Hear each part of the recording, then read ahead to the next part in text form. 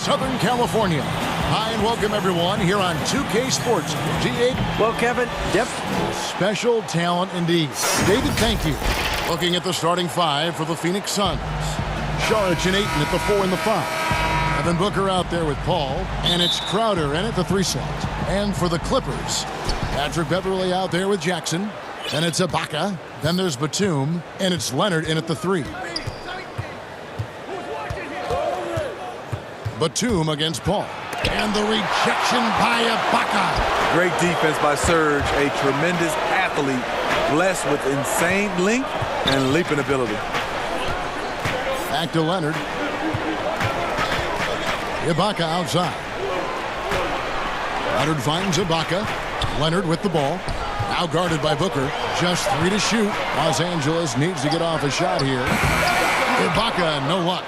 And they had some botched coverage that turned into no coverage. And as he gets deeper into his career, Serge Ibaka's shooting continues to improve. What a great job he's done of changing how he scores. It's very impressive because a late bloomer Serge Ibaka has been on the offensive end. Let's look at last season, his highest point per game average, and he's in his 11th NBA season. That still has great efficiency on the offensive end, but sometimes he's overlooked as a scorer on this team. And with Reggie Jackson, it's a testament to his natural talent that he often leaves us wanting a little bit more. And so Jackson nails both of them. And now just over a minute played here in the first. Down low, here's Ayton. And that's out of bounds. Phoenix will retain possession.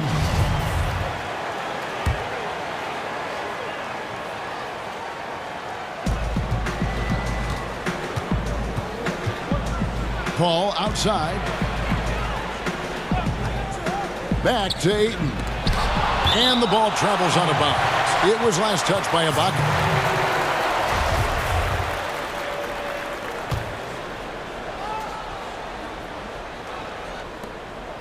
Paul passes to Ayton. And Ayton throws it down. And in the first, a little over a minute and a half in.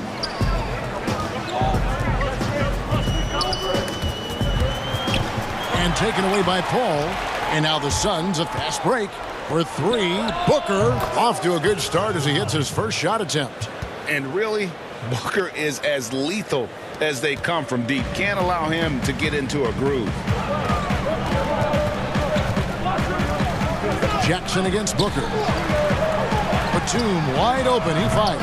Tried to come right back with the 3 of his own, but it's no good. Back to Saric. Suns moving the ball around. Paul kicks to Saric. And it's Phoenix scoring again. The eyes of Chris Paul. He's always had tremendous vision. Beverley deciding where to go with it. First quarter of basketball, just over 2.5 minutes play. Very dangerous to leave a guy like that open. Lucky break there for the D. Booker, and the dunk by Booker. Finding a little rhythm here that they have to like where they're at. They're playing well. They're building momentum. This is how they can turn a small lead into a big one. Jackson kicks to Batum. And again, it's the Clippers missing. I'm shocked that didn't turn into 3 points. I mean, he makes you pay on those nearly every time. Boy, that was a momentum killer to start last season, wasn't it, Greg? 25-game suspension for DeAndre Ayton.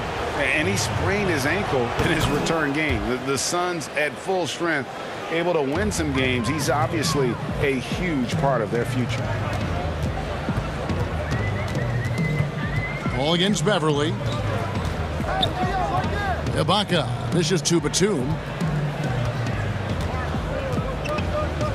Ibaka against Ayton. Shot clock at 5. Ibaka, no luck. Suns leading by 11. The shot by Paul, no good. Now the Clippers moving it up. Here's Leonard. And foul on the shot. He'll shoot 2 at the free throw line. It's going to be on Jay Crowder. The aggressive approach. Leonard pushing the action, rewarded with the foul call. Both free throws good from Kawhi Leonard. Probably as close to a sure thing as you can have at the free throw line. And first time out of the game called for Phoenix. And as fans and broadcasters, we're not permitted to hear the specifics in these huddles. No, we're left to infer from the adjustments we see on the floor. And it's a completely new group for Los Angeles. So for the Suns,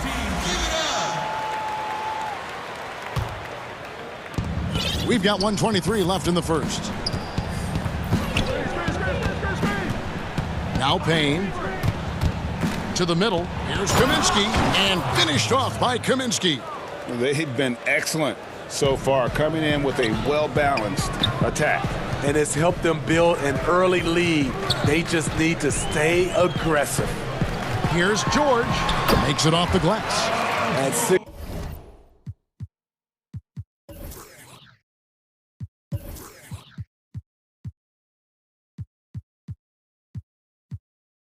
Foot 8, Paul George is a threat inside, looking very comfortable from in there. 51 seconds left to play here in the first. Payne passes to Johnson. Now, here's Bridges. Feeds it to Kaminsky. Back to Bridges. 4 on the clock. A second chance effort. And the rejection by Cousins. Great anticipation by DeMarcus. His instincts are excellent pretty much in every phase of the game. Offensive rebound. And so Cousins will bring it up for the Los Angeles Clippers. They trail by 9 points. And George kicks to Cousins. Morris, left side. Pass to George. Good. And it's Cousins picking up the assist. Excellent concentration from Paul George, overwhelming the aggressive defense with his strength and determination. From 12 feet out, Bridges' shot, good. High offensive IQ. He makes great reads and adjustments on the fly. And so it's Phoenix, ahead by 9.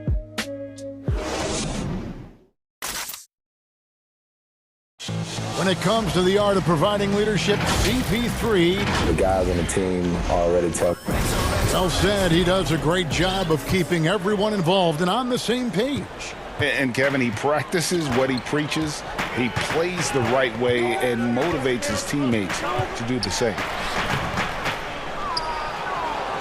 And so far through one quarter, it's been a lopsided game. We'll see if that changes here in a second. And from what we've seen, guys, from the Suns, what are you thinking so far?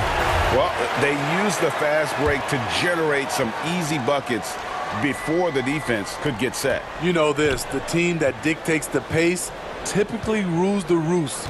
We see that here early on. On the court right now, second quarter starting for the Suns. We've got Johnson. He's out there with Frank Kaminsky.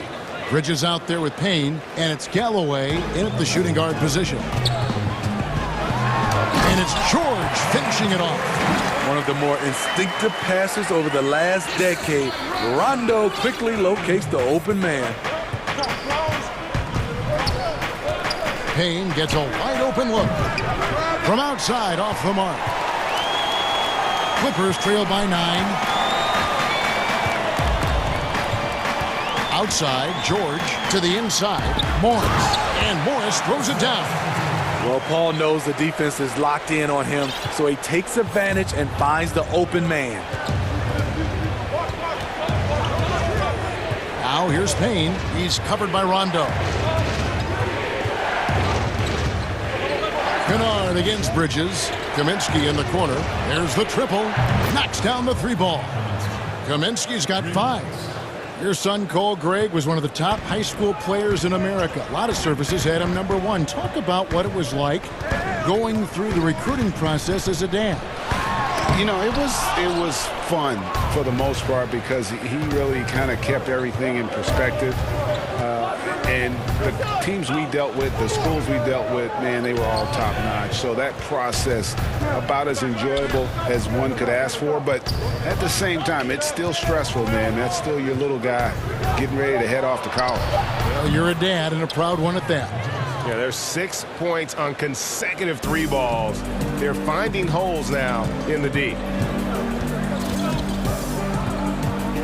George passes to Cousins.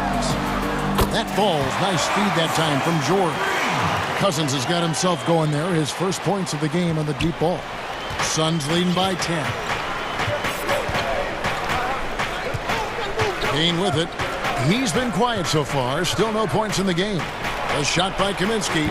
Nobody around. Trying to answer back, but that three is off the mark. George dishes to Morris. Now, here's George. Back to Morris from downtown. A rebound by Johnson. The Suns have gone 50% from the floor in the second quarter, 3 of 6. Timeout called. The Suns.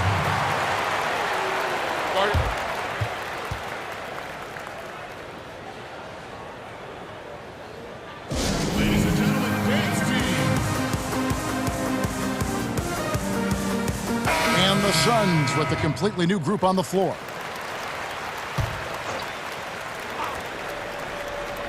Here in the second quarter, about 3 minutes played. Here's Booker. From 16 feet away, he cans it. Booker's got 7 points in the game.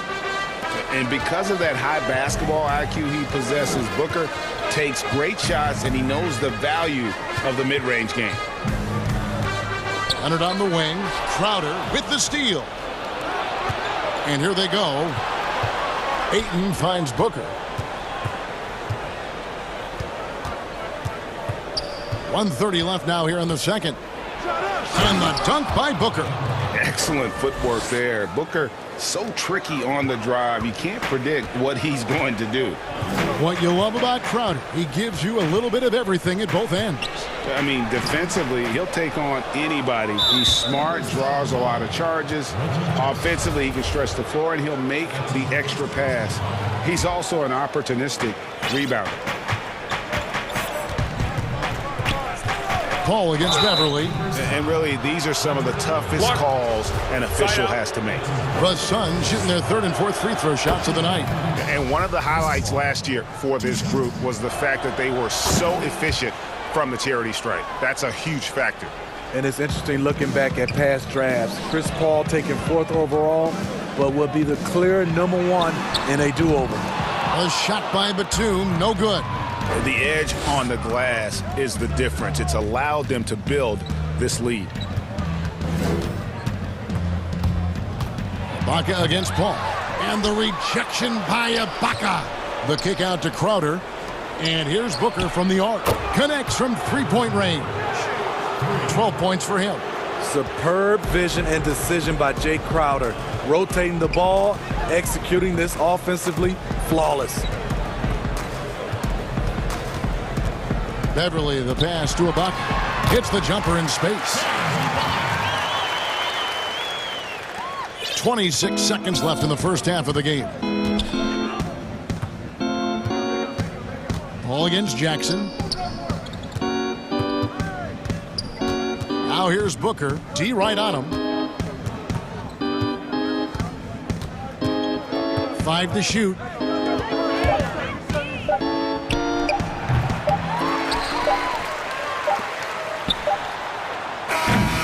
So as we conclude the first half so far. All right, David, thank you. We'll be back after halftime for the start of the third quarter. It's the 2K Sports Halftime Show. Hey again, everybody. Devin Booker putting in some incredible work. He had 12 points.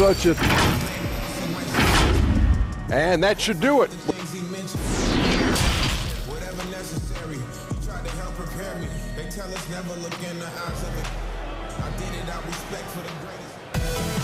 And with a big gap on the scoreboard, the second half begins with very different goals for these teams.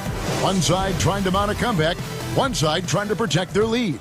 You know, guys, Devin Booker has been exceptional here.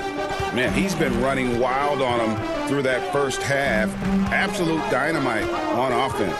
This is his challenge, to continue to dominate, to help them try to close strong here in the second half. We've got Patrick Beverley. Kawhi Leonard is out there with Batum. Then there's Reggie Jackson. And it's Ibaka in at the center position. That's who's out there for the Clippers. May not have the height, but Beverly has good length. A 37-inch vertical. Nasty. Paul finds Booker.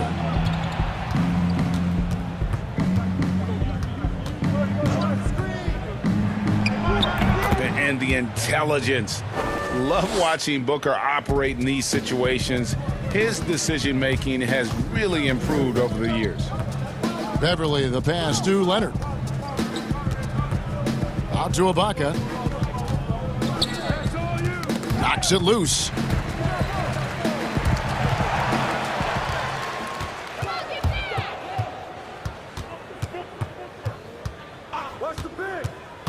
Paul against Leonard. Paul with the buckets. When you get Chris Paul working in the pick and roll, he's a wonderful passer and an incredible shooter. To the paint. Leonard on the wing. Here's the three. And it's Ayton with the rebound. Ayton's got his 4th rebound in this one. +8 in the rebound differential. One more reason why they're in control. Pass to Booker. He kicks to Ayton. He hits the back iron and sinks the shot. Ayton's got 8. 3 straight to begin this half. Couldn't have drawn it up any better. Clippers trail by 21. Right side Jackson.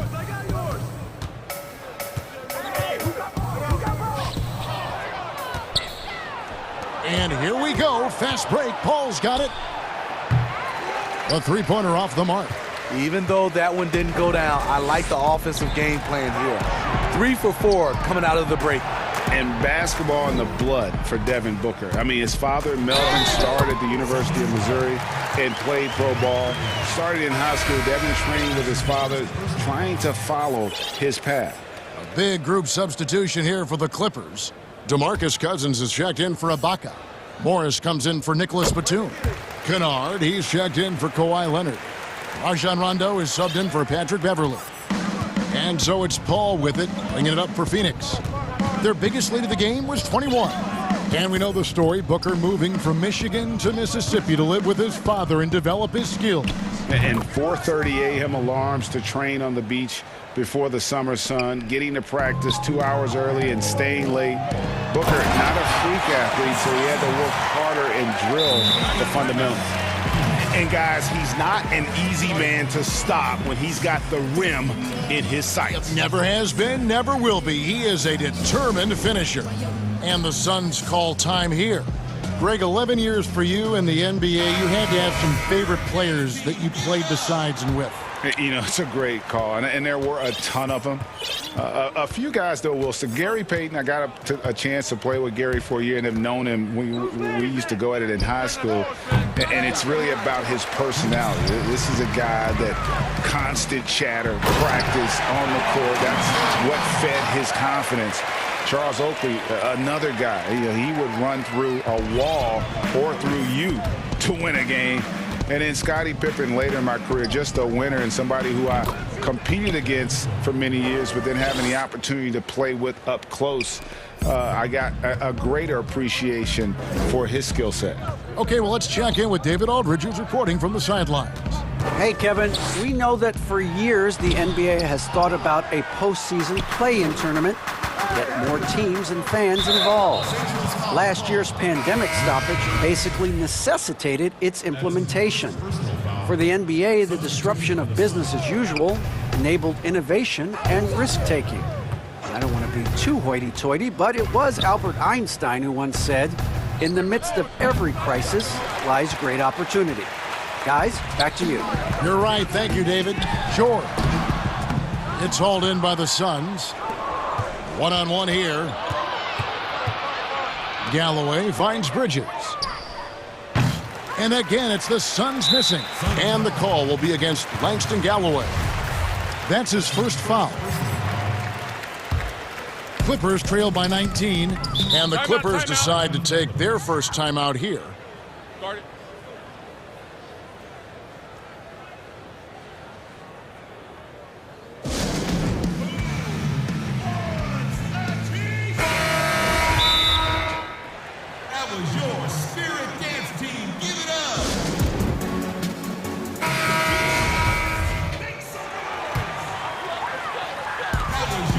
There's 53 seconds left to play in the third. George against Bridges. Now, here is George. Not a lot of room. Shot clock at 6. Bridges with the steal. And now the Suns, a fast break. Here's Johnson. And the call. And here we go. Coach's challenge happening right now. This one in regards to the personal foul. Seeing if that was the right call. And this is the time now where the officials can review in closer detail what constituted the original personal foul. Getting a different angle can sometimes make it a lot easier to determine. Greg, indeed, and the one thing with replay review is that when you see the slow motion replays, you really get a new appreciation for just the immense speed at which these players are moving at and how fast the action really is and how hard it can be sometimes, you know, Greg, to make the right call. And the announcement on the review is that the foul was called in error. So they have determined, Greg, to overrule the original call. And guys, this is what it's all about, getting the call right. And I think in this case, the video review showed that while it was a tough call to make on the floor, they got it right with the review. And so it's... And as we head into the fourth, we'll see if there's a comeback in the works or if it's more of the same from the first 3 quarters. Here's Galloway. On the court now for the Suns, getting going here in the fourth. Bridges out there with Johnson. Then it's Payne. Then it's Frank Kaminsky. And it's Galloway in at the 2-guard spot. Here's Kaminsky. Banked in off the glass. Kaminsky's got the first field goal of the fourth quarter here for the Suns. And Matador defense, that's one of the easiest shots he is ever going to see. And this is what happens when you start to break your opponent's spirit. The resistance is no longer there. Here's Payne. It's good from long range. He is cold-blooded. Drops the dagger. Piles on to what was already a big lead. I mean, defensively, if you had any hope of coming back in this game, you can't afford to give him those looks. Rondo kicks to George. The pass to Cousins. Just 5 to shoot. Kennard's shot is off. Trying to get his man back for the last 3. It helps to not make this personal. Pass to Johnson. And then Johnson with the jam. That's a nice read. The value of keeping your eyes up. The Clippers shooting around 41% on the night. Here's George, and it's George finishing it off. And with those long strides, it takes Paul George no time to get to the rim. Final quarter here, and we're just over a minute and a half through it. Payne looking around. Lays it up off the glass. And so it's Rondo bringing it up for the Los Angeles Clippers. And the Clippers call time here. Greg, I think of you in a New York Knicks uniform, legendary arena you played in. What was that experience like? Kevin, intense. I remember the first time I suited up in a preseason game. We played the Dallas Mavericks. Both teams went up and down the court 3 times and nobody scored, and the fans started booing. And that's when I knew this is a little bit different. You better bring your A game. And thicker skin, correct? That too, yeah. Fortunately, there was no social media or internet back then. Goodness gracious. Suns leading by 21. And here is Paul. Saric outside.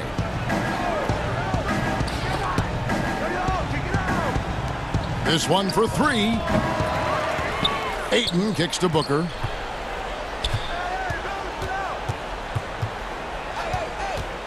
Tries again. He lays it in.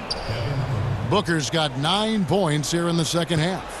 Not just an outside shooter. Booker is also skilled at getting it done from that area as well. Booker against George. That's good again. His 7th basket. 7 for 10 from the floor. You know he's pulling his weight but they still find themselves behind. The Suns have gone 5 of 6 from the field to start the fourth quarter on a roll. Back to Paul. Over Beverly. Oh, and that one had the right spin on it, and it is good. With Paul's skills, whether it's off the dribble or off the catch, the mid-range area is money.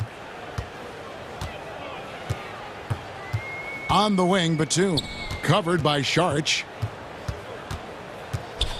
Out to Ibaka. Lets it go with a 3. And another 3 for the Clippers. Stretching the floor for Ibaka, this shot's become second nature. Suns leading by 20. Paul passes to Booker. Back to Paul. Pass to Ayton. Nice ball movement by Phoenix. Paul against Beverly. The Suns need to get a shot off. And they force the shot clock violation. Great D.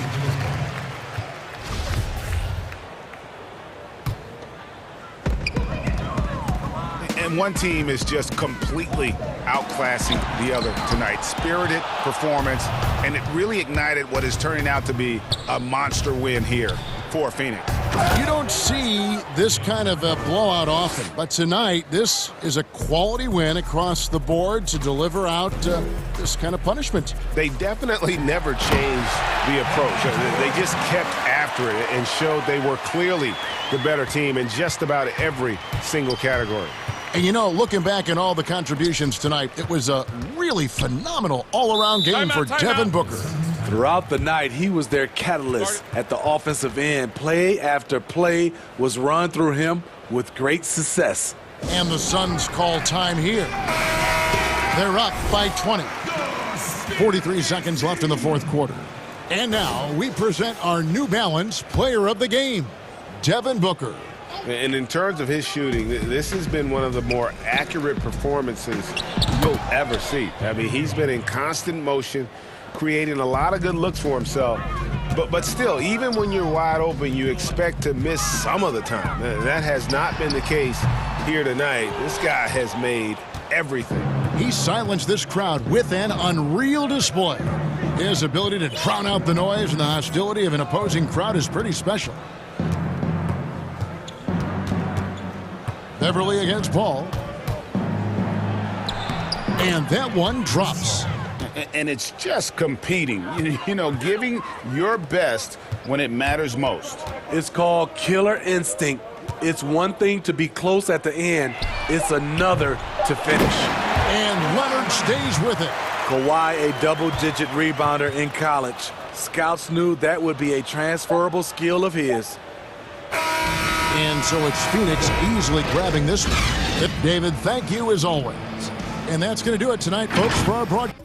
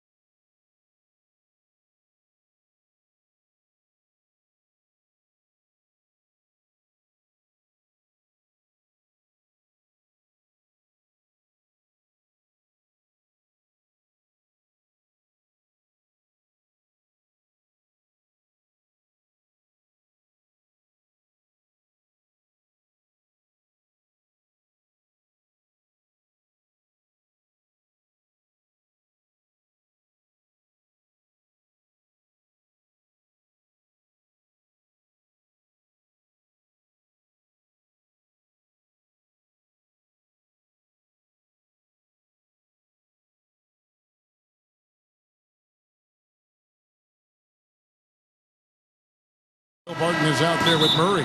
Then it's Porter.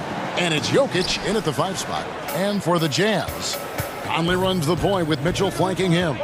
Gobert is out there with Bogdanovic. And it's O'Neal in at the small forward. Here's the Jazz with the ball. And with what we saw in the bubble, Murray has clearly elevated his game. Showed that he could be a #1 option on offense. I mean, his output was an incredible part of that run for the Nuggets. And so it's Bogdanovic who brings up the ball for Utah. Here's Mitchell, and the shot is good.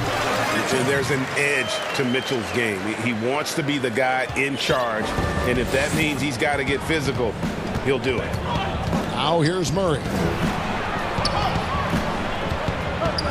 Now Jokic over Gobert, and Jokic gets it to go.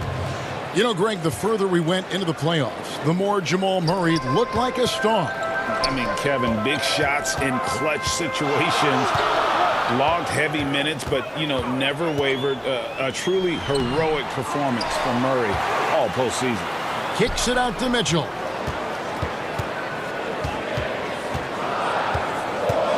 Clock at 4. And it's sent back by Jokic. Deceptive reach from Jokic there, swatting that shot away using those long arms. And it's Murray with the jam. Beautiful transition offense there. That's execution at its best. Yeah, once you burst through a seam like that, you got to look right towards the rim. Sweet play. Little over a minute 30 into this first quarter. And there's the basket. Whistle blows and a chance for a three-point play. Going to the line for one. One of the more powerful young guards in our game. Mitchell loves to attack the heart of the defense. The Jazz shooting their first free throw of the game. I mean, simply an incredible postseason performance from Donovan Mitchell. The team went out in the first round, but he put the scoring load on his back. One of the best displays of offense I've ever seen in the postseason. And it's blocked. All about timing, Will Barton. Great job of seeking that one out and throwing it away.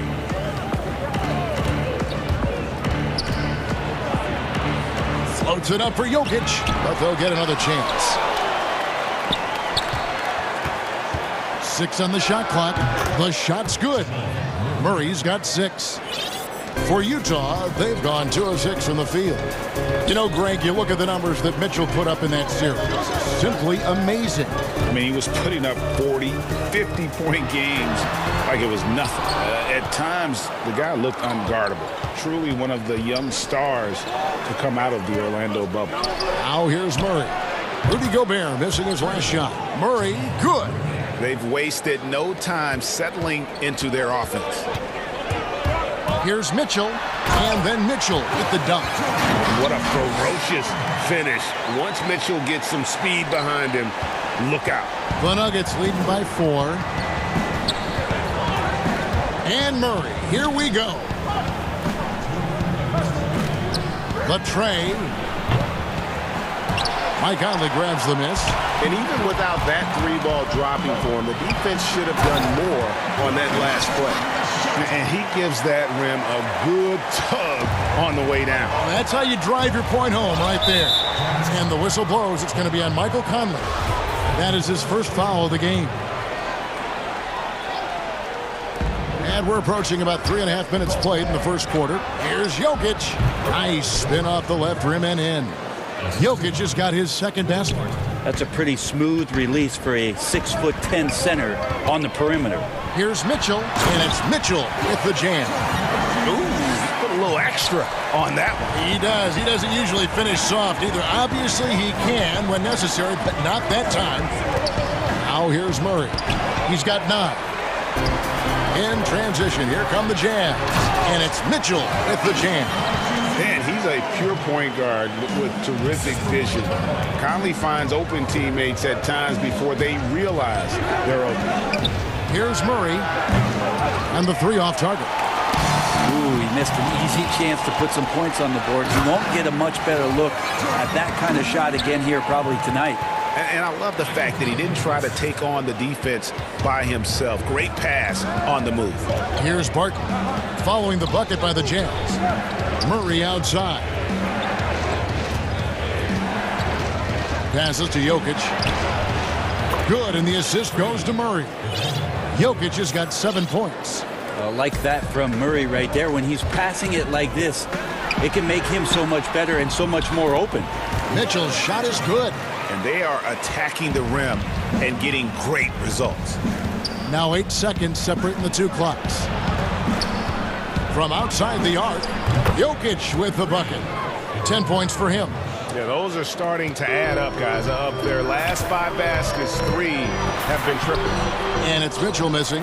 We'll have a hard time shaking that one off. Perfect position, plenty of space. Just clanked it. And Jokic wide open. He shoots. And again, Denver with the triple. Man, I love it when Jokic has these kind of nights, just showing off every facet of his game, even effective out to 25 feet. Here's Mitchell. Jokic firing on all cylinders for Denver. He put together quite a quarter, 13 points in all. And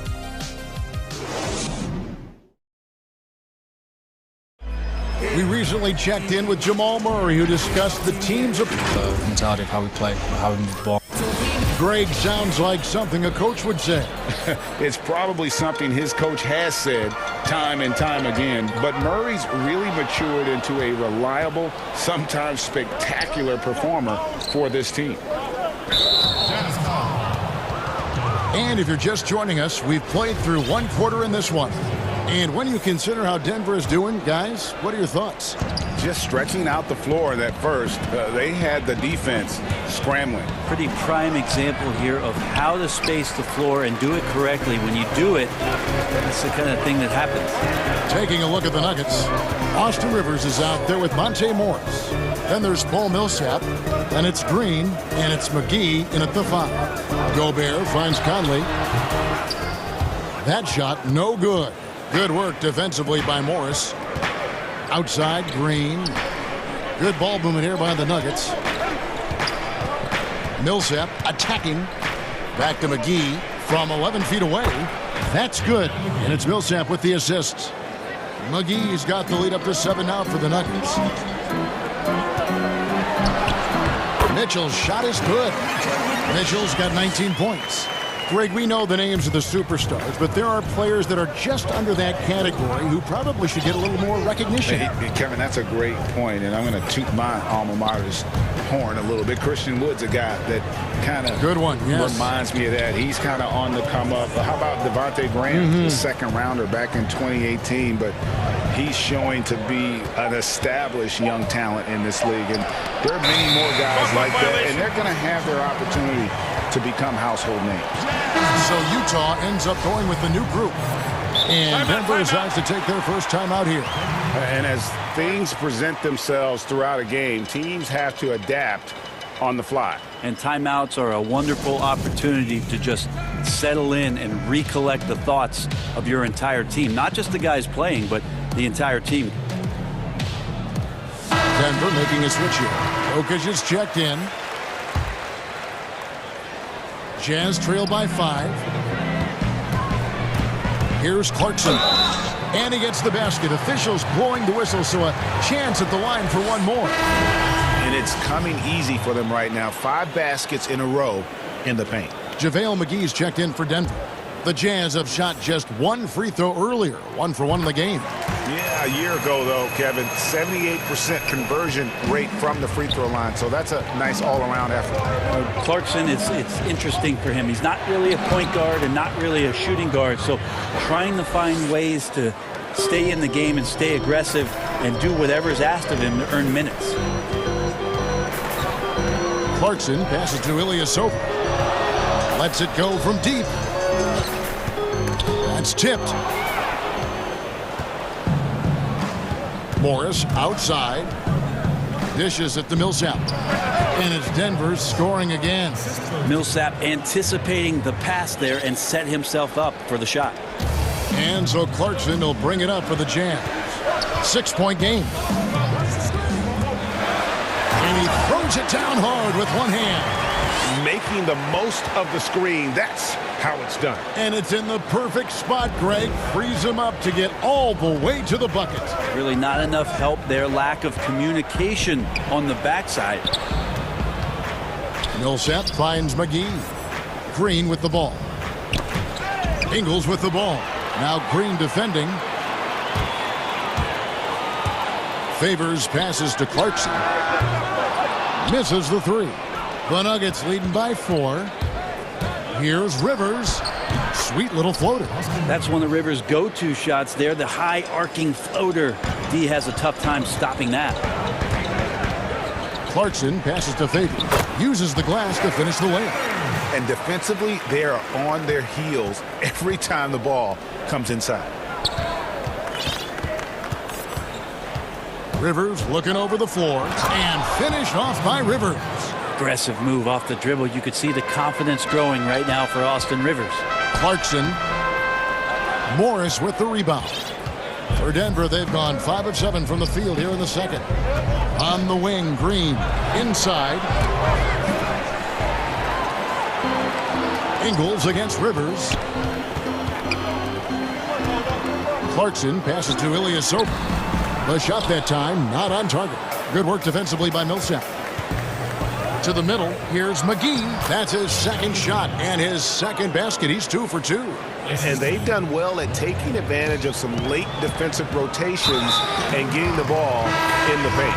And now they decide to foul intentionally. Really no idea why you're fouling in a situation like that. You know, maybe there's some bad blood between those two. Denver with a platoon swap here on the floor. And that one's good by Favors. And Favors, very reliable around the rim, can get it done over either shoulder. Murray outside. And Jokic slams it in. Clearly, he's one of the best there is in the business when it comes to making that lead pass. And a first time out of the game called for Utah. And for Jokic, a slow start to last season, came in heavy, lost over 20 pounds as he played his way into shape. And boy, did he come on strong down the stretch.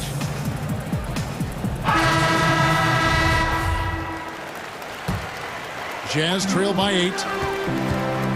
Conley finds Gobert. Another shot. And the layup is good. Gobert's got his first points of the game. He knows his job. Gobert is there to own the glass and cash in on as many second chance opportunities as he can. Jokic, no good. You love basketball. Couldn't miss in the first quarter. Now can't make it in the second quarter. Got to be eating at him just a bit. And the Nuggets pushing it up now. Gordon's running. That's in, coming off the assist from Jokic.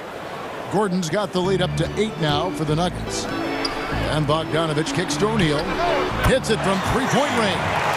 O'Neal's got his first bucket of the game, and he's on the board for 3. I love Bogdanovich's ability to put the team first. When he sees one of his guys open, he's a willing ball mover. Murray, good. Such a critical part of how their offense is going to flow. Things are only working when he seems to be on the field. Okay, David, much appreciated. And now time for halftime. So we'll be back in just a bit to get the third quarter underway. And now, the 2K Sports Halftime Show. Hey, welcome back to the first quarter was all about Nikola Jokic. He ended up with 15 points, 2 block shots, and 1 assist. Well, what can you say about superstar big man Nikola Jokic? Jamal Murray said there's... And...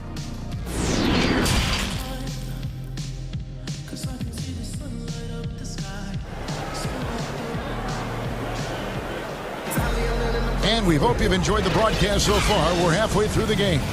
It's been one outstanding game from Donovan Mitchell. And guys, we saw just how tough he can be with the step to the rim. Great job of just attacking that first half. Yeah, nice job of carving his way to the inside with some ease. Not much resistance out there. Conley and Mitchell, the talented backcourt pair. Bogdanovich out there with Gobert, and it's O'Neal in at the small forward. That's the group starting the second half for Quinn Snyder. We all know Gordon isn't just going to lay it up. He's going for the throwdown every time. Oh, man. Wow, and that sort of showmanship is just deflating right now to a team trying to get back into a game like this. Ouch, Greg, that is definitely an emphasis jam. A big apostrophe or exclamation point, maybe even a question mark. He hangs in there and cashes in on the second chance points. Finally, they get one to drop. That's one of their first 4 here in the third. Here's Murray. It's in and good for his 6th field goal in 10 attempts. And they're beginning to just flat out fall apart defensively right now, especially on the interior. Mitchell against Barton. And the shot goes in from Rudy Gobert. And using his insane wingspan and athletic frame, Gobert can flat out dominate down low. Fader on the way. Porter. And Porter putting it right back in. And the Nuggets lead by 11. Oh, they own the interior right now. 10 straight points coming from inside. Here's Mitchell. They get the rebound. Pass to O'Neal. On the wing, Mitchell. Goes up again. And the layup is up and in. Mitchell's got 21. And the coaching staff loves this. Mitchell being assertive on offense and just imposing his will. Gordon kicks to Jokic. Hits the three-point bomb. Greg, not all drafts are the same in terms of talent. 2019 was a year to remember. No doubt about it. I mean, transcendent talent at the top. You think of Zion and Ja, both could be future league MVPs. And the irony is that those two guys were teammates in high school. Go figure. Well, go figure is right. And stolen by Barton. Here's Gordon. And he drops in the layup off the glass. Gordon's got 6 points in the quarter. They're finding lanes to the hoop now with consistency. 5 buckets in a row from the paint. Mitchell against Barton. Kicks it out to Mitchell. O'Neal passes to Mitchell. Just 5 on the clock. And stolen by Barton. Outside for Murray. O'Neal against Gordon. Oh, yes, he did. 5 up and 5 down for him so far. And he's caught fire this quarter, yet to miss a shot. You think about the 40th pick back in 2012. Will Barton languished on the bench in Portland for his first 2 seasons, actually 2.5. And then that trade to Denver, boy, that jump-started everything. And they call the foul, so a chance at the line for one more coming up. An underrated part, really, of being a sick athlete like Gordon, body control. Used it there to keep the form on his shot. And with the Nuggets, Barton becoming an immediate contributor. And Brent, in recent seasons, their starter at the small forward.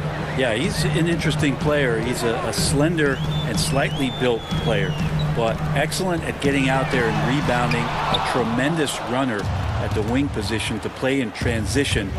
And that wingspan certainly helps out in a lot of plays, both offensively and defensively. And then Mitchell with the dunk. And really scored most of their points, but he can't score them all, guys. He's going to have to get somebody else to step up. Murray kicks to Jokic. Good, and the assist goes to Murray. Jokic has got 6 points in the quarter. Bottom line, you need shooters on your team who can space the floor. Oh, there's no doubt he's a legitimate threat from downtown, and he's demonstrating that in this game. And not relying at all on the three-point shot. They may want to rethink about stretching the defense a bit like they did in that first half. And it's Murray penetrating. And there's another one for the Nuggets. Porter in a comfortable place there. He likes the passes being on target, and he stays perfect in rhythm with that, Jake. And it's blocked. And it goes out of bounds. Last touch by Barton.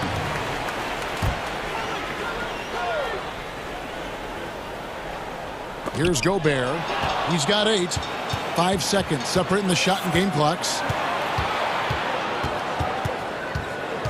Murray against Gobert. Murray, the pass to Barton. Can't get it to fall. That's not going to make you a favorite target of your teammates.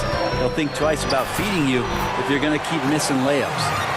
Love the pass there from Gobert. Always nice when your big man feeds his teammates. Barton in the corner over Mitchell, and it's Barton that time on the assist by Murray. Barton's got his first basket. Here's Mitchell, and it's Mitchell with the jam. And he breaks out the tomahawk. No soft finish there. Pure power. We could feel that one all the way over here. And so it's Denver.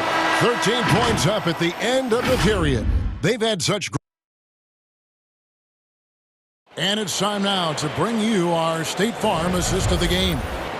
And the winner today, the big fella here with the sweetest of dimes. What a plus it is to have a post player who's got this ability to find. You know, anytime a guy's in the post and the teammates know he's unselfish, great player movement can create an opportunity just like that.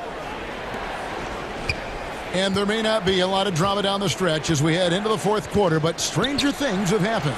So out there for the Nuggets right now, Paul Millsap out there with JaVale McGee. And it's Green. Then there's Monte Morris. And it's Rivers in at the shooting guard position. Nice ball movement by Utah. And Gobert kicks to O'Neal. Rivers against Mitchell. Down to 5 on the shot clock. Excellent D that time there from McGee. That's the only kind of defense that's going to cut the mustard here tonight. You got to stay on top of a guy like that who can play at such a high level offensively. Rivers bounce pass. Double team on Millsap. Back to Rivers. Looking for McGee. He gets it there. I like that. Staying alert. Rivers keeping his head up to find the open man. Kicks it out to Mitchell. Back to O'Neal. Mitchell outside. Fires from deep. And Utah another three. Well, maybe he's thinking at this point, man, somebody's got to help me. I can't do this all by myself. Rivers against Mitchell. At the top of the key, Millsap. To the inside, McGee. And the slam dunk by McGee. Well, Millsap right now unselfish and looking for guys if they're open. And so Gobert will bring it up for the Jazz. They trail by 16. Mitchell dishes to Gobert. Misses in close. Time call here. The Nuggets decide to talk it over. And coach is looking to seize every advantage, maximize every possession. Got to feel good as a coach if you make all those adjustments. Pull the right strings. That's what they love to do. Timeout, timeout.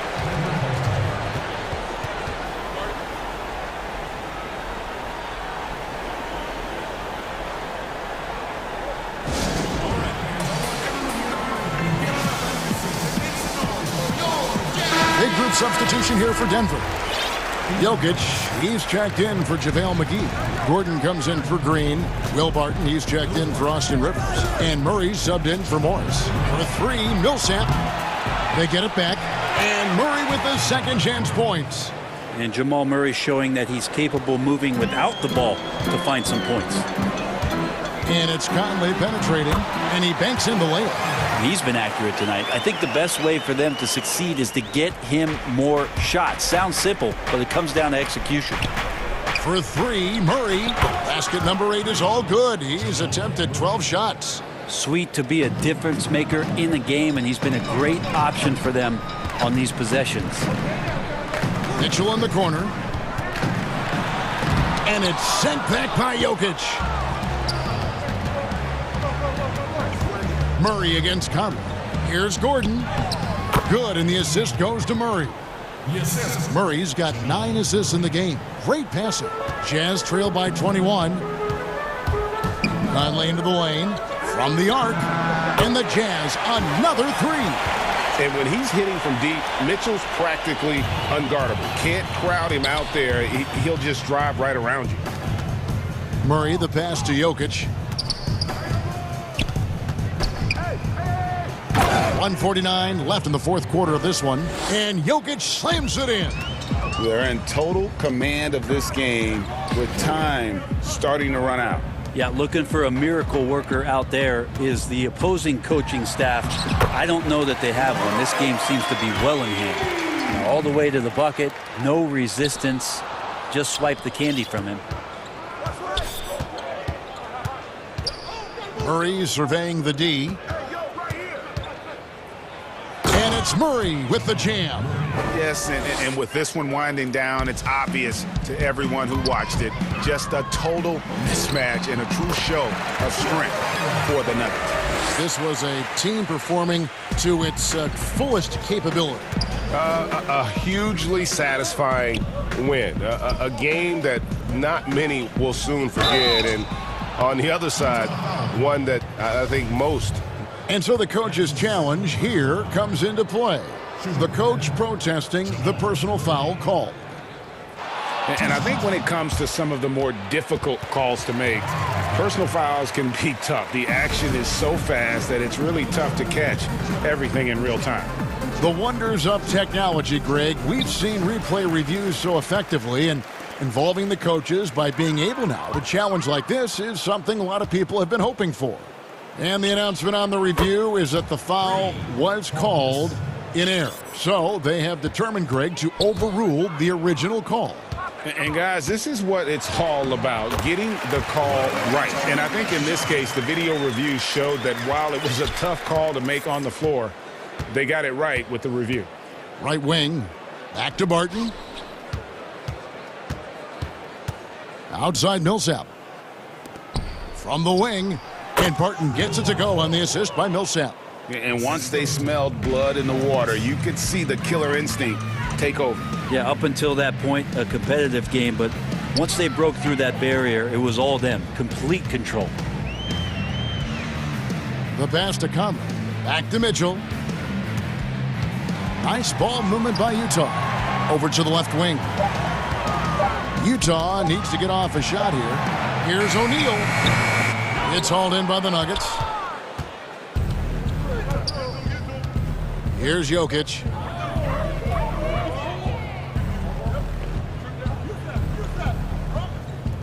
Pass to Murray. And so it's Denver taking care of business in this one. This one was over well before the final buzzer.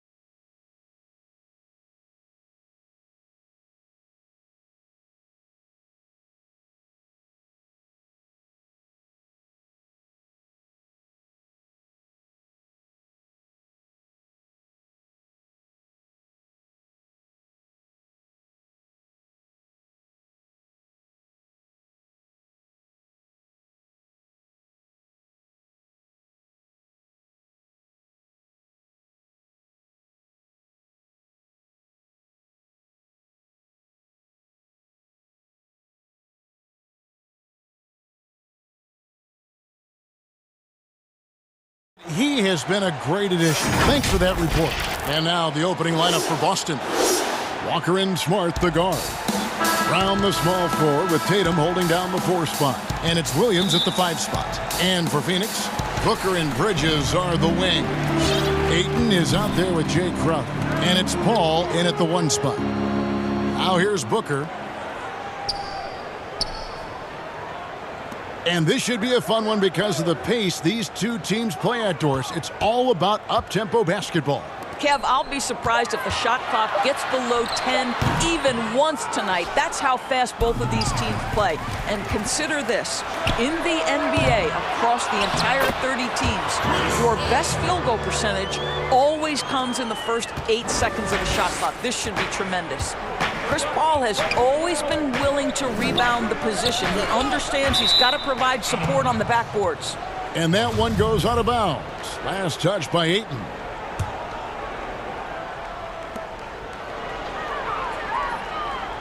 Brown against Bridges. Brown, good. Oh, how about Jaylen Brown showing us his touch down low. Skilled at getting high percentage shots in the paint. Outside Crowder, over to the wing. For 3, Bridges. The Suns keeping it alive, a new 14. Impossible to stop the putback when he's got that kind of position. Agreed, Greg. Let him get his hands on it inside and finish it off. How about the activity level, the effort level? This team right now feeding off his energy. On a team filled with big wings last year, Walker gave the Celtics a guy with great supreme quickness who could break down the defense when nothing else was there. And he's that rare commodity, an elite catalyst who doesn't have to dominate the ball to make an impact. That allows room for others to feel empowered out on the floor. It's just one of the many ways Walker makes his teammates better. Now here's Paul. Ayton kicks to Paul. Lock at 6. And here's Booker from the arc. Off to a good start as he hits his first shot attempt. Well, this is where Booker can really hurt you. Very capable and confident three-point shooter. Go ahead, Devin. Here's Walker. Brown outside. From deep. Score the basket, his second of 2 attempts. Jaylen Brown with the immediate answer from three-point territory. Yes, sir. The Suns have gone 50% from the field, hitting 3 of 6 since the opening tip. Booker draws the double. Back to Paul. Another 3 for Phoenix. And guys getting into a nice groove here, starting to feel it. And this is partly what the game has become, right? A matter of dueling three-point opportunities. Suns leading by 3. Here's Bridges, and it's slammed in by Bridges. Well, DeAndre Ayton is a team-first guy, and boy, does he set up the open man. Here's Walker. It's rebounded by Paul. Suns have gone 5 of 8 from the field, shooting over 62%. And Ayton throws it down. You gotta love his hustle, leaving the defense no time to react. The finish in transition, nice and easy. And Walker kicks to Tatum. The offensive rebound. Outside, Smart. Walker with a clean look. Busted. No good that time either. For Phoenix, they've gone 6 of 9, shooting it well. Just under 3.5 minutes gone here in the first quarter. The pass to Booker from past the arc. Another 3 for Phoenix. And it just seems that every pass they make is leading to a score. Just great ball movement. Tatum with it. Nothing yet on the scoreboard for him. And slam dunk by Tatum. Well, Jason Tatum at 6'8" with authority. That's nice. And so Booker will bring it up for the Suns. They're leading by 8. And the foul on Marcus Smart. That is his first foul of the game. And the Suns with a completely new group on the floor. 1:03 left here in the opening quarter. Here's Payne. And contact on the shot, so he'll be shooting free throws here. And I like the fact that the defense is looking to protect the rim at all costs. First trip to the free throw line for him in this one. And when you shoot 86 from the line like he did last season, you usually cash in on those opportunities. You can tell when he steps to the line the kind of confidence he has in himself. It's written all over his body language. Tatum with another miss. And close to making the defense pay for the lax coverage that time. Payne gets a wide open look.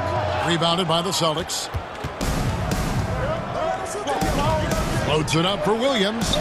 Stolen away. Nice job to interrupt the alley-oop attempt there.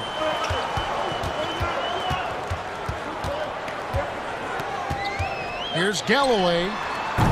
Comes out of the gate empty. He's 0 for 1. Celtics trail by 10. Smart passes to Tatum. Here's the break. Here's Galloway, and it's blocked by Brown. Wow, twice on the pipe. Jaylen Brown with a message for the offense. Nice. An outstanding defensive play to earn the Mobile One block. Some intimidation right away. Got to show those shooters you're going to be there all night long.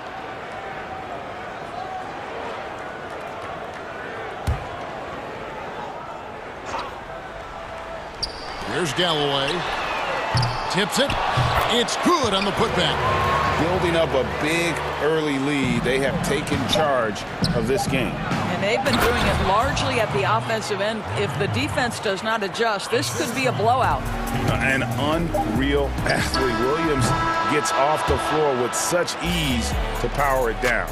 And as the first quarter wraps up, already a double-digit lead.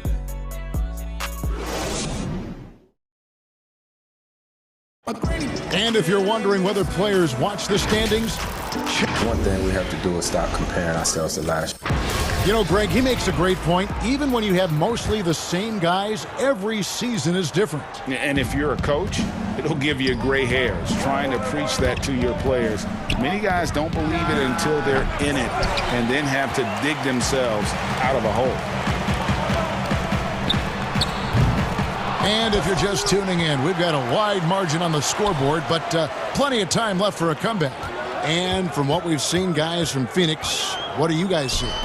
Just cashing in on second chance opportunities. That's how they built this early lead. Yeah, the defense hasn't been there. They are getting hammered on second chance opportunities.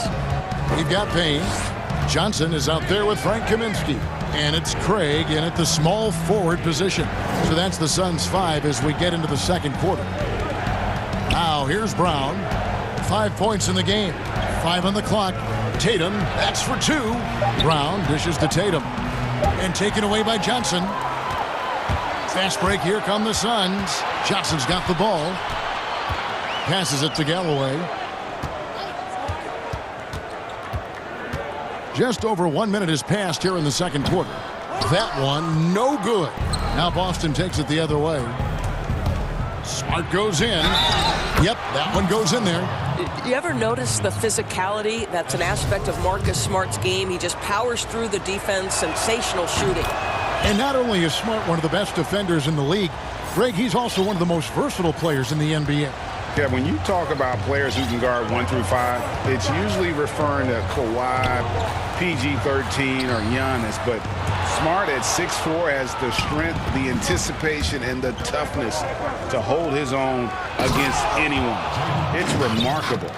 Oh, don't you love how unselfish Marcus Smart is? Sees the open man, whips the pass over in just the right amount of space. Now here's Payne trying to get open as Johnson. Great positioning on the putback.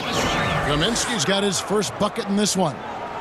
Hard work and soft hands, guys. That's what made that play possible. No simple offensive rebound there. Going for the tip-in. Goes back up.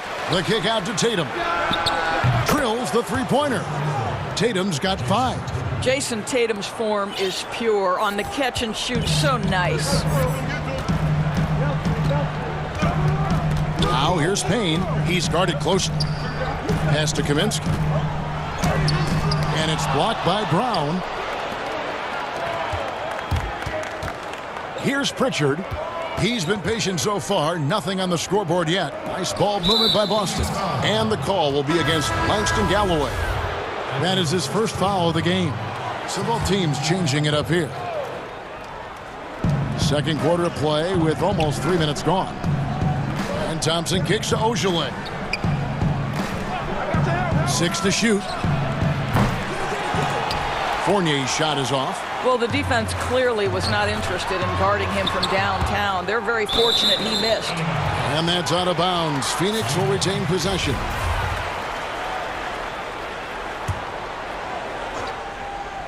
Here's Booker. Booker draws the double. Ball outside. And it's in after a nice bounce off the right side. He's got 7. In terms of acquiring the types of players you like, Greg, which front offices have you evaluated that really lead the way? It's a great question. You know, I think coming off the dynasty, and if you ask Golden State, they'll tell you they're still in the midst of it. I think they do a terrific job. The Celtics are right at the top, too, though. Danny Ainge and Brad Stevens are in sync with what they do and how they develop players, but also how they find those diamonds in the rough. And let's give a shout-out to Toronto with what they've done over the last 5 or 6 years. They've created a level of excellence there that has them on the same path as some of the best teams in our league. A lot of good GMs out there. Danny Ainge of Boston, you talked about them, probably one of the best. Here's Paul, following the basket by Evan Fournier.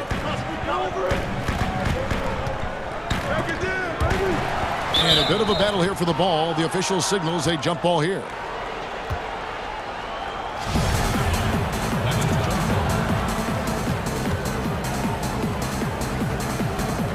And it's the Suns with the ball. And Shemi Ojale picks up the foul. That's his first foul. 1:02 left to play here in the second quarter. Paul passes to Ayton. You know, you think back to DeAndre Ayton's college career, he demonstrated three-point range, and while he's eager to show that in the NBA, the Suns want him to attack the rim. Both shots good from the stripe. Well, the #1 pick in the 2018 NBA draft, DeAndre Ayton, is going to be a feared big man for years to come. Ojale passes to Pritchard. Clock at 6. Over Paul. Second chance shot. Pass to Pritchard. Takes the 3. And it's Ayton with the rebound. Ayton's got his 4th rebound with that last one here tonight. Now here's Booker. 6 points for him. Kept alive. And Ayton throws it down. Well, we're talking about a big-time rebounder. DeAndre Ayton's timing excellent. Some tough offensive sets. They want to turn it around. Yeah, right now you just need a bucket to get some momentum.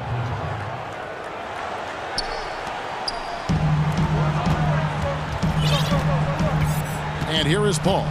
He's got 9. Booker in the corner. A 3 ball. He can't get that one. And so it's the Phoenix Suns. Thank you, David. And we'll be right back after halftime to start the third quarter. The 2K Sports Halftime Show. Hello again. Out in front of the half is Phoenix. They are leading by 12. And over to Shaq. What did you think about Phoenix? And that's going to do it for us here. The second half of action is coming your way.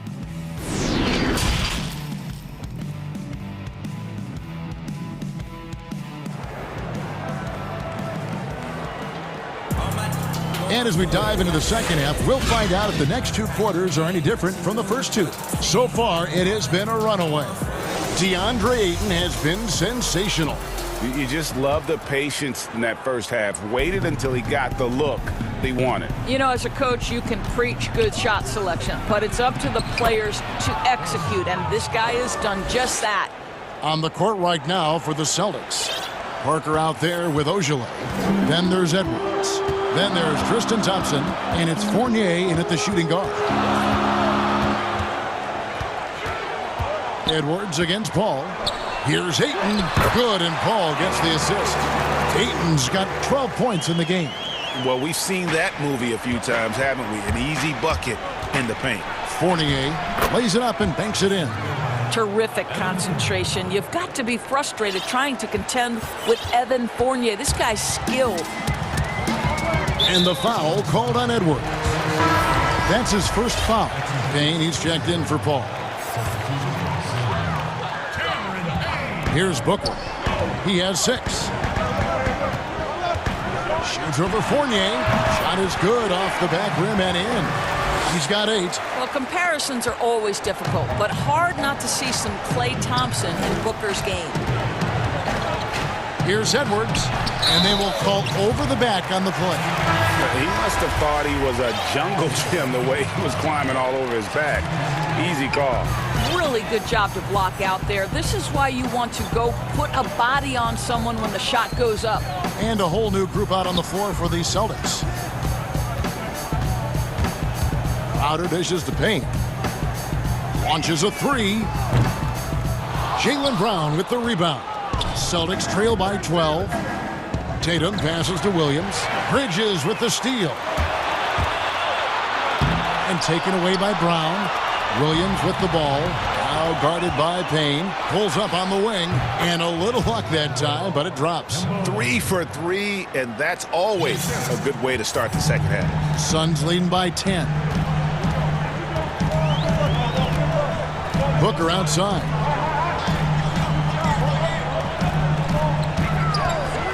Lets the 3 fly. Rebound Boston. And the great shooters know when they've got enough opening to go for the 3. I didn't think it was a bad choice on that possession. Outside, Walker. Fires for 3. Buries the long-range jumper. Walker's got it back down to a single-digit deficit for the Celtics. For Phoenix, they've gone 2 of 4 here to start the second half. A serious talent when Robert Williams is healthy. He makes his presence felt. Has great length and lift off the floor. Defensively, he protects the rim and even blocks shots out on the perimeter. Here's Tatum. Brown outside. Fires the 3. And again, Boston with the triple. Well, and it took a terrific effort at both ends to sustain this run. They found their composure on both ends of the floor, and that is what triggered this run. Here's Payne. Second shot opportunity. Ayton kicks to Payne. They shoot again. Bridges, no one around him. And goaltending is going to be the call, so they get the basket there anyway. That's a very close call. I'm sure he thinks it's a clean block, but looks like it was on the way down. Catching up on the changes for Phoenix. Kaminsky is checked in for DeAndre Ayton. Johnson comes in for Crowder. Torrey Craig, he's checked in for Bridges. And Langston Galloway subbed in for Booker. Well, we've known for a long time Kemba Walker is gifted on the offensive end, and it's not just about his scoring. Look at that on the assist. Now the pass to Galloway. Payne looking around. Played in with a nice touch off the glass. Important points there. Got him on a nice play, getting the ball inside and right to the bucket. Outside, Smart. Outside, Walker. Second chance shot. Here's Williams. Just such a physical player. Williams has no off switch, which is how he gets these calls. The Celtics have yet to miss from the free throw line. They're 3 for 3. And Phoenix making a change here. Paul's checked in. And so it's Paul with it, bringing it up for the Suns. Gets in, and he's a very efficient 5 for 6 on the game. How about the ability to knife inside the defense? Chris Paul has been outstanding as a dribble driver his entire career. Fires, high post, and he sinks that one, hitting the back of the rim on the way in. Walker's got 7 points here in this quarter. Clock management, this is where they can get a 2 for 1. And Kevin, every opportunity counts. 29 seconds left in the third quarter. Here's Galloway, and the Suns tack on 2 more. You know, such a great example of Galloway not needing a lot of time to get off that catch and shoot. Here's Tatum, and slam dunk by Tatum. Oh, just solid on the one-handed slam. And guys, when it's a tight ball game like this, he's the guy they want with the ball. Now Paul. He's got 11. Three-pointer. Misses. I'll tell you, Kemba Walker in the grill of his man right now. How about the... And as we end the third quarter, a great game. Both teams playing well. Suns ahead, up by 4. And we're coming right back after this break to get the fourth quarter underway. And a chance right now to show you our State Farm assist of the game. And the winner today, the big fella here with the sweetest of dimes. What a plus it is to have a post player who's got this ability to find. Well, we have some elite passing big men in the NBA, and you love that skill. Wow. And it's been a very competitive game so far as we get rolling here in quarter number 4. Johnson is out there with Frank Kaminsky. Then it's Chris Paul. And it's Craig in at the 3. That's who's out there for Phoenix.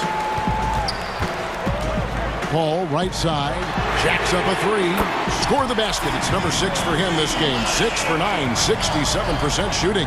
Well, I absolutely love the way this guy has controlled the pace tonight. They've been able to play the style they want. Here's Walker. Rebounded by Kaminsky.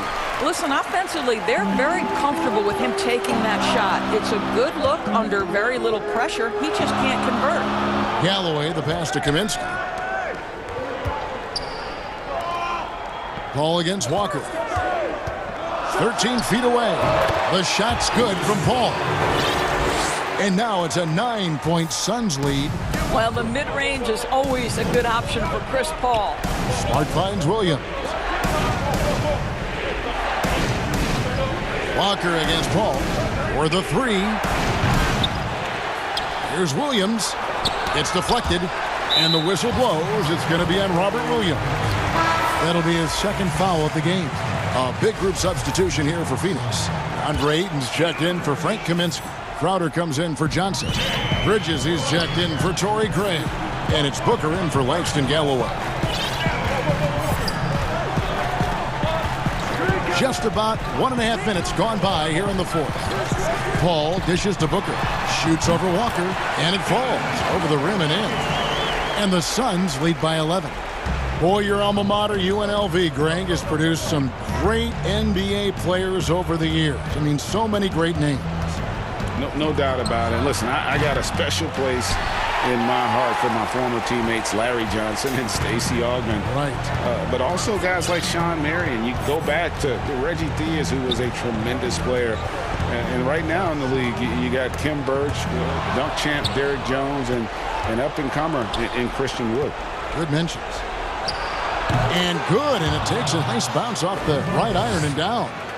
Walker's got 9 points here in the second half. Phoenix leading by 9. Paul with the ball. Kicks it to Ayton. To the left side wing. For 3, Bridges. Another 3 for Phoenix. Well, we know Mikal Bridges can connect from distance. This guy has become a consistent threat from deep. Guys, they're looking for a way to score here. Yeah, they've had a tough time taking the lid off. And it's Phoenix's ball. They've gone on a 10-2 run, not allowing much. Crowder against Smart. Williams trying to break free. Bridges with the board. And the way he was able to reach out towards that release had an impact. Well, no question. He altered that shot, and most of the time, that's just as good as blocking it. 1:44 left in the fourth quarter. Williams kicks to Brown. And finished off by Brown. How fantastic is Jaylen Brown getting the position he wants deep inside, easily slams it home. Booker outside. Booker draws the double. And wrestling for it there, but no one has possession. We'll have a jump ball.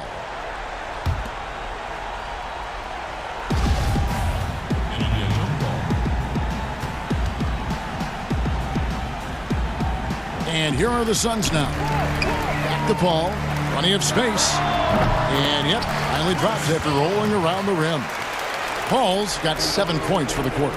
And this is going to end in a lopsided victory. I love the tenacity and aggressiveness as well as the ability to close. You really got to give it up here for the Suns. If they had to battle for this win, there were times when it looked like it was maybe slipping away a bit, but they never let that happen, which I thought was a real credit to them. And that's a product of their mental toughness. Anytime the floor of the game turned against them, instead of caving, they just dialed it up a notch and were able to pull away. And one of the key components to this victory, if not the biggest, was the incredible performance for Chris Paul.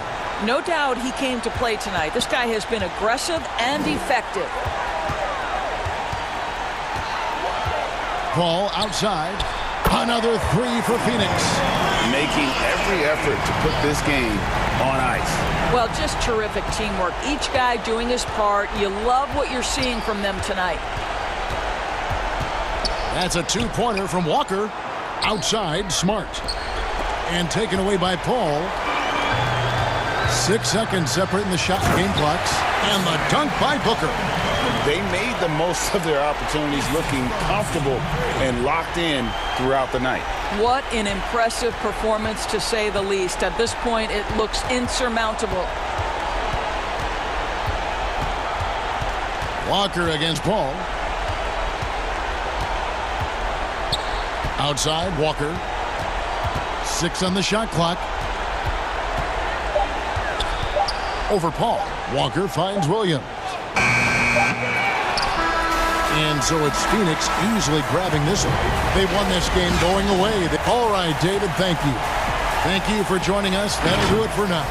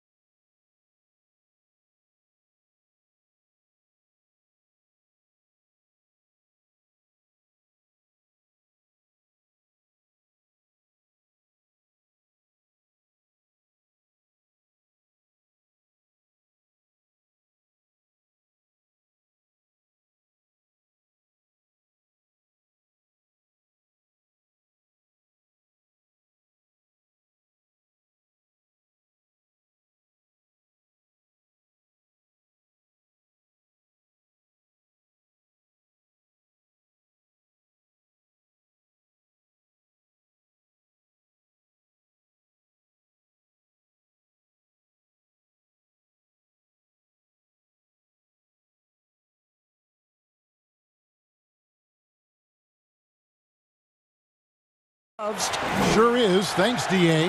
And the Clippers starting 5. We've got Reggie Jackson. Batum is out there with Ibaka. Then there's Kawhi Leonard. And it's Beverly in at the point. And for Denver, they've got Nikola Jokic. Aaron Gordon out there with Michael Porter. Then there's Jamal Murray. And it's Barton in at the 2. Now here's Murray. And there's the pass to Jokic. And a miss there on the triple. Hard to figure out how he doesn't knock that one down. No defender in sight. A self-described country boy from the town of Sombor, Serbia. Jokic grew up racing horses, no less. Boy, those are some nice factoids, Greg. Well done. From stable boy and jockey, but as he grew, basketball made the most sense. And to this day, he still loves horses and actually still has a few back in Serbia. And it's the Clippers with the ball. Beverly feeling it out a bit. First quarter of play, 1 minute played. They get a hand on it. Porter with the steal. And there's the call on Patrick Beverly. That's his first foul. Murray against Beverly. There's the 3. Drills it from outside. If you're the defense, you've got to do better on Murray. I mean, even from way downtown, he's pretty accurate. Ibaka. Denver grabs the miss. And there's the foul. It goes on Serge Ibaka. That's his first foul. The Nuggets have gone 2 of 3 here to start out the game. Beverly against Murray. Up top, Porter. 2 free throws coming up, and they call the shooting foul. And guys, if there's an X factor for this Nuggets team moving forward, it might be the young man, Michael Porter Jr. Talk about his potential. It could be as high as anybody on that roster. Yeah, I concur with you there, Greg. I mean, you look at this kid, he's got a great shooting touch and really good scoring instincts that you don't see very often. Extremely gifted. They've brought him along slowly, which is the wise thing to do. And if he can come on and realize his potential, he could take him to another level for sure. Here's Murray following the score by Reggie Jackson. Now about 2 minutes gone here in the first quarter. Porter kicks to Barton to the paint. It's stolen by Ibaka. And oh, here we go. Batum's got it. Galloping, the fast break chance. Jackson misses. Denver's gone 1 of 2 from long range in the first quarter. Here's Jokic. Buries it from 3-point range. Jokic has got 5 now. Already finding his spots and capitalizing, playing really efficient basketball. Jackson, that's a 2-pointer. And that one hits back iron. Boy, that's got to be terribly frustrating there. I mean, with the defense not hustling and he still misses, boy, he wishes he had that one back. Gordon kicks to Jokic. Outside, Porter. And again, Denver with the triple. How about that smooth shot from the arc for Porter? He's got such a confident release and deep range, too. Beverly for 3. And it's Denver with the rebound. And you could tell he thought that triple was going to fall. Back to Barton. 1:49 left in the first quarter. And Barton throws it down. I like their focus coming in. Terrific execution so far. And, you know, it's an all-out effort they've come in with. Very aggressive offense so far. Greg, you showed toughness and grit when you played. You've got to succeed in this league with those things at the forefront, right? Being tough, being gritty. And there are several players whose style you admire that play like that. I mean, no doubt about it. You have the superstars, the Kawhis, the LeBrons, who continue to do it. They can intimidate you physically, but they also provide tremendous skill set. But 2 other guys, Russell Westbrook, Jimmy Butler, they're also guys that exemplify that toughness. You know, 2 guys, when you look at those 2, a lot of people didn't project them to be what they've become, and it's impressive to watch them take the floor night in and night out. Love the unselfishness of Beverly. I mean, when he sees his teammate wide open, he quickly gets him the ball. Murray kicks to Gordon.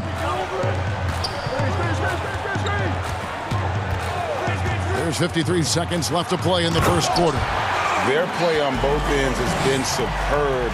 We'll see if they can maintain the momentum. And, you know, nothing like getting an opponent on the ropes early. You love that if you're on that side of the scoreboard, and they are landing some haymakers now. Beverly against Murray. Outside Jackson. Yep, that one goes.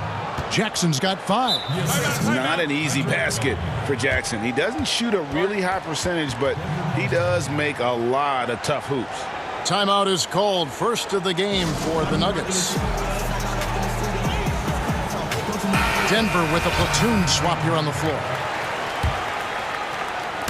30 seconds left in the first quarter.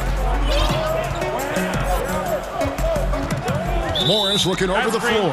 And there's the whistle. Illegal screen. Beyond the leaning, you could see his feet more set on that screen. Easy call. Yeah, I agree. You know, sometimes that can be a tough call for the refs to make, but not that time. It was easy there. Denver leading by 10. Here's Rivers. Morris passes to Rivers.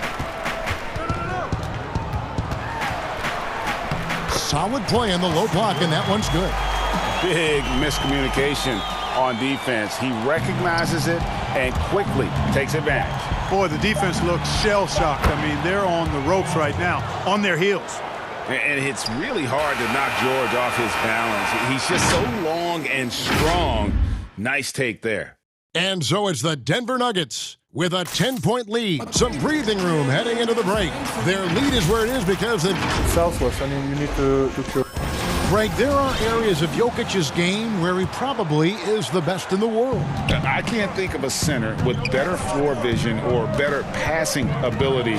His positioning, his angles, his ability to use his size to maximize effectiveness, all at an elite level. And welcome back to the second quarter of action. Plenty of basketball left to play, but this one has been one-sided so far. And some stats here, guys. The scoring breakdown for the Nuggets. Boy, the three-point shot has really been dropping for him early on.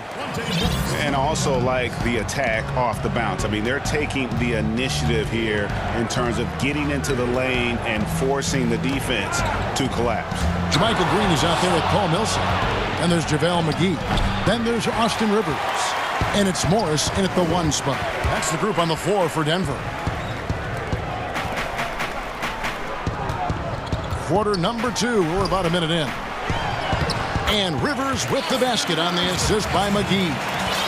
Rivers has got the lead up to 14 now for the Nuggets. Oh, no, he may have gotten injured right there. He's in a lot of pain. Well, I mean, you really feel for him. I mean, and the entire team. Just, you got to hope for the best. Yeah, absolutely. Of course, this is why you build out your depth as best you can. I mean, you just never know when injuries might show up. Jamal Murray, he's checked in for the Nuggets. Denver calls timeout.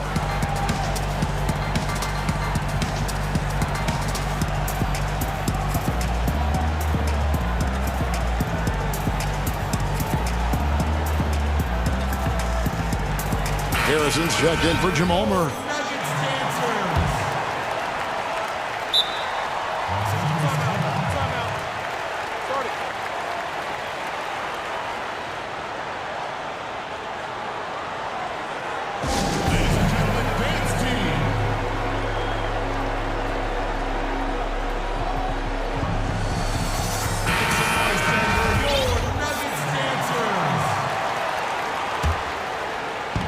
We're starting the second quarter, about a minute gone. Rondo kicks to Cousins.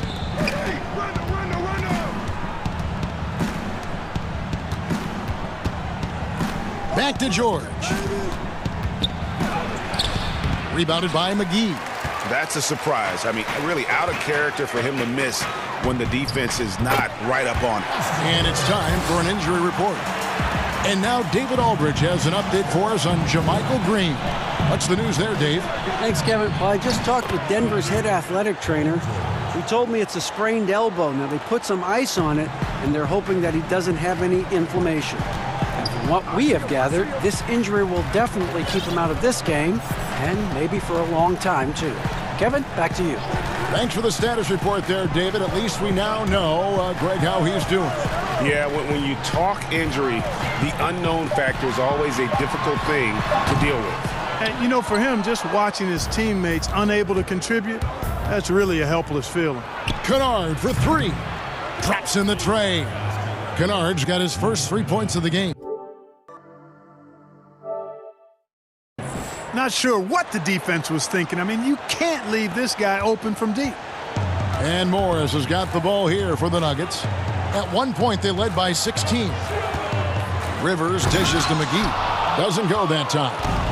Yeah, and that was lining up to be a huge alley-oop, but they just couldn't quite connect. And, you know, guys, always a tough catch on the lob. Placement and timing have to be close to perfect. And Clark, although he's not the force he once was on the floor, Rajon Rondo still can give you strong minutes in bursts.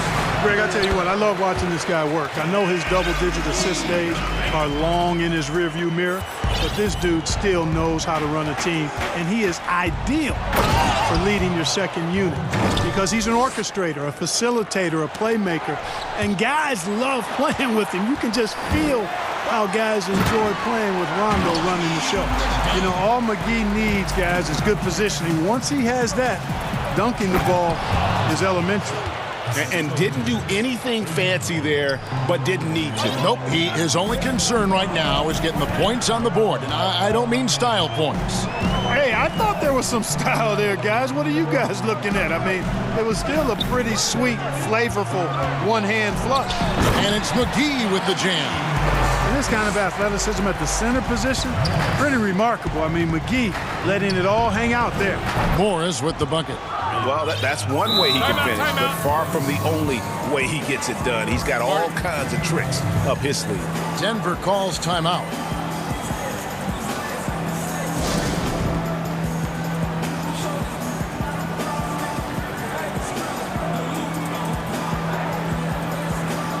Big group substitution here for Denver. Jokic, he's checked in for JaVale McGee. Gordon comes in for Austin Rivers. Will Barton, he's checked in for Harrison. And it's Jamal Murray in for Monte Morris. Murray, the pass to Jokic. 1:04 left in the first half. No good with the layup. It's Jackson with the drive. To the wing right side. Beverly wide open. And again, it's the Clippers from deep. Beverly looking to score as soon as he gets the ball now, so you can't give him any room. That's a foul. It's called on Reggie Jackson. That's his first foul. And drafted with the 41st pick back in 2014. How about this? Jokic, the definition of a sleeper pick. He was actually asleep when the Nuggets drafted him. The story goes on that his brother called him up trying to congratulate him, and Nico hung up in his face. How about that? Didn't hear the news until the next morning. He certainly has a different way of going about things, but there's no denying he's got a lot of game, and it's fun to watch. 7-second difference, shot and game clock. Here's Leonard, and Kawhi Leonard with the slam. And there's only ever going to be one result when Kawhi's driving to the bucket, and it's going to be loud, and it's going to be painful.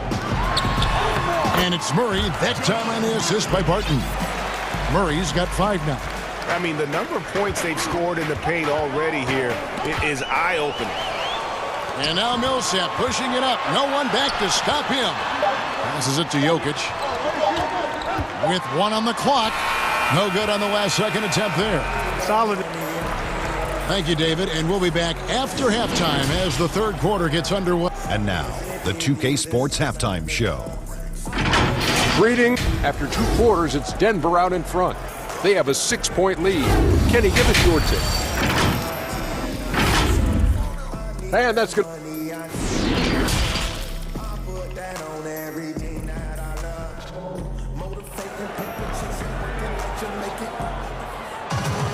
And we've got second half action for you. Thus far, a pretty evenly contested game. One of the stories here, Jokic getting it done today. Man, he's been running wild on him through that first half. absolute dynamite on offense. And you know what? I'll be interested to see just how much he's got left in the tank. That first half had to take a lot out of it.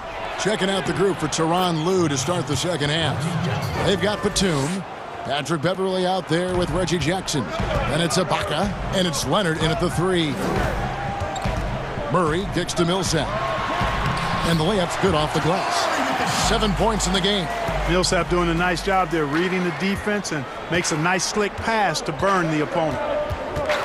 Jackson dishes to Beverly. Out to Ibaka. Pass to Jackson.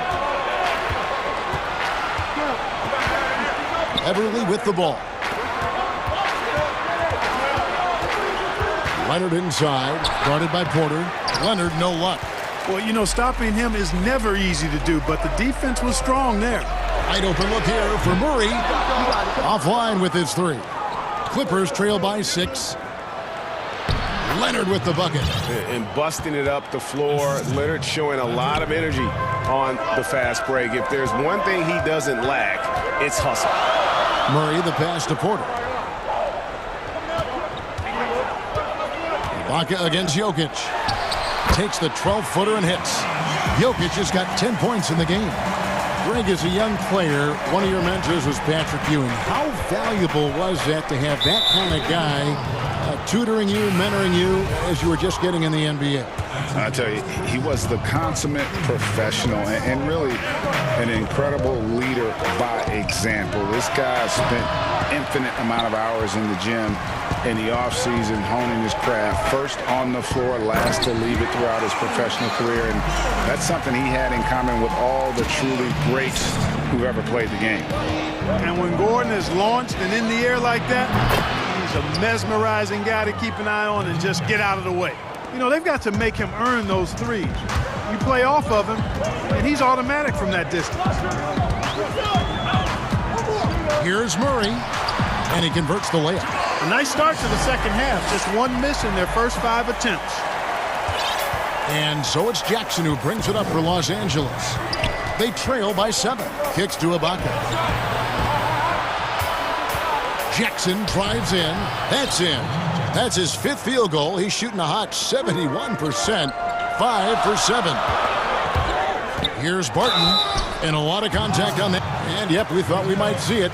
And the coach's challenge has been triggered on the personal foul call. And I think when it comes to some of the more difficult calls to make, personal fouls can be tough. The action is so fast that it's really tough to catch everything in real time. The wonders of technology, Greg. We've seen replay reviews so effectively, and involving the coaches by being able now to challenge like this is something a lot of people have been hoping for. And the announcement on the review is that the foul was called in error. So they have determined, Greg, to overrule the original call. And guys, this is what it's all about, getting the call right. And I think in this case, the video review showed that while it was a tough call to and throw it down, Kawhi, that was nasty. Love watching him go hard and attacking with power. And that one's good by Porter. And they've got to talk to each other on D there. Miscommunication, and now he's able to make them pay. Right side Leonard from 13, and the Clippers getting another bucket right there. We've gone about 3.5 minutes into the third now. Barton passes to Jokic. Back to Barton. Jokic against Ibaka. And Jokic slings it in. Well, you got to do more than that to stop Jokic. I mean, this guy is a master at converting through tough defense. Los Angeles calls timeout.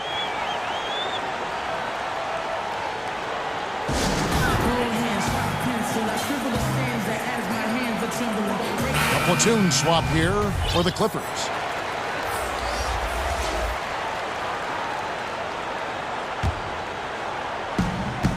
.109 left in the third quarter. Morris against Rondo. Right side George. And that one is good. George has got 8 points. And not being as aggressive from the three-point line anymore. They had a lot more attempts in that first half. Pass to Millsap. The three. Another three for Denver.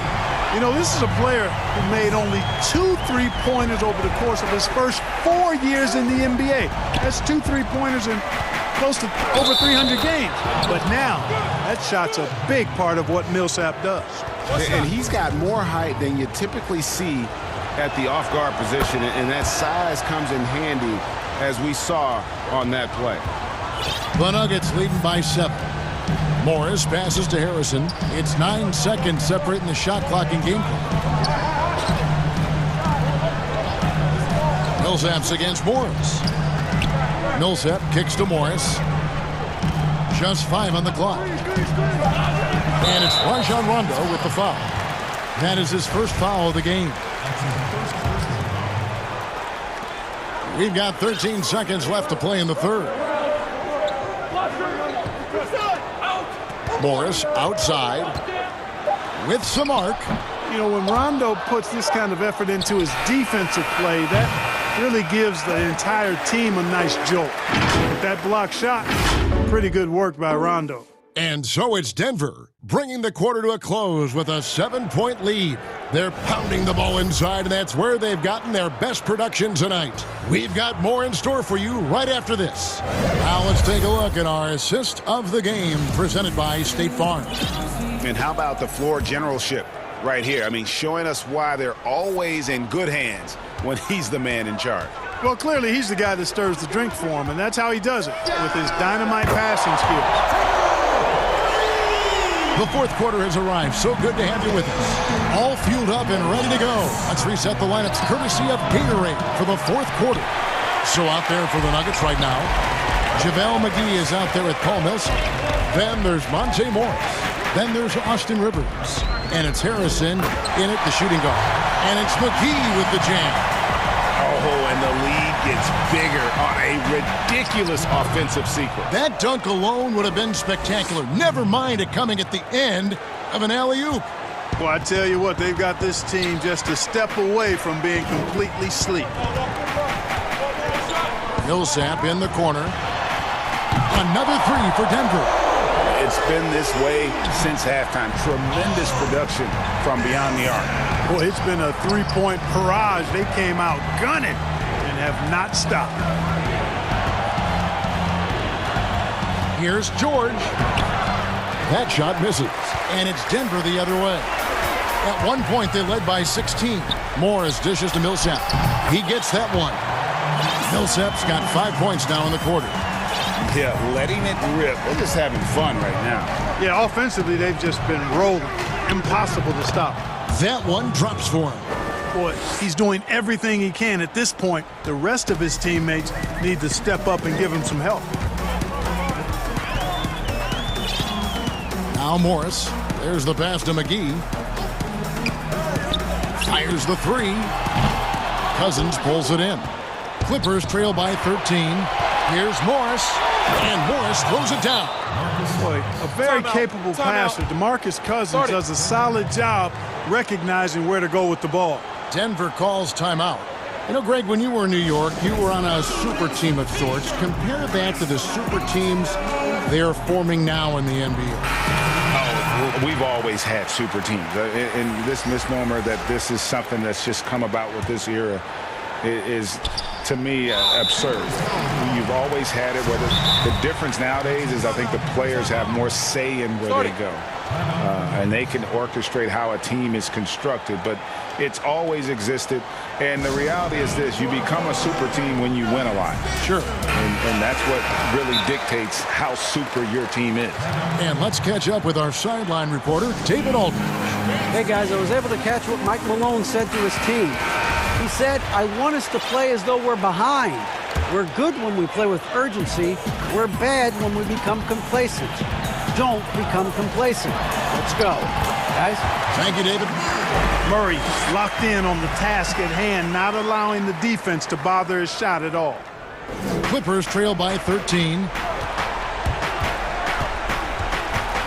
Now here's Beverly. Kicks it out to Leonard.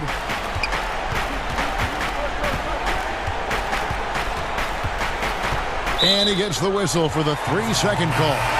And just a little too lax with that possession, and it cost him. And I tell you what, more brain-neutral plays like that one, and they'll have a hole deeper than the one they're already in. Morris is checked in for Nicholas Batum. Gets the three-pointer to fall. So many of the plays they're running designed to create opportunities from deep. Well, you know, that's exactly their plan here in the fourth. Work to find space behind the arc and then bury some threes. And it's George missing. On offense, here are the Nuggets. They're on a 15-6 run. Down low, Jokic. And Jokic throws it down. Boy, it's a joy to see Jokic get the hot hand. A very efficient, multi-talented scorer. Knows how to dial it up a notch when he needs to. George, no good. And Murray's got the ball here for the Nuggets. So far in the fourth quarter, they've allowed just 6 points. It's Porter outside. Good, and the assist goes to Murray. Murray's got his 7th assist of the game with that last one. Clippers trail by 21. Outside, George. Inside, Leonard kicks to Ibaka.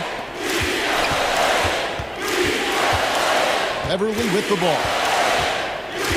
Outside, Leonard. Shot clock at 6. We've played just over 3.5 minutes now in the fourth quarter. Gordon with the defensive effort. Well, guys, this was never really a contest. Just a total obliteration, if you will. And you can safely say mission accomplished now for Denver. It was a standout performance across the board. I mean, it was like watching a cat play with a mouse. They were able to do more or less whatever they wanted. And, you know, when you look at the huge impact he had, just a monster game for Jamal Murray. Well, I thought he was their catalyst tonight, guys. Moving the rock, actively looking to set other guys up. Outstanding work. Beverly for 3. Hands it from downtown. Well, I tell you what, Beverly's really improved as a three-point shooter, as dependable as they come now, shooting from behind the arc. Here's Murray. It's good again, and an excellent 7th or 8th shooting night so far. And it's just competing, you know, giving your best when it matters most.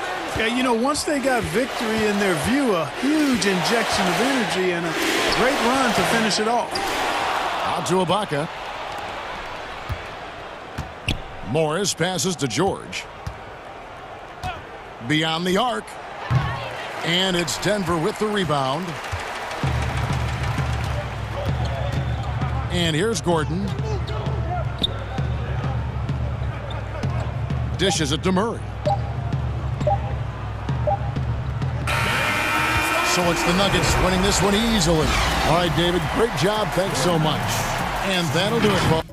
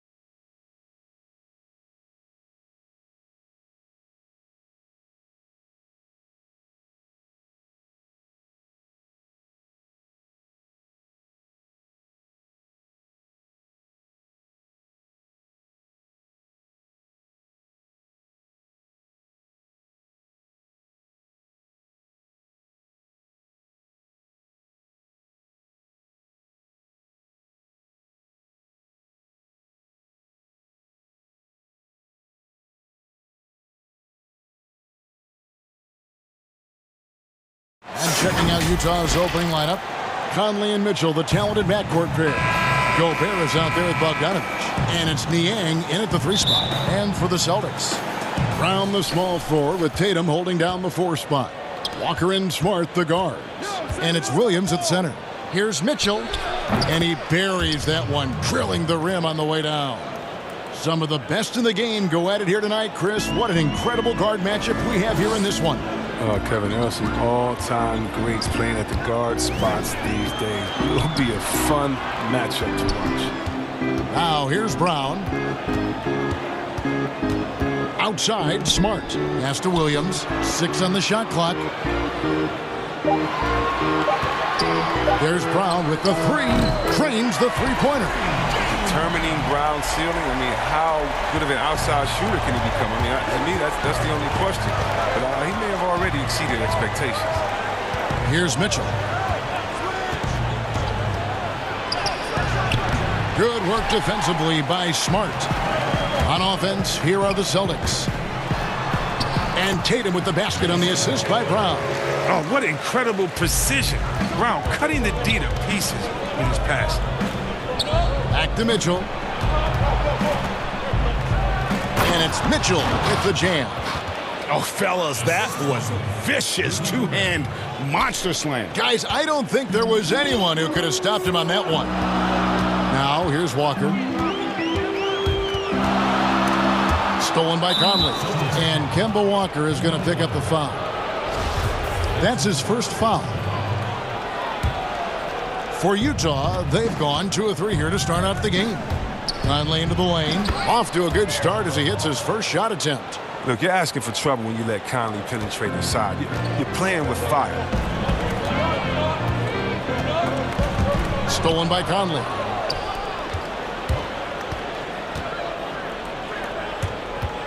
Mitchell kicks to Conley.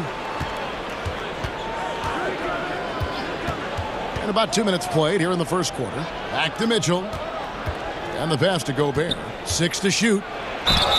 And he gets the whistle. 2 free throws coming up. An improved free throw shooter compared to his earlier seasons. Nice to see Gobert attack his weakness. And Gobert drops them both.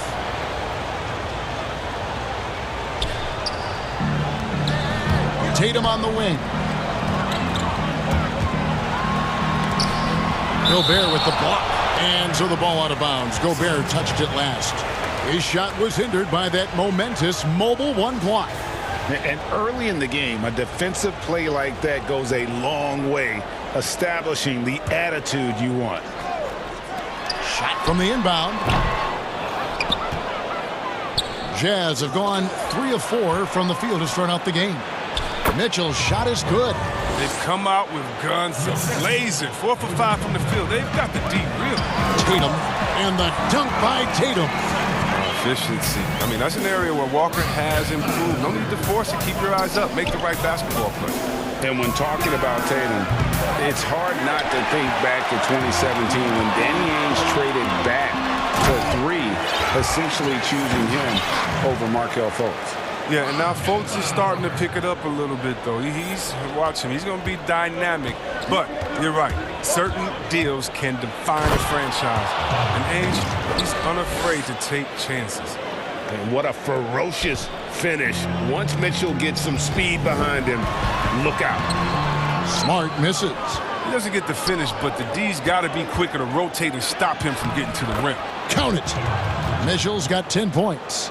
And really, it's been a major aspect of their offense in the early stages here. Their success working the ball inside and getting points from close range. Now, here's Walker. Still looking for his first bucket in this one.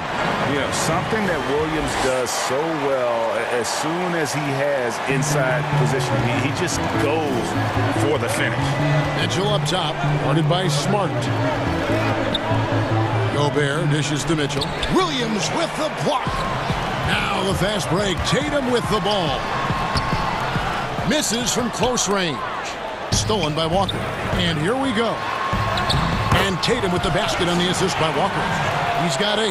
Fantastic ball movement. They're picking them apart with their passing. The drive by Mitchell. And the refs are going to rule that unnecessary contact. It's a flagrant one foul. And Kevin, I got to tell you, he's probably fortunate to just get a flagrant one there. I mean, so much contact. The officials easily could have gone even harder on it. Greg, I agree. He better be on his best behavior from now on. One more flagrant of any variety, and he's out of here. Pass to Niang. Here's Gobert. To the inside. Conley, the pass to Gobert. Back to Mitchell, and Utah turns it over again. That is just a careless turnover. You've got to be smarter in those exchanges. And so it's Walker with it, who brings it up for the Celtics. Trailing by 2. To the middle. It's stolen by Gobert. Here's Mitchell, and it's Mitchell with the jam. Oh, the floor's general skills of Conley. I mean, he has a fantastic feel for when his teammates need the rock. Good work there as it goes. For Utah, they've gone 7 of 11 from the field to begin the game. Mitchell's shot is good. And he delivers another blow. Something's gotten into him this quarter. He's carrying them offensively. Here are the Celtics with the ball. 4-point game. Smart on the wing. There's the pass to Williams. Good, and Smart gets the assist. Williams has got his second bucket. Oh, nice look there from Smart, finding the open man. Here's Mitchell. Now here is Conley. Mitchell wide open. And that one released in time, but no good. A nice first quarter of play. We've seen plenty of offense so far. Jazz lead by 2. And we'll be back with you right after this.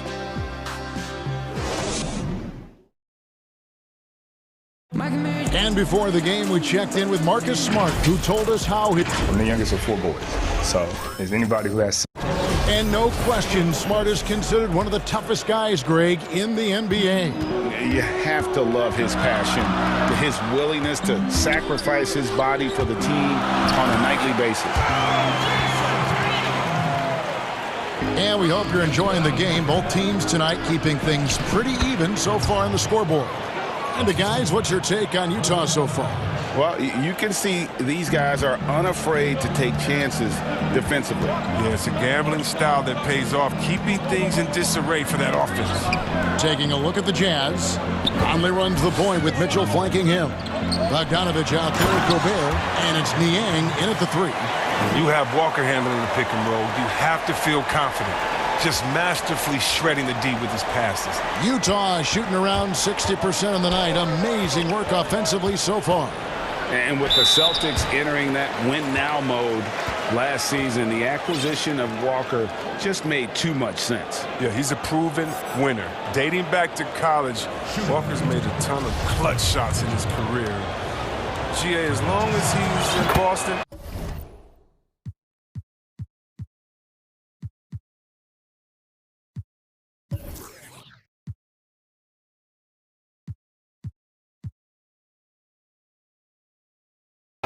plenty of opportunities to continue that. Celtics making a switch here. Fournier is checked in. And how fearless is Donovan Mitchell? I mean, as a rookie, in his first playoff series, he went off for 38 in a closeout game against none other than Russell Westbrook. Fournier finds Walker. Nice ball movement by Boston. Williams' shot is off. For 3, Fournier, and the Celtics hit again from deep. The assist is the key to that sequence. I mean, a great look to set him up. And it's Jason Tatum with the foul. That'll be his second foul of the game. I appreciate the aggression, but that's already his second foul. He's got to play it a little safer. Brown against Mitchell. Oh, the lob to Gobert. Throws down the alley-oop slam. And sometimes it's as simple as this. Throw it up anywhere near Gobert, and he's going to finish it. Basket good. Fournier's got 5 points now in the quarter. And defensively, they are on their heels every time the ball comes inside. And Bogdanovich kicks to Niang. It's Bogdanovich on the wing. Guarded by Tatum.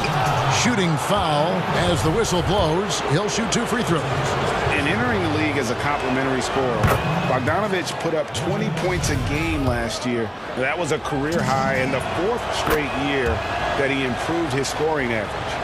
And another area where Bogdanovich is helping the offense, Greg is doing a better job of creating for others. I mean, he still has that shoot-first mentality, but now... And here we go with the coach's challenge. Not surprised in a competitive game like this. And he's disputing the personal foul call. And this is the time now where the officials can review in closer detail what constituted the original personal foul. Getting a different angle can sometimes make it a lot easier to determine. Greg, indeed, and the one thing with replay review is that when you see the slow motion replays, you really get a new appreciation for just the immense speed at which these players are moving at, and how fast the action really is, and how hard it can be sometimes, you know, Greg, to make the right call. And the announcement on the review is that the foul was called in error. So they have determined, Greg, to overrule the original call. And guys, this is what it's all about, getting the call right. And I think in this case, the video review showed that while it was a tough call to make on the floor, they got it right with the review. Look at the speed of Conley. Creates such problems for the defense. That's how he earns these calls. The Jazz have been good at the free throw line. This one, 7 of 8. Yeah, a year ago, though, Kevin, 78% conversion rate from the free throw line. So that's a nice all-around effort. Greg, you've always said to have a winning team, you need franchise players. Talk about the specific qualities you look for in those superstars that can catapult a team to greatness. It's a great question, Kevin. Talent really isn't enough. You know, whether you lead vocally or by example, the agenda has to be winning. And your best players really define who your team is going to be. So the franchise caliber player is a much needed asset. Passes it to Williams. Outside, Walker. Floats it up for Williams. An emphatic alley-oop jam. What I really love about this kid, you know, Williams he's physical, he's explosive, and yes, he plays above the rim. He just brings that nastiness to the game. Celtics trail by 5. And 2 free throws coming up, unable to get that one to go with all the contact. And I remember a lot of scouts wondered whether Brown could ever become a 20-point-per-game scorer. That question was answered in only his 4th season. Oh, yeah, it didn't take long for him to answer that question. And he did it in a variety of ways. He hit more threes, drew more fouls, did a better job of converting at the rim. And the scary part is, it feels like he's just getting started. Timeout is called, first of the game for the Jazz. And Jason Tatum, he got a lot of the pub last year, and deservedly so. But Jaylen Brown made monstrous strides as well, especially when it came to efficiency. So Utah going with an almost entirely new group here. Derek Favors checked in for Rudy Gobert. Ilyasova comes in for Bogdanovich. Joe Ingles is checked in for Donovan Mitchell. And it's Jordan Clarkson in for Mike Conley. And you look at Brown's field goal percentage and his free throw percentage, Greg, both career highs last season. And, Kev, his shot was never broken. The motion never had to be rebuilt. Brown's problem coming into the league was that he would shoot the ball differently every time. Once he landed on the repeatable mechanics, you could see the consistency start to take form. Something that's kept this game close is the fact that the rebound stats for both teams are almost identical. They recover it. It's Brown on the wing.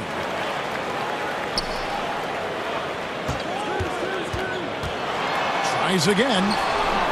Rebound by Ilyasova. It's not easy to keep him from converting those. I mean, the D has to be airtight. And that one good from Clarkson. Attacking in transition, the most consistent way to generate easy looks. Yeah, you can tell they love to get out and run when the opportunity is there. Oh, just solid on the one-handed slam. And guys, when it's a tight ball game like this, he's the guy they want with the ball. Williams comes with a double team. A wide open look here for Ingles. And Utah, another three. Well, it was just a mystery what the defense was doing there. You never want to give him that much space outside the three-point line. Walker with a clean look. Good. Great play by Williams to set it up. Williams has got 3 assists in the game. Clarkson against Walker. Out to Favors. Aston Yang back to Favors. Nice ball movement by Utah. 4 on the shot clock. Williams with the block. A main staple in Williams' game, that sixth sense for when to rise up and deter those shots. And a close game so far through the first 2 quarters as we reach halftime. Thank you, Kev. Thanks so much, David, and we'll step away briefly, but get you right back out here for the start of the 3rd quarter after this break. It's the 2K Sports Halftime Show. Hey, everybody. Good to see you back here on our halftime show. Well, actually, we can't see you, but you can see us, but you get it. Ernie Johnson, Kenny the Jet Smith, Shaquille O'Neal. You're watching the NBA on 2K Sports. Donovan Mitchell was on fire in the first half. He ended up with 17 points and 2 assists. He's been a different player than he was their last outing when he was off his game. That's all for now.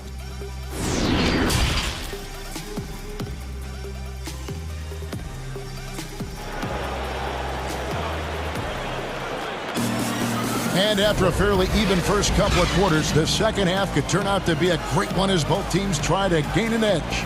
It's been one outstanding game from Donovan Mitchell. He's done a fantastic job of finding open space to operate within the first few quarters. Yeah, the offense looks crisp, and guys are hitting their shots. Our second half of basketball, and presented by Gatorade. Let's see who's all fueled up and on the floor to start the 3rd. On the floor for Boston. Around the small floor with Tatum holding down the 4 spot. Kemba Walker is out there with Evan Fournier, and it's Williams at the center position. Clarkson kicks to Ilyasova. Clarkson taking his time here. Gobert, terrific assist, a nice finish, solid play.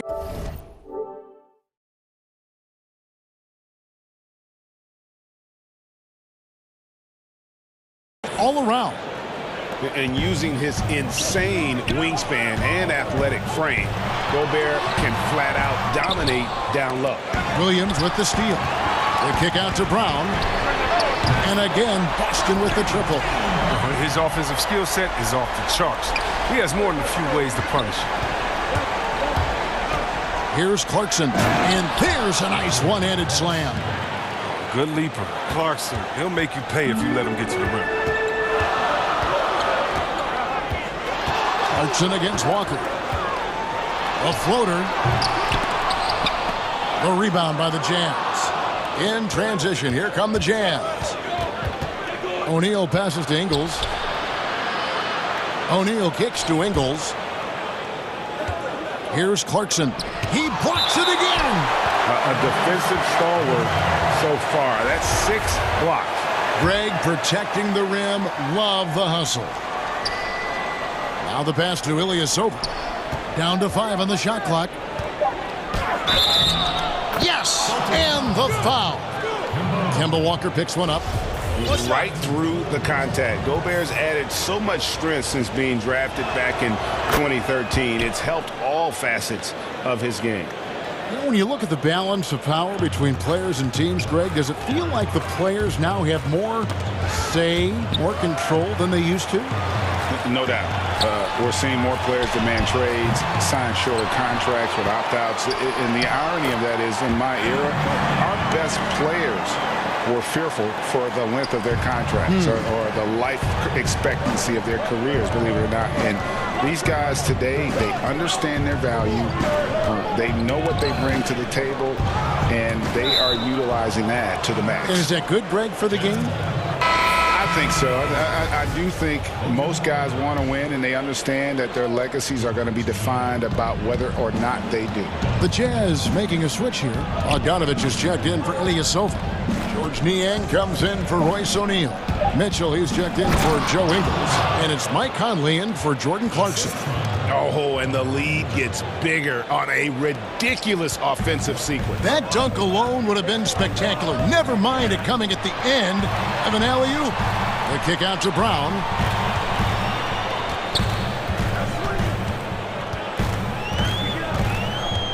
Floats it up for Williams. Up high to stuff the alley-oop.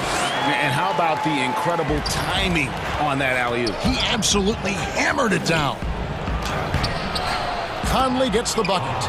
Conley's got 11 points. They should continue to get the ball inside. The defense struggling to contain them. And the dunk by Tatum. Though he may not explode off the floor, Tatum's length makes plays like this look easy. Conley gets the bucket. This team really feeds off of one another in terms of their energy. Yeah, it's taking on a different feel since the break. You can see how many more hustle plays are being made. That one goes in.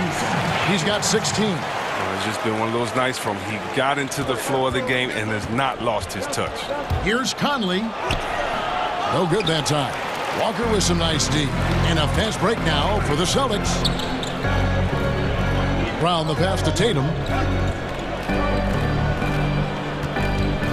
In the third quarter with just over 3.5 minutes off the clock. Walker with room to shoot. That one a little long. Well, they'll be happy with that look, even though it didn't fall. No, you're right. He'd take that 10 out of 10 times. He's not going to miss many of those. And they're beginning to just flat out fall apart defensively right now, especially on the interior. Those plays can make a difference in a game like this. Well, you know it's going to fire up, Greg, everybody on that bench. And rightfully so. Also, how lackluster was the defense right there with the score this tight? Mitchell against Brown. Bogdanovich with it. From deep three-point range, Fournier pulls it down. And he didn't punish them for the weak coverage there, but they can't count on him to continue missing. The drive by Mitchell. Just tenacious defense from Brown right there. I mean, superb playing shut-down defense and stifling shooters. The timing couldn't have been better on that assist. Mitchell outside.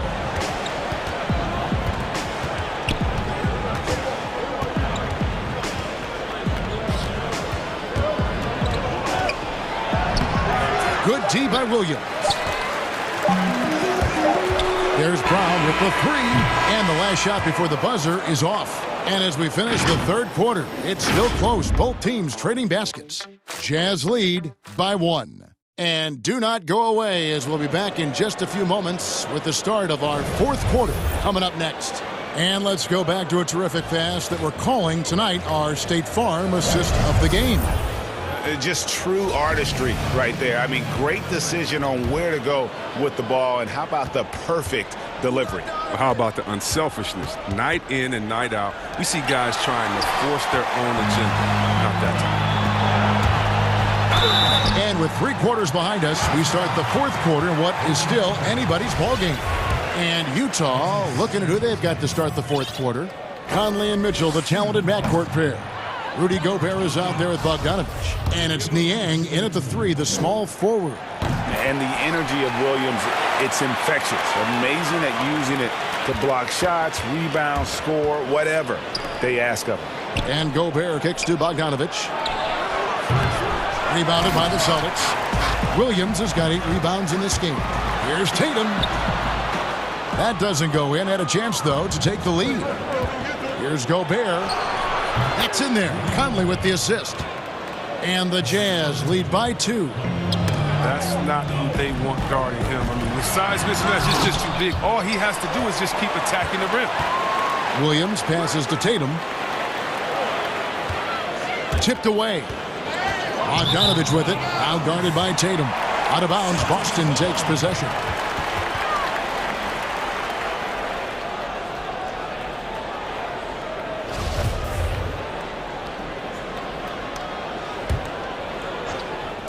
And so it's Boston with it.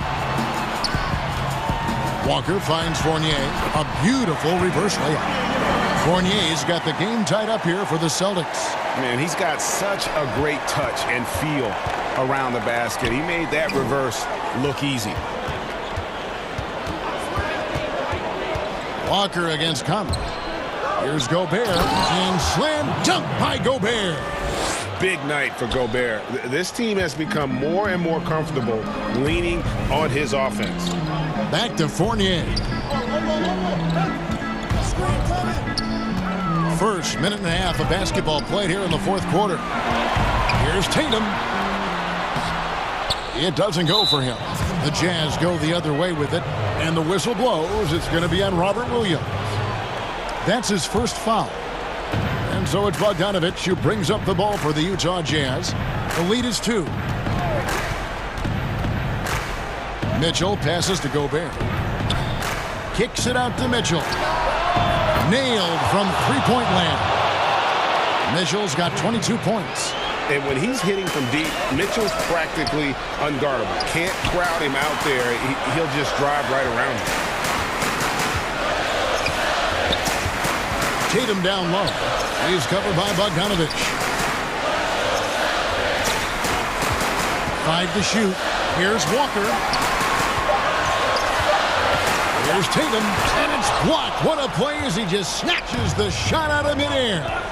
Here's Niang, and the Jazz another 3. The ball movement on this run has been fantastic and is a big part of why they've been able to get these good looks. It's stolen by Gobert. Fast break. Here come the Jazz. Poked away. Another shot. Conley, the pass to Gobert. Back to Conley. And the Jazz call time here. And he could tell his guys starting to wear down a little bit. Call time to just let them get their legs back under them.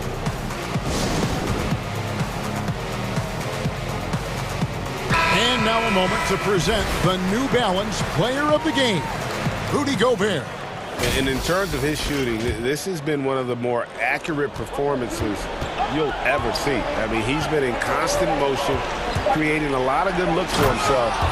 But still, even when you're wide open, you expect to miss some of the time. That has not been the case here tonight. This guy has made everything. He's really seemed to feed off the hostile environment he's been faced with tonight. And we've got an update here, so let's catch up with David Aldridge. During that last break, Kevin, I got a chance to hear what Quinn Snyder said to his team. He's encouraged where they are at this point in the game, but he told his guys things can turn in a blink. What we need to do is execute the rest of the way. So we'll see if they can finish this one off, Kevin. That ball. Nice feed that time from Bogdanovich. Bogdanovich has got 3 assists in the game. Pass to Williams. Back to Walker. Over 3.5 minutes through the final quarter now. And it's Utah's ball. A 14-2 run over the line. Oh, look at him fly! Get out the way! A dynamic leaper with an impressive wingspan. Mitchell usually has some flashy dunks up his sleeve. Walker looking for an opening.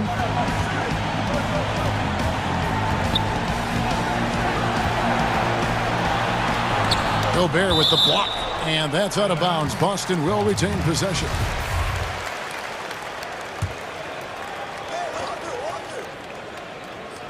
We're on the clock. And so only one team answered the bell tonight, guys. Not a monster blowout by any means, but still a double-digit victory for Utah. I think the attitude was very impressive. Definitely a competitive game, and they fought through it each step of the way. Absolutely. They put on a tremendous performance in terms of the effort and intensity. This was a well-deserved win. The one player that really stands out, of course, in this one, it was a dazzling game for Rudy Gobert. Well, he had a hand in just about everything they did tonight. I mean, he just didn't take a single possession off on either end. He was the complete package. Fournier. Here's Williams. Persistence pays off as they finally hit a shot. Yeah, hard trying to keep Williams off the boards. He makes it a mission to keep possessions alive. Mitchell's shot is good. And it's just competing, you know, giving your best when it matters most. Well, this is what guys play for, and when it pans out like this, it's a great feeling. Outside, Tatum kicks it to Williams, and he makes good on the layup. Oh, impressive ball handling from Tatum. I mean, attracts the other team's focus and then finds the open man. Misses the shot, and so it's Utah easily grabbing the win. Thank you, David. Great interview once again. Well, folks, that...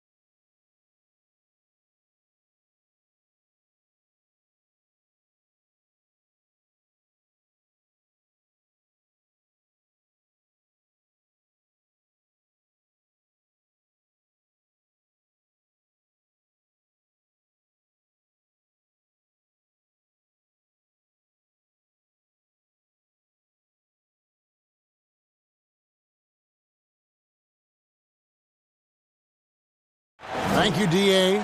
Here are the starters for Los Angeles. Baca is out there with Batum. Then it's Patrick Beverley. Then there's Kawhi Leonard. And it's Jackson in at the 2. And for the Suns, Saric and Ayton at the 4 and the 5. Chris Paul is out there with Booker. And it's Crowder in at the 3 spot. Now here's Jackson.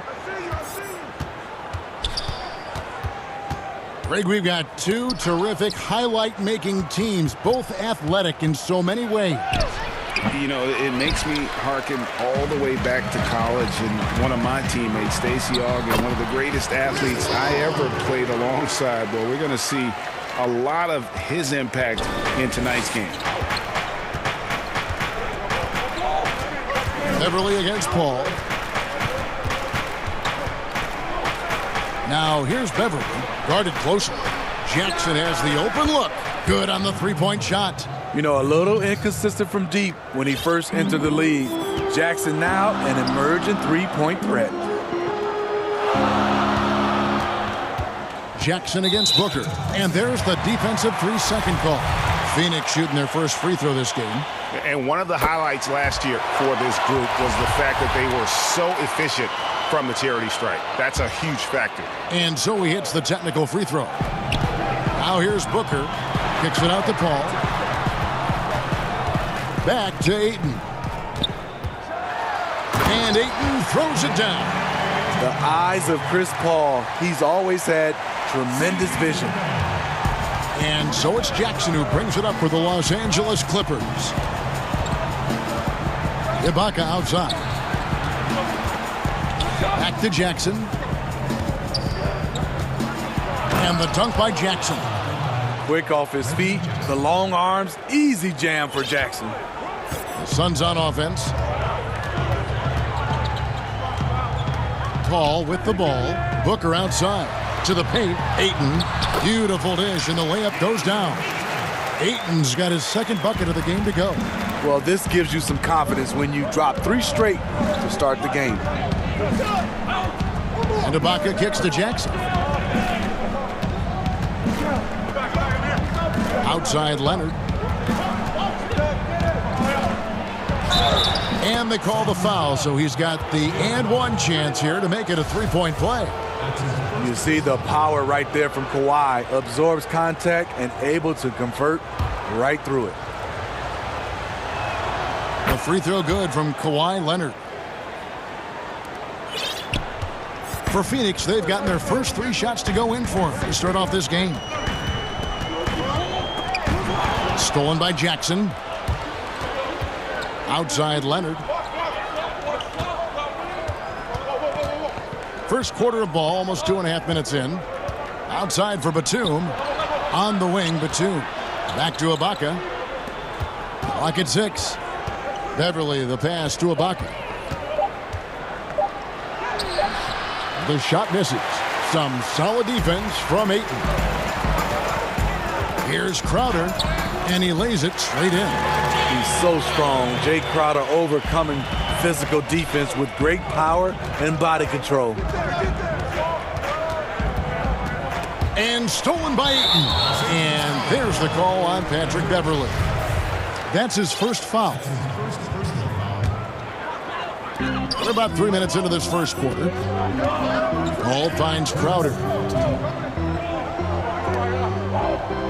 Now here's Ayton. Shoots from the baseline. Paul passes to Booker. Tremendous defense. Reggie has the quickness to stay on the ball and the long reach to affect the shot. And there it is for him. Leonard's got 5 now. Guys back and forth this first half. And this could continue to go back and forth the entire way. Paul passes to Ayton. Back to Paul. Now Saric. He's covered by Leonard. Saric against Leonard. 6 on the shot clock. And the foul called on Kawhi Leonard. That is his first foul of the game. For Phoenix, they have made their only other free throw attempt today in an earlier trip to the line. And the toughness Saric provides is an important component. A physical, strong forward who does whatever is asked of him. And he likes to get in a rhythm early. Nice triple. Clippers trail by 3. Now Beverly. No points in the game yet for him. Patrick Beverly. And folks, the coach's challenge has been initiated for a personal foul. Close game like this, and he thought it wasn't a good call. And I think when it comes to some of the more difficult calls to make, personal fouls can be tough. The action is so fast that it's really tough to catch everything in real time. The wonders of technology, Greg. We've seen replay reviews so effectively, and involving the coaches by being able to make a challenge like this is something a lot of people have been hoping for. And so the word is in. They've decided that the call stands as it was made on the floor. And, you know, even if a coach still feels this wasn't the right call, you got to acknowledge the effort being put in to reviewing it. With double checking, and the game continues on. And George, here we go. And Bridges with a clear path to the basket. Take care of the basketball around Galloway. He has a sneaky long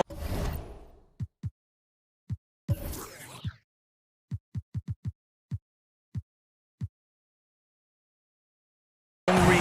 He will turn you over. Down low. Outside, George. Knocked away. It's stolen by Kaminsky. And now the fast break. Bridges with the ball. And it's slammed in by Bridges. Well, they weren't going to pass up that chance to get out and run following the steal. Shot clock and game clock separated by less than 6 seconds. George with the ball. Now guarded by Kaminsky.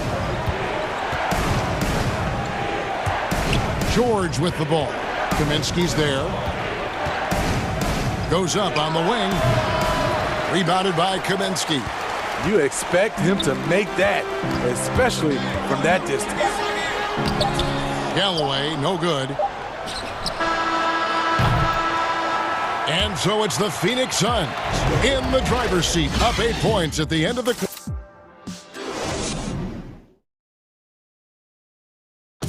And catching up with Luke Kennard before the game, he discussed what it's... this game, it's... Greg, you know this. It takes time mentally for the game to slow down. It's a great point. This is why most championship teams are laden with seasoned veterans. You can't rush experience. It happens at its own pace. And thanks again for tuning in. If you're just joining us, we've played through 1 quarter of action so far. And from what we've seen, guys, from the Suns, what are you thinking so far? Way to set the table. Offensively, they dominated on the interior. They came in looking to attack from the get-go, willing to be physical and setting the tone. And now let's check out the lineups courtesy of Gatorade, all fueled up and ready to go. Here's the second quarter of play. Taking a look at Los Angeles. Marcus Morris is out there with Kennard. Then there's DeMarcus Cousins. That's Rajon Rondo. And it's George in a 2-guard. Here's Payne. Following the basket by Marcus Morris. Johnson outside.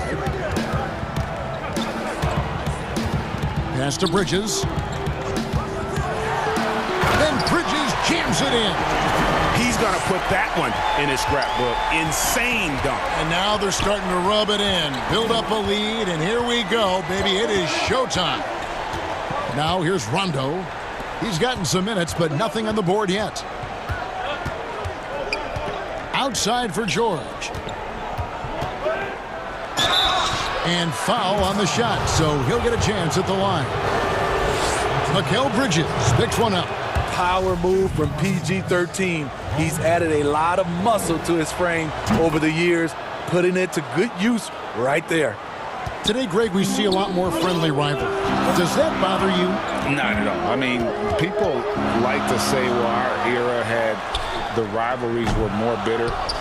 I disagree with that. I think guys are every bit as competitive today as they've ever been. That's good to hear. They just also have more exposure and opportunity to be around one another. Kids today growing up, they've been playing against each other since the 5th, 6th grade in national tournaments. When we played, we didn't get to see the other top players around the country. So I think that was one reason why you didn't have a closeness with guys that unless you were on the same team. And the basket is good. Got it. And now, yep, this will be a coach's challenge. We thought that might happen, triggering a review of the personal foul. And And this is the time now where the officials can review in closer detail what constituted the original personal foul. Getting a different angle can sometimes make it a lot easier to determine. Greg, indeed, and the one thing with replay review is that when you see the slow motion replays, you really get a new appreciation for just the immense speed at which these players are moving and how fast the action really is and how hard it can be sometimes, you know, Greg, to make the right call. And the announcement on the review is that the foul was called in error. So they have determined, Greg, to overrule the original call. And guys, this is what it's all about, getting the call right. And I think in this case, the video review showed that while it was a tough call to make on the floor, they got it right with the review.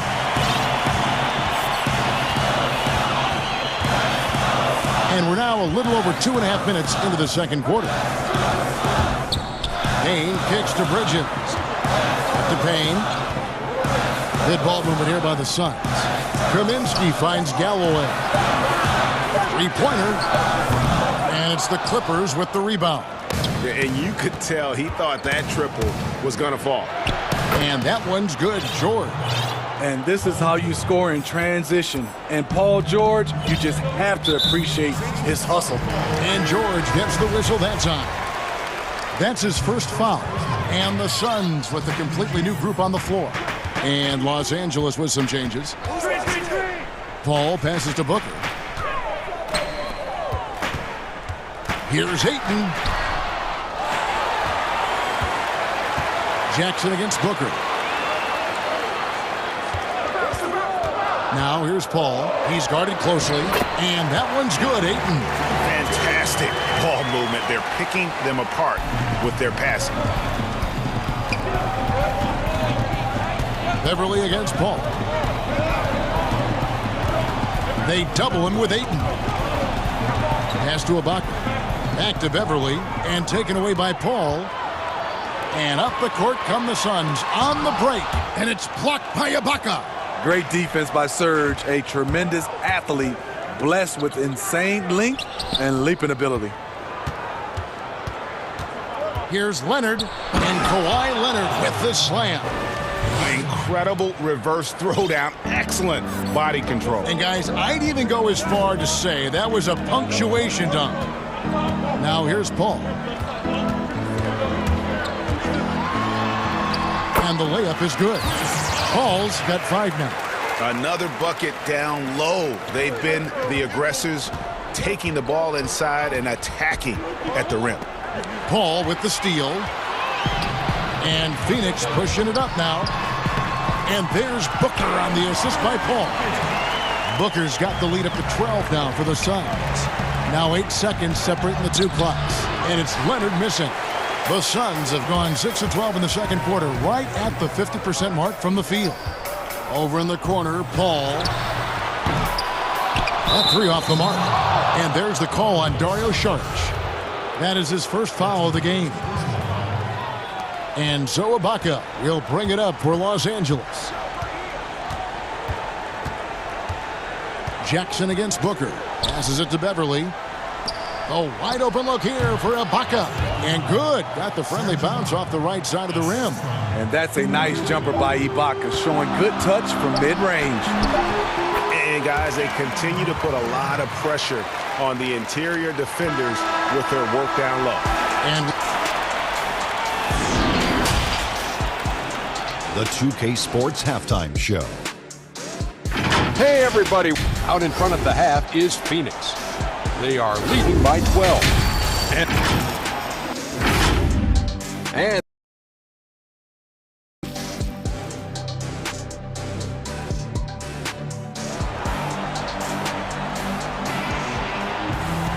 well, we've got a second half of basketball for you. We think it's going to be pretty good. A big comeback, though, is needed for this game to be competitive, and it probably has to happen quickly.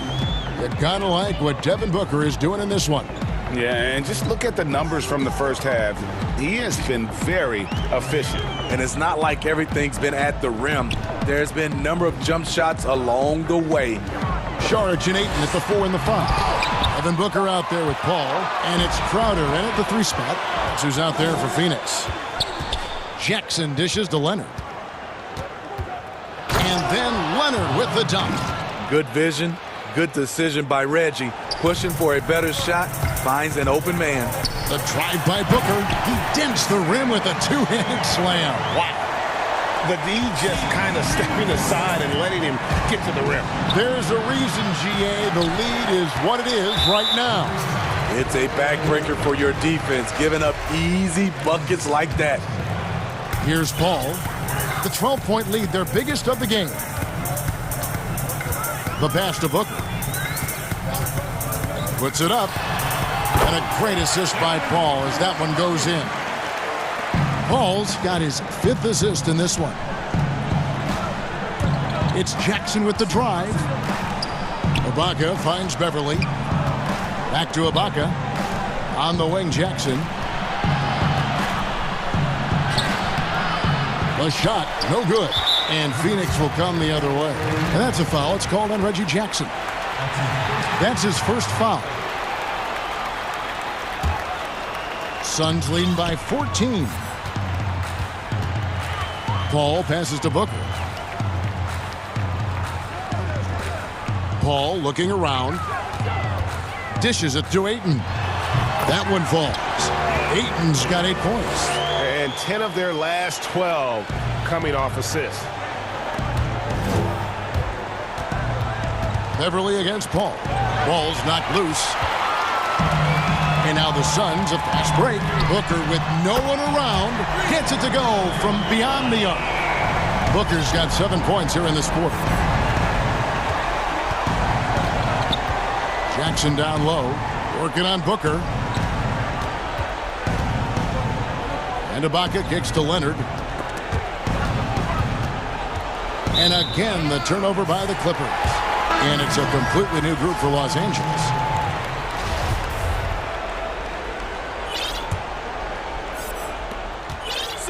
And it's Phoenix's ball. They're rolling here with a 9-point run. Booker outside. Ball against Kennard. Crowder from outside. They grab their own miss. And Ayton stays with it.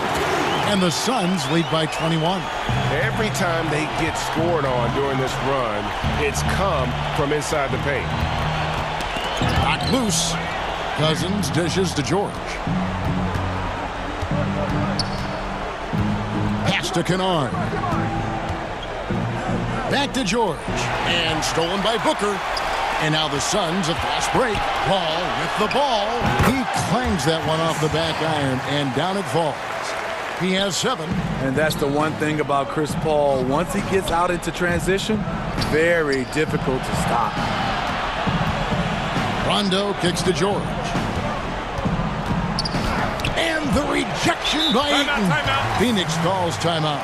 And Kevin, he saw his guys just a little sluggish out there. Oftentimes a timeout like this allows you to kind of just reset.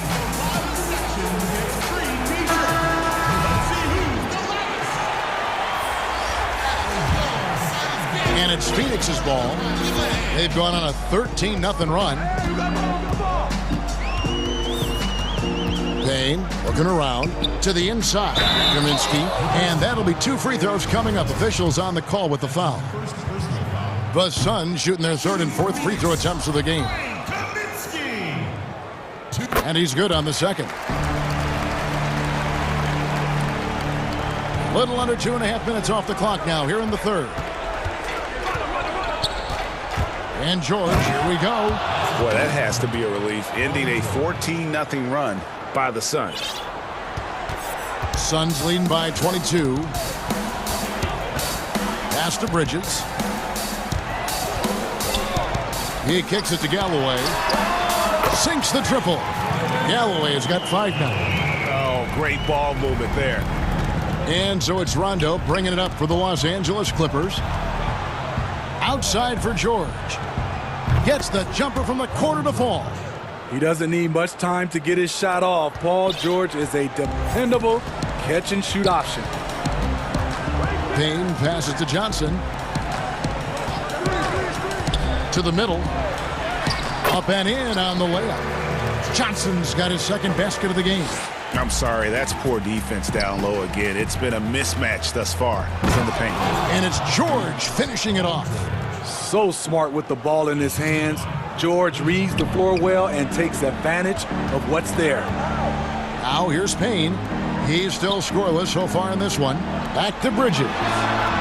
That one goes. Count it. I love that they're continuing to attack despite being up big. I'm impressed with their intensity tonight. They've came in focused and they've executed.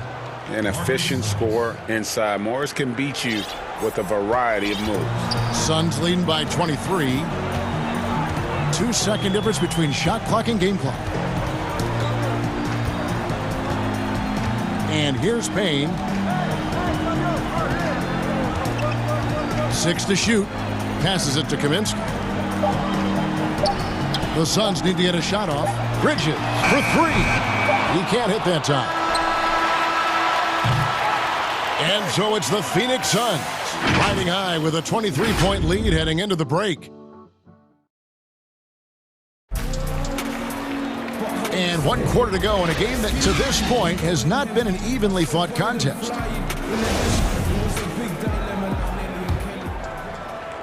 And Los Angeles guys, shooting has been beyond great up until now. How about 57% from the field overall? Taking a look at Los Angeles. Paul George is out there with Rajon Rondo. Then it's Luke Kennard. Then there's DeMarcus Cousins. And it's Morris in at the power forward. George dishes to Morris. Back to George. The shot off that time. Now the Suns take it the other way. Here's Payne. Here's Galloway. And the rejection by Cousins. All over that one. DeMarcus gets himself in position. Times the block beautifully. First free throw is good. And both free throws good for Paul George. Phoenix leading by 21. Payne with it. Kicks to Galloway. Inside. Now here's Kaminsky. Shot clock at 6. Galloway, the pass to Kaminsky. No good from 18. Clippers trail by 21. George looking around to the inside. Here's Rondo, and he uses the glass on the layup. And of the last 6 baskets, 5 have come on the interior. This is just smash mouth physical basketball, guys. Payne in the post. He's guarded by Cousins. Rondo on the double team. For 3, Bridges. That's another one for him. His 5th in just 7 shots. Really in a good position thanks to the accuracy from beyond. And the Clippers call time here. And the lack of rim protection, top of the list. And it boils down to the question. Toughness. One team showing it, the other allowing itself to be bullied. A different look for the Clippers. It's hard to disagree with the timeout here as the team badly needs to regain focus. They're out of sync offensively, way too many turnovers and looking frustrated. They need to get back to their pace, their brand of basketball. Jackson passes to Ibaka. Outside Leonard. Good ball movement here by the Clippers. For 3. Rebound by the Suns. And we're around 2 minutes into the 4th quarter here. Ball against Batum. Count that one. The result of Paul's awareness of everything around him gets a nice look inside. Ibaka goes in. Over in the corner, Beverly. And the layup's good off the glass. Well, we've seen that movie a few times, haven't we? An easy bucket in the paint. And it's Paul with the ball for the Suns. Outside Crowder. For those just joining us, 4th quarter here. We're just over 2.5 minutes into it. Out of bounds, the Clippers take possession. Paul George is checked in for Los Angeles. The Clippers have gone 2 of 4 from the field since we started the final quarter of play. Shooting foul as the whistle blows. He'll shoot 2 free throws. It goes on Devin Booker. The rare guy who can do everything at both ends. Paul George gives you a chance to win every night. And George drops them both. Now Paul. 3rd minute of action now gone here in the 4th. Booker finds Crowder. Back to Booker. Up again. Paul George grabs the miss. Clippers trail by 20. Here's Leonard. Left side, George. Back to Ibaka. In the corner, George with it. And the rejection by Ayton. Tremendous at anticipating when shots are going up. Ayton is outstanding at protecting the rim. This is the shot they wanted to get. Right guy, right spot, wrong result. And as we head to the final buzzer here, a crushing blowout, big-time dominance, and this will go in the record books as a gaudy win for the Suns. And this was one that never really was in doubt, but an all-around dominant performance. And you kind of thought that maybe even going into the game. Yeah, there was a sense of that, and man, they just pretty much blew them right out of the water. A clinic was put on display here today. And what a tremendous standout performance it was for Chris Paul. You love to see this kind of leadership. Directing traffic, keeping everyone happy. He was the straw that stirred the drink. And Ayton throws it down. Taking no chances. They go on one last run to seal the deal. Not messing around at all. They were focused, relentless, and they got the job done. Here's George, and it's George finishing it off. What an athlete Paul George is, leaping up with such ease on those throwdowns. And here is Paul. Here's Booker. Ayton trying to break free. And good. Got the English that time as it falls. And you know they feel good giving their fans a show here while taking care of business. They're going to win by a nice margin. The effort was there all night. Leonard the pass to George. Over Booker, and there's George. That's good on the assist by Leonard. On the heels of this run, you wonder where was this effort earlier on? Well, the question becomes, are they playing that much better now, or has their opponent taken the rest of the night off? Here's Paul. And so it's Phoenix easily grabbing this one. They poured it on tonight. Dominant showing in front.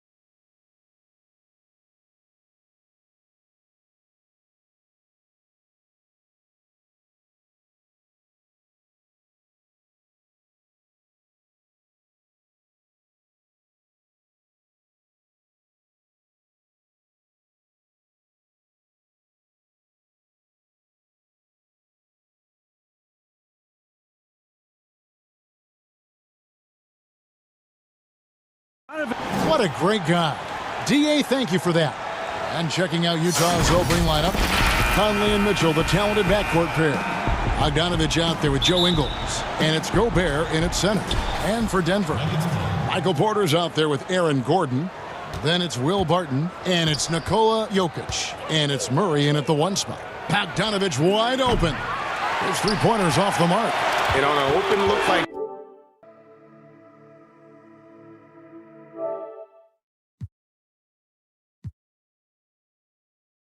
that, he's very gifted at making the weak coverage pay. Here's Murray. And tonight, a battle between conference rivals. These teams, Brent, know each other very well.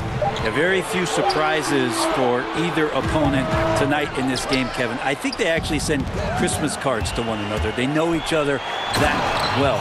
Who is going to execute when it matters? That's going to be the difference. Changing ends quickly, he's rewarded with a high percentage look. Yeah, the defense trying to do their best to slow him down, but when he gets room like that, you got to look out. And if you're drawing up your starting 5 for team irrational confidence, Jamal Murray makes a strong case. This guy is fearless. And Murray, we know, can be streaky, Greg. Still mid-30% for his career from three-point range. Of course, the degree of difficulty pretty high on a lot of his shots. Off the bounce with the hand in his face. And he's more than a shooter, a versatile scorer who can get it done in a variety of ways. And we're going to have a jump ball. It's tied up there.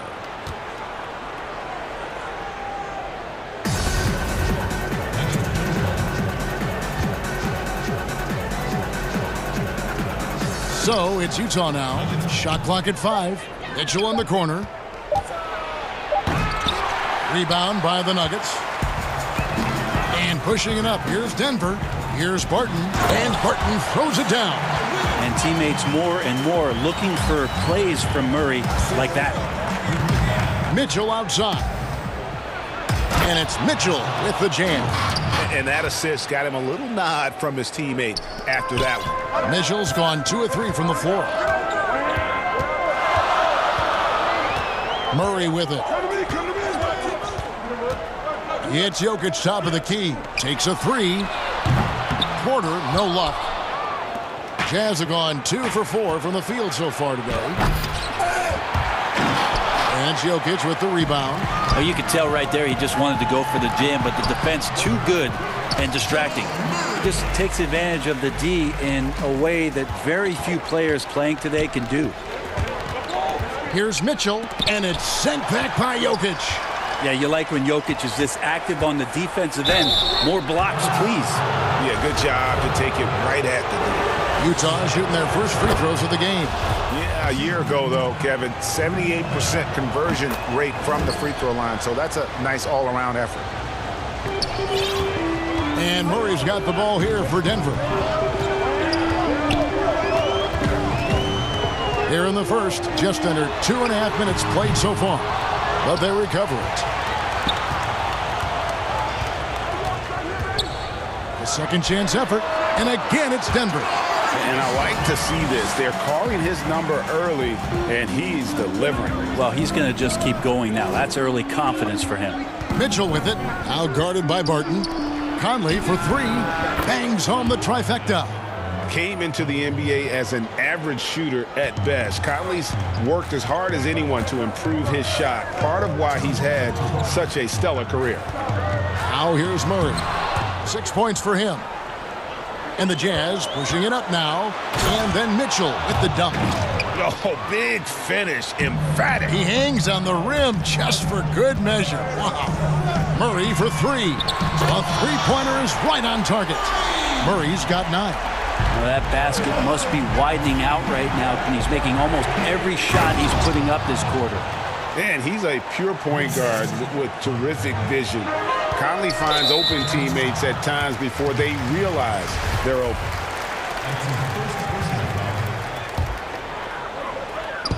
And we're just over 3.5 minutes into the first quarter.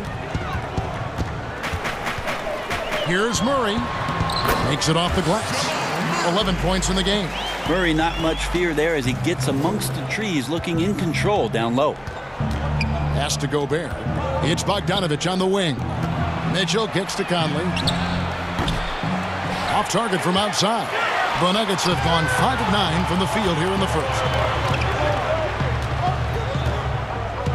Jokic against Bogdanovich. Jokic with the bucket. Jokic in body control. Hey, years ago we wouldn't have said that. I'm saying it now. Mitchell against Barton.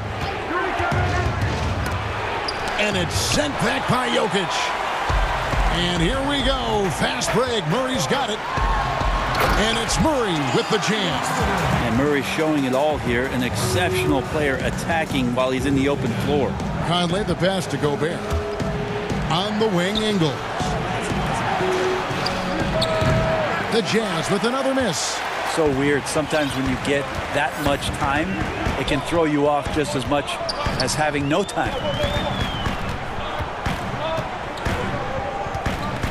We've got 13 seconds left to play in the first. Outside, Porter. Good, and the assist goes to Murray. And right now, they're just focused on putting together good possessions. That's exactly how they got the lead. They ended up having multiple possessions in a row with good quality shots, knocked them down, and the game is fully in their control. And so it's the Denver Nuggets heading to the bench with a 7-point lead. And always interesting to hear from Donovan Mitchell, who recently spoke about the... Everybody had their expectations of what we...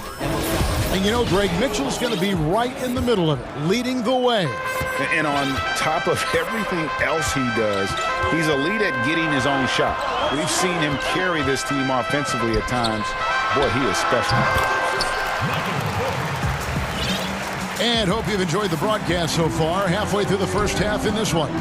What do you guys think about the Nuggets out here in this one? Well, they've been aggressive from the beginning, particularly on the offensive end. Well, if they wanted to start well, this would be it. They seized momentum right away, and they just didn't let it go in that quarter. They've got Nikola Jokic, Aaron Gordon out there with Porter. Then there's Murray, and it's Barton in at the 2. That's the group on the floor for Denver. Jazz trail by 7. Here's Mitchell, and he's good on the 3-ball. Mitchell's got 11. And their shots are falling now with more regularity than we saw at first. Deep 2 from Murray, and again it's Denver. And Murray's the kind of shooter that you appreciate in the flow of the game, but when he gets in this kind of rhythm, look out. And he commits the intentional foul. Yeah, not sure what that was about. I mean, talk about a brain cramp. Big group substitution here for Denver. Paul Millsap's checked in for Michael Porter. Jermichael Green comes in for Aaron Gordon. Rivers, he's checked in for Barton. And Morris subbed in for Murray.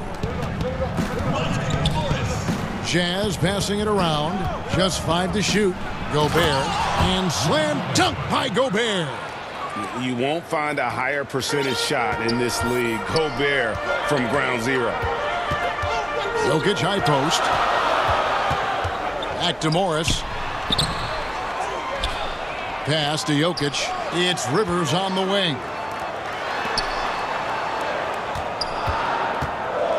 Back to Jokic. Over Gobert. They get it back. Controls the rebound and puts it back up and in. And the Nuggets lead by 6. And folks, he did not luck into that one. He knew just where he wanted to be to grab that backboard. And there's the call on Austin Rivers. That is his first foul of the game. JaVale McGee's checked in for Denver. Outside Conley. Rebounded by McGee. And I was sure that was money on that one, but everyone is afforded an easy miss or 2. Yeah, that happens. Important thing is for players, just don't beat yourself up and make a miss like that cost you another play. Total letdown by the D. Can't leave the bucket unprotected. Absolutely. And it takes an easy 2 points onto the lead. Will not find a higher percentage opportunity than that. Millsap finds McGee. Morris, no good. Jazz trail by 6. And after some time over in France and the G League, Jermichael Green catching on as a steady NBA veteran. In Memphis, the Grizzlies played him over Zach Randolph for some time. He's a guy that just keeps working and has found a niche now as his three-point shot has found more consistency in the NBA. Pass to Morris. Puts up a three. No good on that one. So Utah will take it the other way. Shoots the three.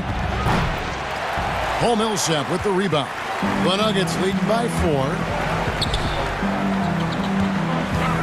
Rivers kicks to Millsap. Green taking his time here.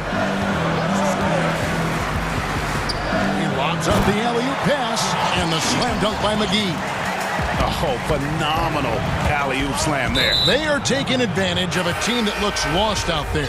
And an intentional foul right there. And the Nuggets making a change here. Murray's checked in.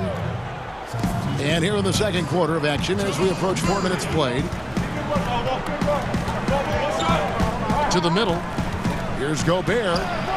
Good, and it's Mitchell picking up the assist. Gobert's got 4 points now in the quarter. Right through the contact. Gobert's added so much strength since being drafted back in 2013. It's helped all facets of his game. Here's Murray. Count that as his 7th field goal in 9 tries. He's shooting 78%. Now that play never gets old. The pick and roll will still be an offensive staple 100 years from now. Trust me. Conley for 3. Rebounded by McGee. Denver leading by 6. Rivers dishes to Murray. Lays it up and banks it in. Murray's got 19 points. I like that. Staying alert. Rivers keeping his head up to find the open man. Mitchell against Murray. To the paint. Down low. Ingles passes to Gobert. McGee with the block. And he's able to get it back.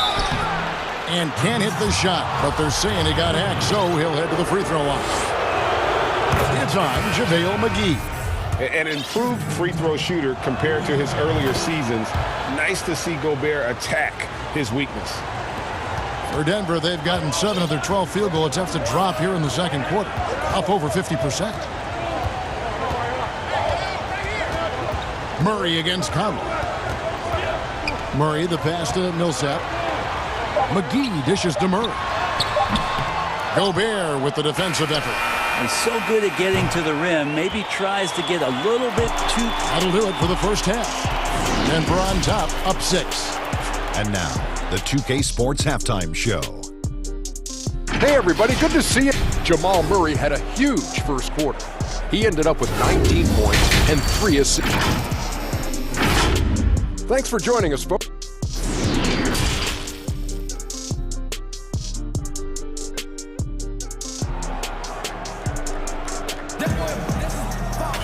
And if you're just joining us, we've played through the first half in a game that's been fairly even so far. It's been one outstanding game from Jamal Murray. It's something that isn't his strength, but he's done a great job of finding the open man. Well, if we were grading playmaking today, it's an A+ from him. All fueled up and ready to go. Let's reset the lineups courtesy of Gatorade for the second half of basketball. And so in the game for the Jazz, Mitchell is the 2 with Ingles at the 3. Gobert is out there at Bogdanovich, and it's Conley in at the point guard position. And how fearless is Donovan Mitchell? I mean, as a rookie, in his first playoff series, he went off for 38 in a closeout game against none other than Russell Westbrook. Jokic has checked in for Denver. Porter comes in for Paul Millsap. The drive by Mitchell.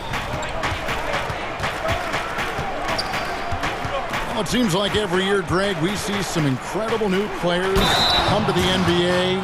And here we go with the coach's challenge. Not surprised in a competitive game like this. And he's disputing the personal foul call. And this is the time now where the officials can review in closer detail what constituted the original personal foul. Getting a different angle can sometimes make it a lot easier to determine. Greg, indeed, and the one thing with replay review is that when you see the slow motion replays, you really get a new appreciation for just the immense speed at which these players are moving and how fast the action really is and how hard it can be sometimes, you know, Greg, to make the right call. And the announcement on the review is that the foul was called in error. So they have determined, Greg, to overrule the original call. And guys, this is what it's all about, getting the call right. And I think in this case, the video review showed that while it was a tough call to make on the floor, they got it right with the review. Gobert can't hit. The Nuggets leading by 6. You dig down deep at some of the numbers. Jokic is a much better defender than what he gets credit for. I think we always think about athleticism around rim protection, but sometimes it's just about size and smarts, and he has that. And here's the fast break. Conley with the 3. And Gobert kicks to Conley. Nice ball movement by Utah. On the wing, Ingles. Back to Mitchell. Down to 5 on the shot clock. Offensive rebound. And there's Gobert putting it right back in. He knows his job. Gobert is there to own the glass and cash in on as many second chance opportunities as he can. Outside Porter.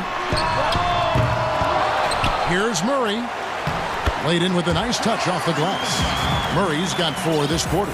D has been just completely helpless and turned around. He's so dangerous when he's in this kind of rhythm. Ingles dishes to Mitchell. From 15 feet away, that one a tad offline to the right, but drops in for him. And Jokic likes physical play. Brent, he embraces the contact. Well, you look at his physique, and I think he can absorb a lot of what it is that comes his way. But he's comfortable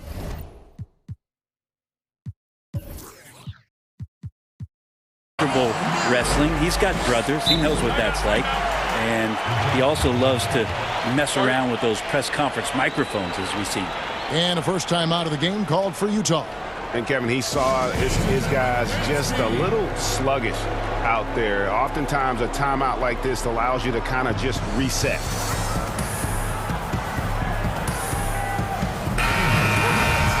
And a story about Jamal Murray. He was doing 2-a-days for Team Canada, and the coach wanted him to rest, so he confiscates his sneakers. Came back and found him working out barefoot. Well, they might want to check his web browser, because I believe he did a search for lock picks, because they put bars on the door to keep him out of the gym, and he still might try to find a way in. And the Jazz call time here. And as the coaches go to the clipboard to outline their strategy during the timeout, the players getting a chance to rehydrate with some Gatorade. That's key to staying fresh all the way to the final whistle. And Kevin, it really is. And every one of these players knows it. They're all making sure to stay hydrated. It's impossible to play your A game if you're not getting enough to drink, especially towards the end of games when the physical toll of a long contest really starts to add up. Offensive rebound to the paint. Poked loose, and it's going to be out of bounds. The Jazz will retain possession. Great energy on the deflection, and a good job disrupting their offense. Yeah, appreciate the work right now on the defensive end. And the Nuggets making a change here. McGee's checked in, and the Jazz call time here. Well, whether things are good, bad, or indifferent, coaches will have adjustments to make throughout the course of the game. Yeah, not just there to pump up or to discipline players. You got to make sure that the coach makes the proper adjustments and has his team in the right mindset to carry it out. So Utah ends up going with the new group. Third quarter of basketball here, and just a little under 3.5 minutes gone by. Mitchell's shot is good. And footwork really so important. Donovan threads the drive there with such grace. Campazzo, covered by Conley.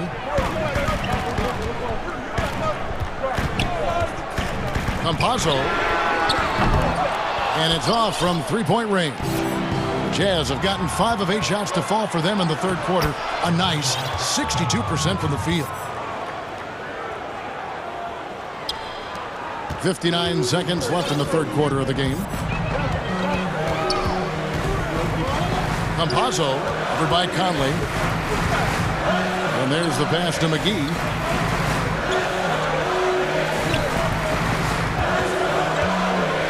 And he lobs it up toward the rim.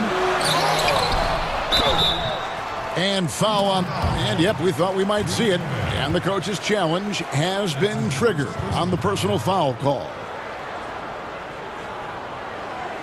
And this is the time now where the officials can review in closer detail what constituted the original personal foul.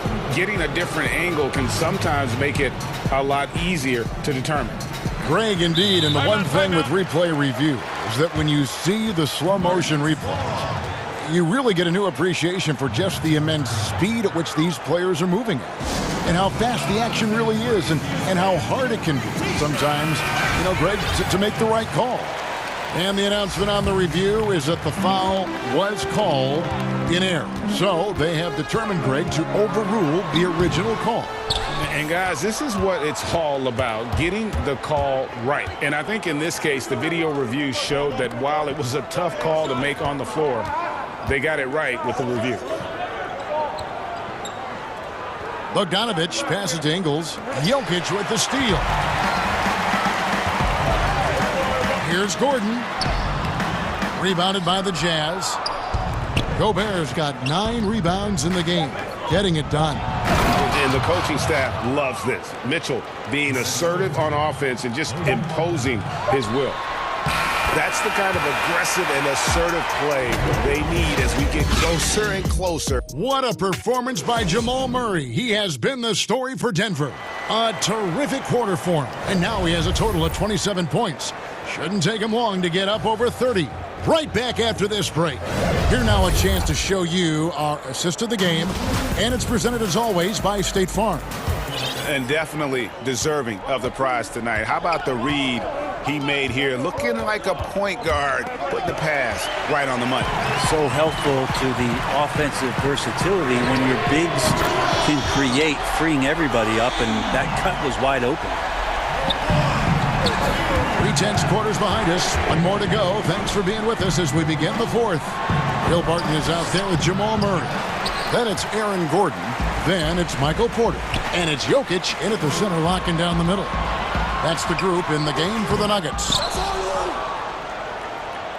And so it's Bogdanovich who brings up the ball for Utah. It's a 3-point game. And that's part of what Mitchell brings to the table.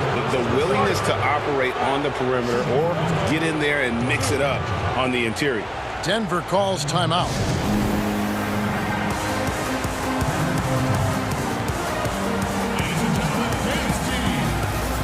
Cole Millsap is checked in for Porter. Okay, well, let's go down to David Aldridge for a report from the sideline. Thanks, Kevin. Well, Mike Malone had some words for his team during the break. He said, keep grinding. We're in good shape. Things aren't always going to go perfectly. Don't let that slow you down. Let's just stick to what got us here. Kevin, we'll see if they can build on this lead. First one falls for him. And Mitchell drops them both. Well, a great player on a great role at the charity stripe. The D has got to be careful about being too aggressive on him and sending him back for freebies. Mitchell against Murray. Good on the bucket. Murray's got 13 points in the second half. Down the stretch, he's been flat out awesome. He helped them get the lead, and now he's making sure they keep it. And it's a defensive 3-second violation. And he shows the focus there, nails the technical. This is as good as it gets from the charity stripe here in the second. To the inside, Jokic with the steal. Here's Gordon, and it's Gordon with the finish. Yeah, you can't leave people open around Jokic, and the offense is set up to have cutters and movement. They'll take advantage of the defense if they sleep. Mitchell against Barton. Gobert can't hit. That's the kind of D you need when he's got the ball near the hoop. They were all over him. Traditionally, that's how you want to finish the break, right at the rim. Yeah, anything other than a layup in that situation, probably disappointing. Had numbers, took advantage. Well, you can't help but think of the dunk contest robbery with Aaron Gordon. Didn't receive max points on some of his dunks that clearly deserved it. Said he's done with the event after the last go, and I can't say I blame him. The Nuggets leading by 6. Some firepower from this offense tonight. Yeah, they got a nice groove going right now offensively. And Murray, here we go. And that one's good. Murray's got 34. And with the dunk contest and Aaron Gordon, some of the dunks he pulled off, Greg, were outstanding. I mean, going over Taco Fall was the big one. The one-handed windmill was impressive as well. Gordon doesn't need a trophy. Everyone knows he's one of the best dunkers we've ever seen. Porter's checked in for Denver. Here's Mitchell. And he gets the whistle. 2 free throws coming up. The aggressiveness of Mitchell, willing to take on the entire team to earn that foul. And just a better job of getting to the line here in the second half. Didn't get there once in the first. For 3, Murray. Another 3 for Denver. And they've done some nice work as we've come down the stretch here in the final quarter. And right now is when you have to lay it on the line. Between the two teams, they've clearly been the aggressor. The drive by Mitchell. And it goes down 2 points. Mitchell's got 6 here in this quarter. And that's Mitchell at his best. Playing the quarterback on this offense and leaving the D grabbing for air. Murray kicks to Jokic. Good, and the assist goes to Murray. Jokic has got the lead up to 10 now for Denver. It's been this way since halftime. Tremendous production from beyond the arc. Yeah, pretty infectious right here. Guys in good spirits and percentages from downtown on the rise in the second half. Here's Murray, and it's in there. Murray's got 39. Now that's a high percentage look when the D doesn't fight over the screen. And the coach over there just asking for one simple thing, and that's some effort. Got burned on that one. One of the more powerful young guards in our game. Mitchell loves to attack the heart of the defense. The kick out to Porter. Off target with his 3. Well, that's not a shot he's ever going to pass up, and he shouldn't. Despite the miss, no defender anywhere near him. He's got to shoot that one. And there's the whistle on the shot. Took the foul, shot misses. He'll be shooting 2. First free throw is good, and that narrows the gap to 7. And good on the second, so he makes them both. Nice work there. This is a point in the game where if you get a chance to close the gap, you've got to make the most of it. For 3, Murray. Jokic finds Murray. Back to Jokic. Porter in the corner. Some nice ball movement by the Nuggets. Murray, 5 to shoot. Count it. Murray's got 41. That's a tricky little move there as Murray found a little bit of space and then got that floater off. On the wing, Ingles. Outside Conley. That ball. Nice feed that time from Bogdanovich.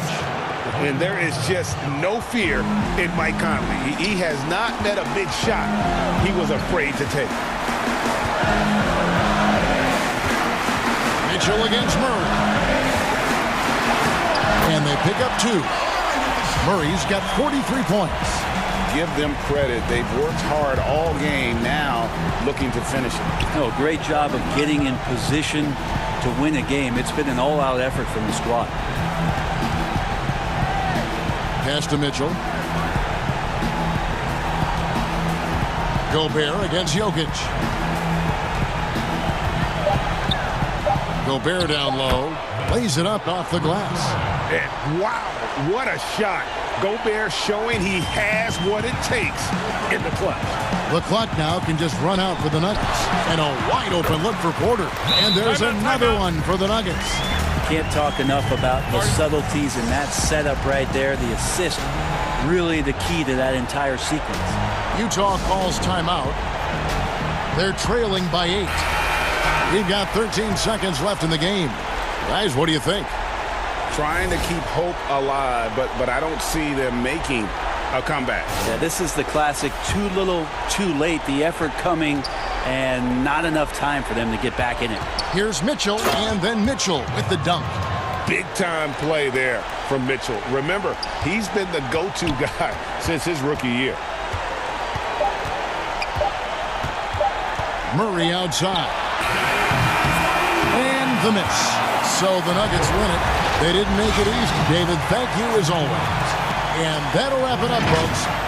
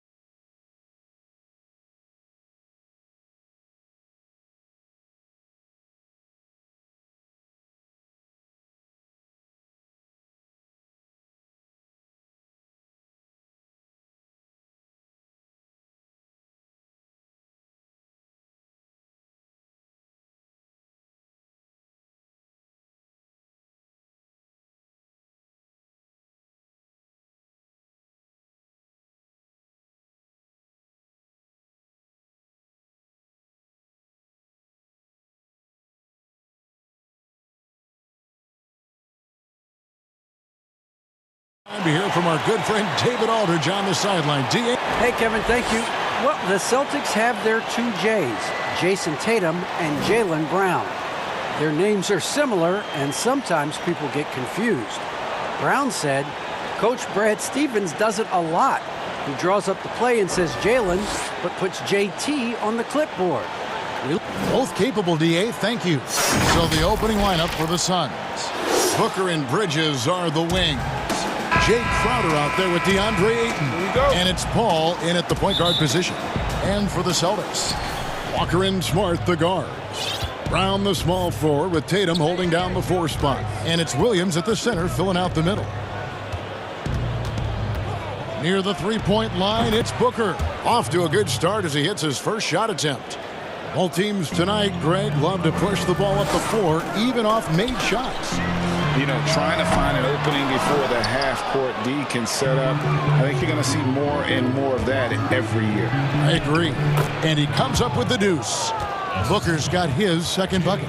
Oh, terrific body control. Booker gets hit on the drive, stays on balance to complete the play. And oh boy, a lot of contact there, but he gets the call and will shoot two. And Doris, when you're identifying the heart and soul of this Celtics team, Smart is always at the center of that discussion. Marcus Smart is so passionate. He's so tough, so willing to get down and do the dirty work that affect winning. And consider the role he's taken now as the leader of the Celtics. The ability to mentor a young guy like Grant Williams. Marcus Smart, you want him on your side.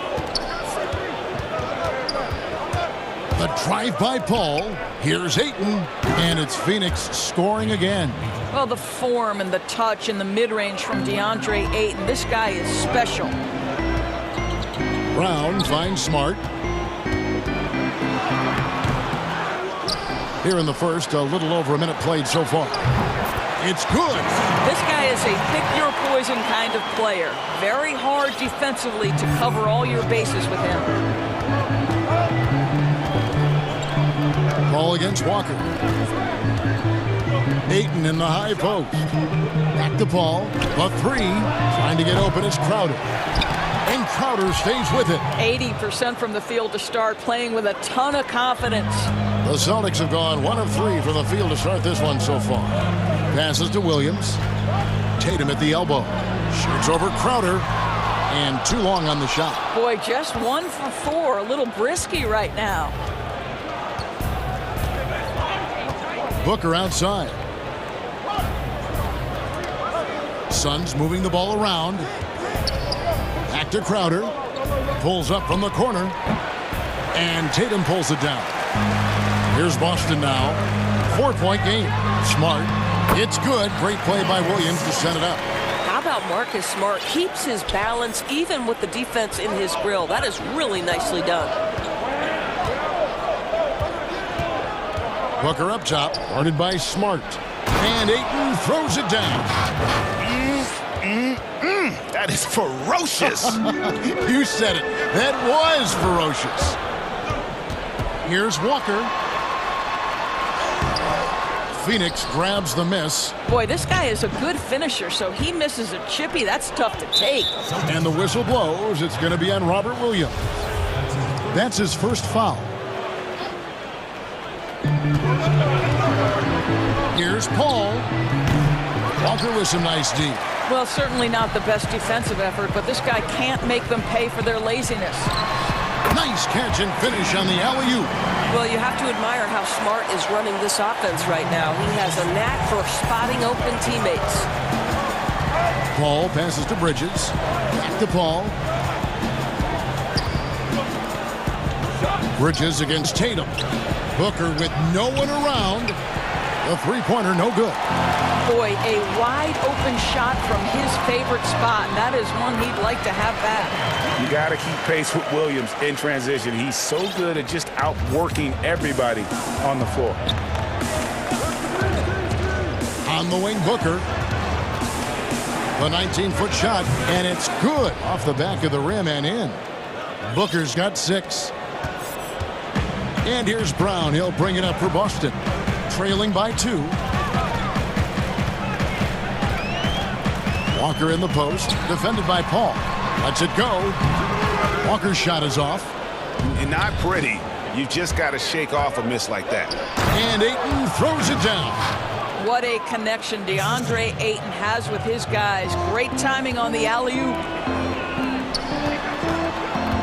Here's Smart.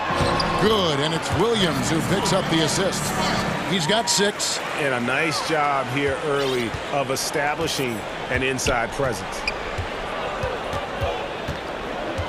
Paul passes to Ayton. Deflects the pass, and the ball travels out of bounds. It was last touched by Smart. Active hands from him as he's able to deflect that pass out of bounds. Well, that's what you call a game of inches. They talk about it in football. We see it right there. And the Suns with a completely new group on the floor.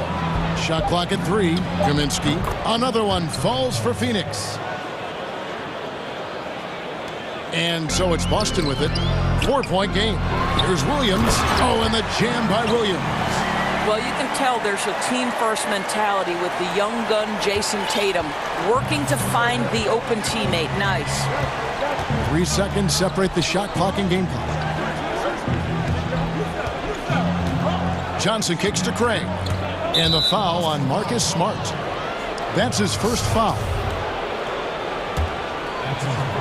Celtics on D. Stolen by Smart. This is what superb defense is all about, guys. He read that all the way. Walker's shot is off. All by himself, trying to step up. He's got to be frustrated with the miss. Well, it's been a high-scoring competitive game through the first quarter of play. Suns. Well, recently, Chris Paul talked about adding some levity. It sounds so generic to say we have fun, but... Yeah, from what we've seen, Greg, these guys naturally get along. And you add in the guiding hand of Chris Paul. This team can beat anyone on any night because they're so connected. And it's been a pretty even game here after one quarter of play. And taking a look at the Suns' performance here, guys, what have they been doing or not doing? Impressive start.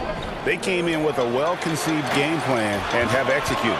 What terrific work at the offensive end. They have built some early momentum here. And a chance here presented by Gatorade to see who's on the floor, all fueled up and ready to go for the start of the second quarter. On the court for the Celtics, Brown the small forward with Tatum holding down the 4 spot. Walker and Smart the guards. And it's Williams at the pivot spot, manning the middle. Here's Walker. Still getting warmed up offensively. No scoring yet from him.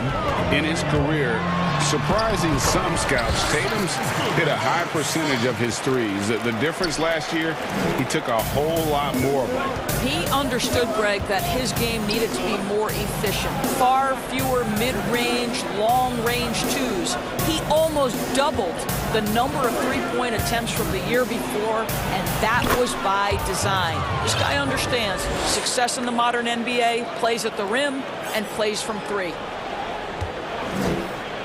Boston trailing. Brown outside. Walker in the corner. Brown inside. That falls. Nice feed that time from Walker. Moving it around. 8 of their last 10 coming off assists. The Suns shooting has been brilliant in this game. 67% from the floor. To the middle. Here's Kaminsky. And he banks in the layup. Kaminsky's got his second basket. And they've repeatedly probed inside in the first half, guys, and it's paid off. Williams can't get it to go. Suns have gone a nice 3 of 3 to start the second. The pass to Craig. There's the killer two-handed slam. You know, the easy one there. You know, Galloway able to read the defense, winding his man for the great setup. Pretty. Ooh, I guess he didn't appreciate getting scored on that last strip. I guess not. He threw it down right on top of him. Now here's Payne, guarded by Walker. Galloway with the bucket. You know, such a great example of Galloway not needing a lot of time to get off that catch and shoot. Smart passes to Tatum. And that one, good. How about the timing? Could be the difference between an assist and a turnover. Nice delivery. Quarter number 2, around 3 minutes gone by. Here's Galloway. Here's Craig. He's covered by Brown. He hangs in there and cashes in on the second chance points. Well, you like that he shakes off that rocky first period and knocks down a shot. Nice. Walker goes in. Got a hand on it, and he recovers it. Count it. Good. Walker's got his first points in this one. And first time out of the game called for Phoenix.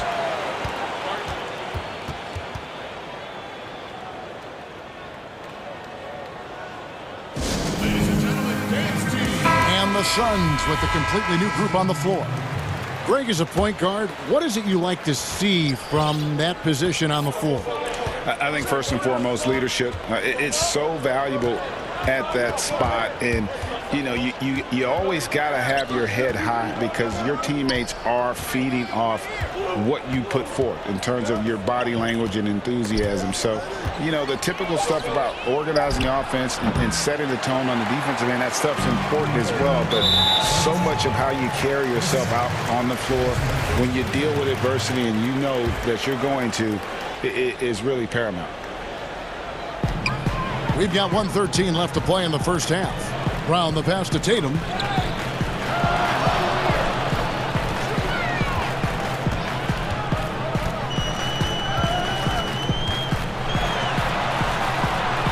Williams trying to break free, and there's the bucket from Tatum. Tatum's got it all tied up now for the Celtics. And so it's Paul with it, bringing it up for the Suns. Booker with it. He has 6. And the dunk by Booker.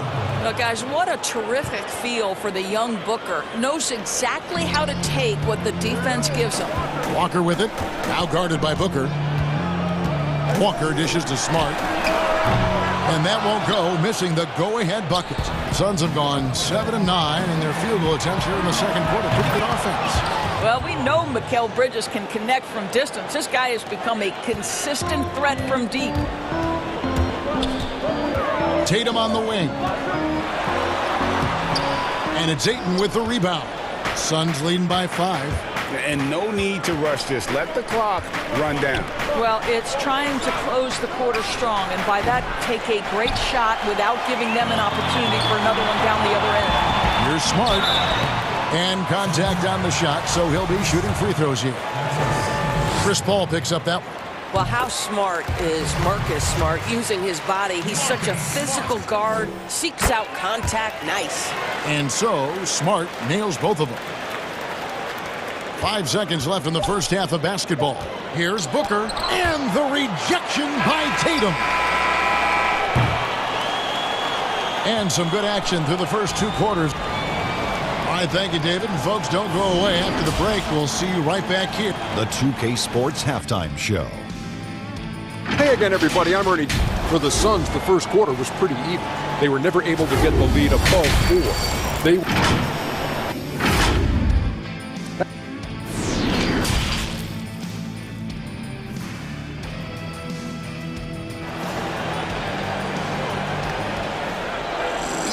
And we're halfway through this one. Plenty of basketball left in a game that's been fairly even so far.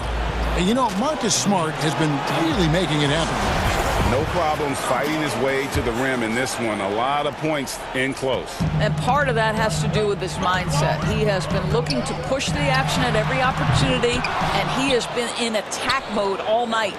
Getting underway in the second half. Here's the 5 for Monty Williams. Booker and Bridges are the wings. Andre Ayton out there with Jay Crowder. And it's Paul in at the point guard. And Kemba Walker is going to pick up the foul.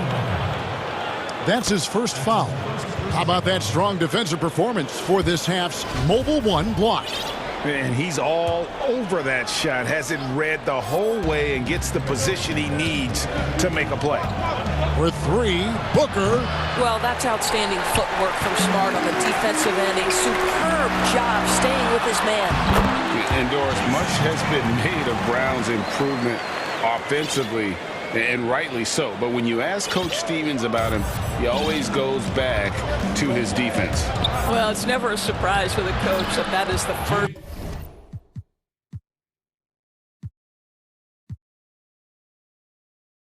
and foremost thing on their mind. At 6'7" with a 7-foot wingspan, that incredible athleticism, Jaylen Brown can guard the elite wings in this league, and he holds his own and competes at a high level. It's a must-have for any championship team. And here's Tatum for 3. That one doesn't go. Now the Suns take it the other way.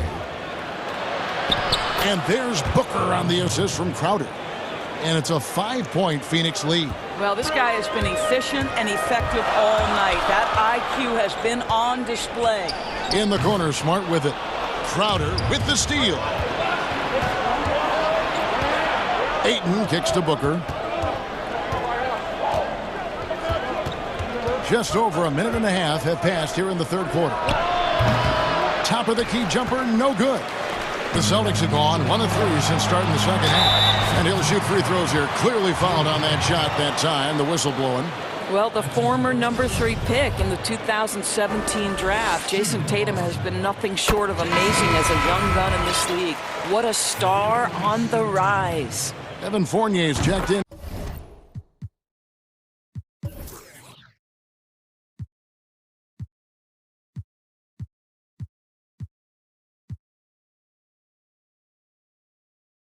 For Boston. So he gets them both. Greg, can you really compare players from completely different eras? I mean, people love to talk about the greatest of all time. You know, Kev, some players do transcend eras. There is no doubt about that. Wilt's a great example, and there are many others. But in reality, to your point, the style and the way in which the game was played was so different that it isn't fair. I mean, all you can be is the best of your generation or one of the best. And I think that should stand no matter what the conversation is. Like, there's no doubt in your mind Oscar Robertson could play in this era as well as he played when he played. No doubt. Bill Russell, all those guys, yes, they're truly yes. great ones. So much of your ability to perform at a high level is built around your confidence and your belief in your abilities. And those guys had it as much as anybody who's ever played the game. Suns leading by 5. Al Paul.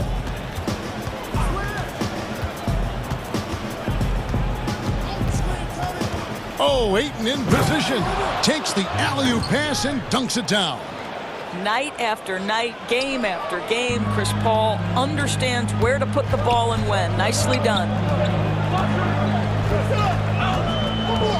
Booker against Fournier. Over in the corner, Brown. Shot clock at 5. Pass to Tatum. And they force the shot clock violation. Great team.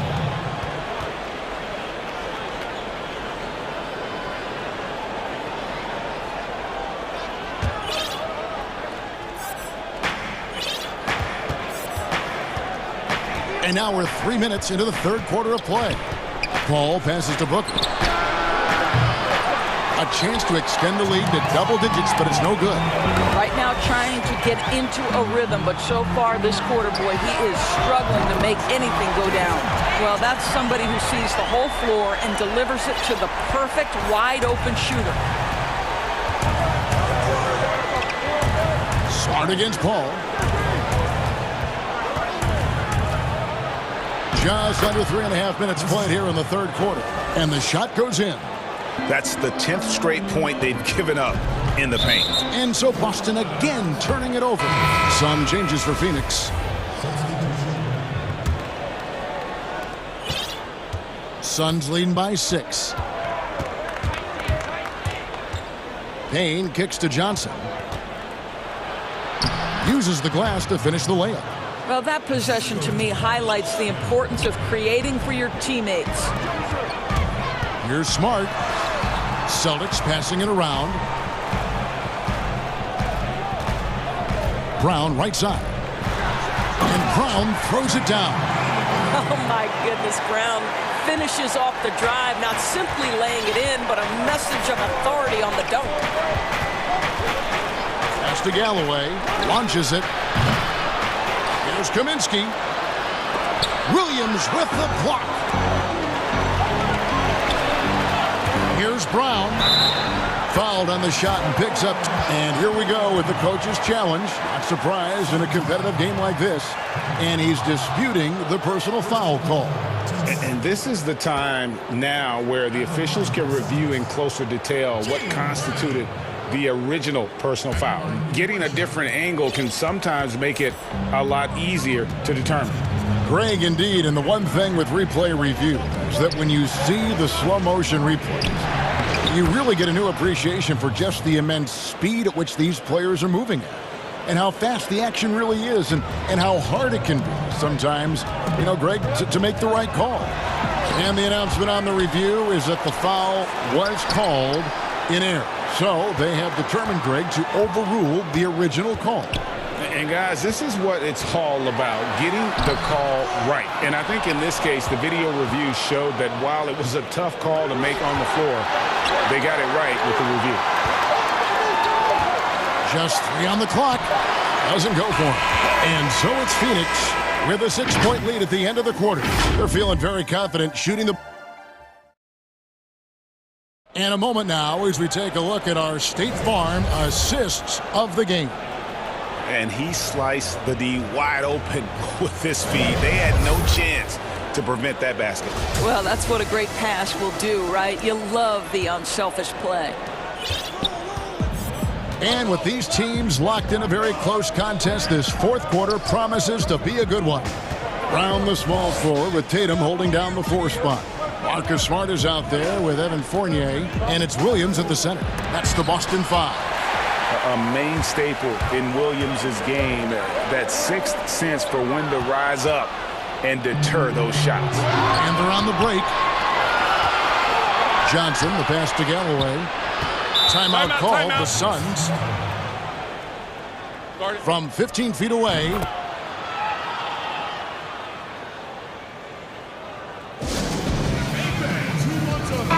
And keeping us updated from the sideline, let's swing it over to David Aldridge. Hey guys, I had a chance to listen to what Monty Williams discussed with his players. He likes where things are headed, but he cautioned them to play smart the rest of the way.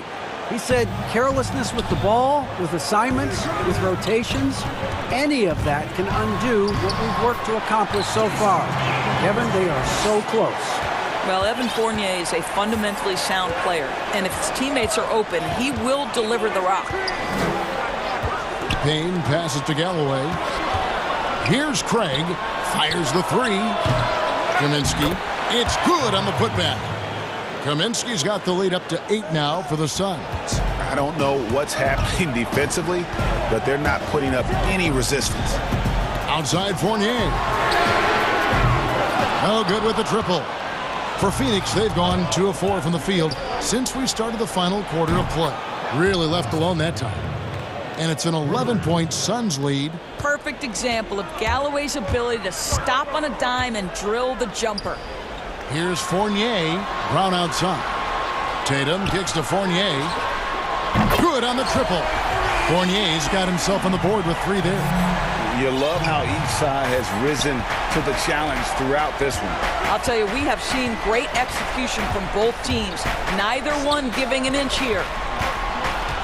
Here's Kaminsky, and foul on the shot, so he'll get a chance at the line. That one on Smart. And the first one at the line is good. And the Suns here with a different look. Jay Crowder's checked in for Johnson. Mikal Bridges comes in for Torrey Craig. Devin Booker, he's checked in for Langston Galloway. And Paul's subbed in for Payne. Fournier's shot is off. Suns leading by 9. Crowder with it. Now guarded by Smart. Bridges shot. Good. Well, in catch-and-shoot opportunities, you've got to have good feet and pre-shot preparation. Mikal Bridges, yes, sir. Passes it to Tatum. Jay Crowder pulls it in. Crowder's got his 4th rebound with that last one here tonight. And it's Jason Tatum with the foul. That's his first foul. Andre Ayton's checked in for Phoenix. Paul outside. There's the triple. Phoenix keeping it alive with a new 14. Crowder goes in. Here's Ayton. Kicks it out to Paul. 3-pointer. And Boston with the rebound. Williams has got his 5th rebound in this one. Here's Tatum. Banked in off the glass. This guy is skilled at getting the shot he wants inside. Jason Tatum with the size and touch to be efficient. And here's Booker from the arc. Here's Ayton. Kicks it out to Paul. Here's the teardrop. Rebound Boston. Smart's got his 4th rebound with that last one here tonight.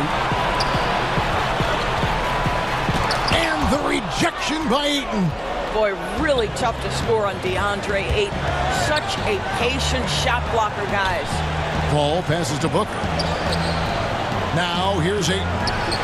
Good. A nice assist from Booker. And the Suns lead by 11. Unwilling to let up even for a moment. That's his killer instinct, just fanning the flames. One thing I enjoy is watching players who don't pay attention to the score. You lock in on the moment and play the right way. Guys, I think this is a game they have to feel good about as we wind through the final moments here in what looks to be a solid win for the Suns. And it may be a comfortable win for him, but, you know, they had to weather a few storms along the way, and that's all part of the story. Yeah, Kevin, this was by no means the runaway that it might appear to be. It was a scrappy performance, though, all the way through. The one player that really stands out, of course, in this one, it was a dazzling game for DeAndre Ayton. Every time there was a big possession or a big play, he was a major contributor. Just a great all-around game.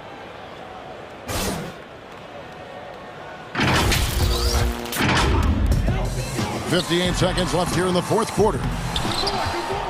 The Suns have gone 6 of 12 from the field here in the fourth, and even 50%. And Ayton throws it down.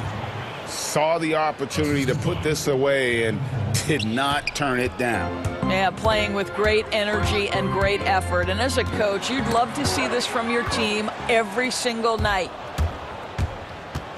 And so they choose to intentionally foul. And you can see where they're coming from by fouling to stop the clock, but really they're just kidding themselves. Man, such an easy release for Devin Booker. Doesn't have to elevate that much to get that shot off. And what that means, Greg, is that smooth stroke translates into the three-point shootout. Booker with the all-time record, 28 points in a round. That leads to a victory in 2018 in that contest. That was special. Paul for three. They get it again. Kicks it out to Booker. Goes back up. And the call on the shot that sends him to the line. The ability to drive with either hand. Booker gets the defender on his heels, draws the foul. Both free throws good from Booker. Here's Smart. There's 18 seconds left in the fourth quarter.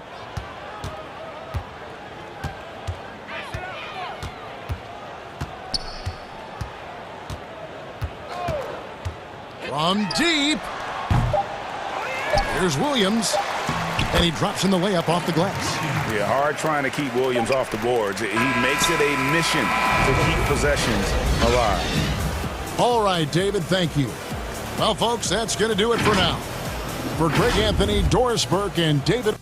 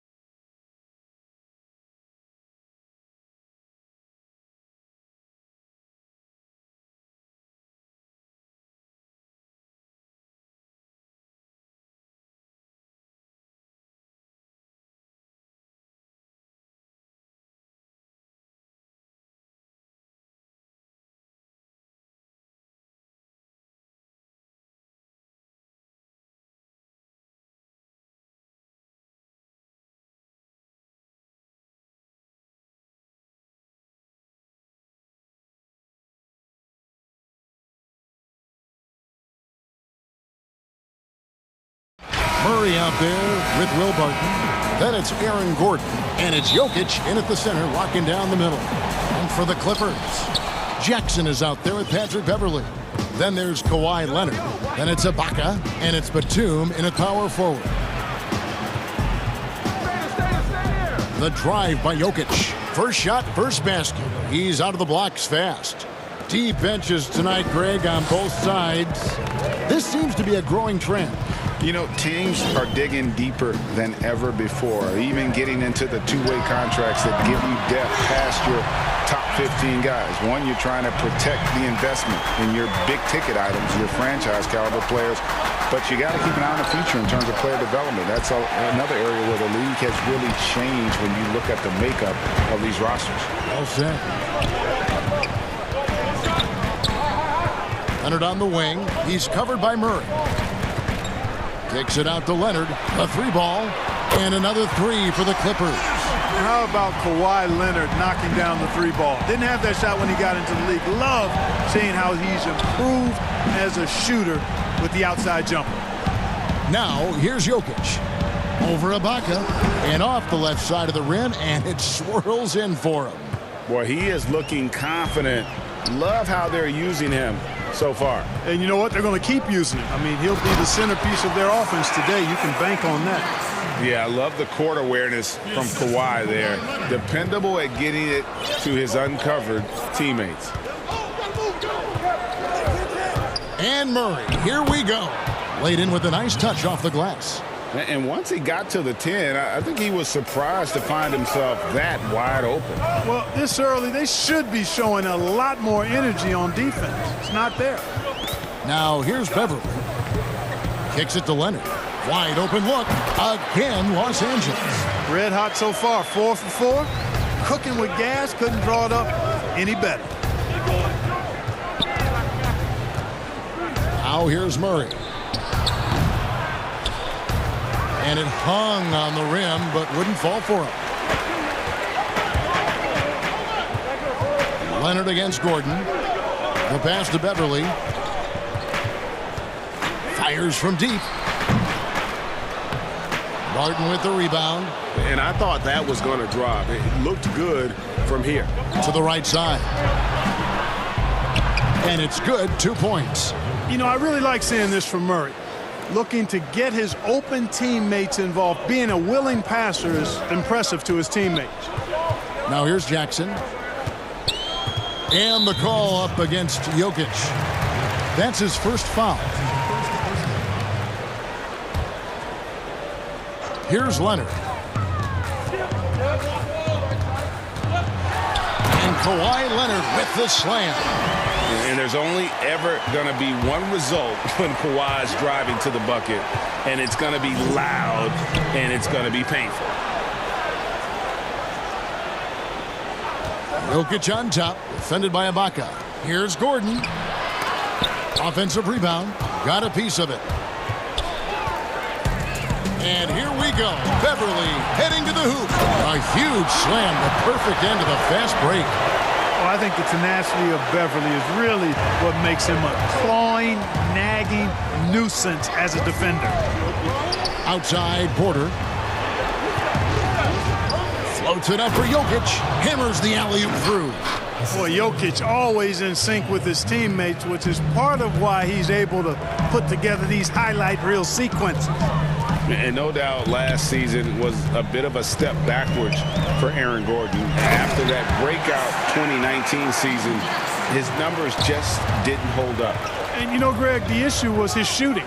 You know, Gordon had a tough time from distance, especially from three-point range. Some of that is maybe mechanics, but also shot selection a part of it. And I also thought he was a little more passive with the ball, maybe a little more indecisive. But, again, he's a young player, really young player, so I'm thinking it was probably just an off year for him, and he'll bounce back in good fashion. Good on the shot. Jackson's got 6. Yeah, these defenders just look a bit overmatched, especially inside. And here comes Leonard leading the fast break. And Leonard enjoys jamming it home. Got to keep him as far away from the hoop as possible. We've got a 9-second difference between the shot clock and the game clock. Murray against Leonard. The kick out to Porter. Lets it go with a 3. Good, and the assist goes to Murray. Murray's got 3 assists now in this one.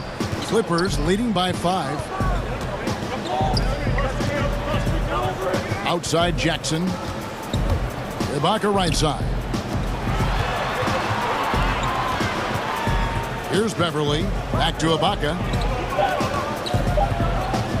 Here's Jackson. He knocks it down, but wait a minute. The officials are getting together. They may want to review this one.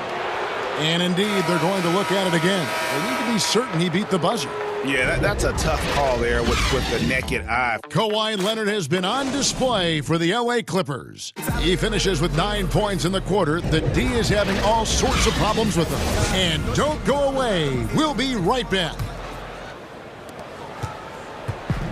And for those of you just tuning in, the second quarter of action is where we're at right now.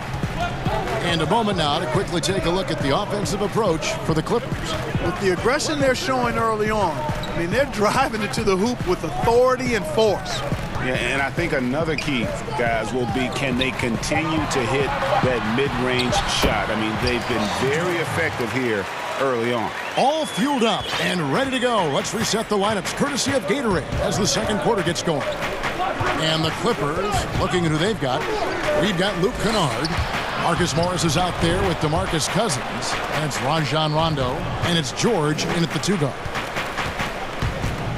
Just 5 on the clock. Morris with the ball. He's picked up by Cousins. And here's the fast break. All going up court. And Morris throws it down. And the thing about Morris, doesn't have the big vertical, but tenacious once he gets around the rim. Here's Morris.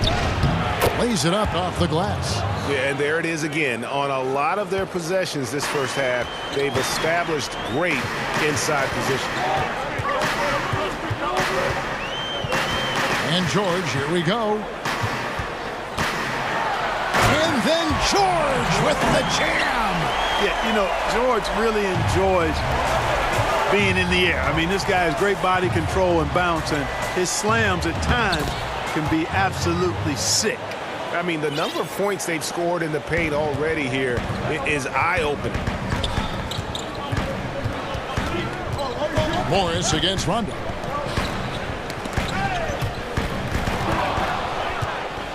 Here we go, one-on-one. Millsap has the open look, and it's the Clippers with the rebound. 3-on-3.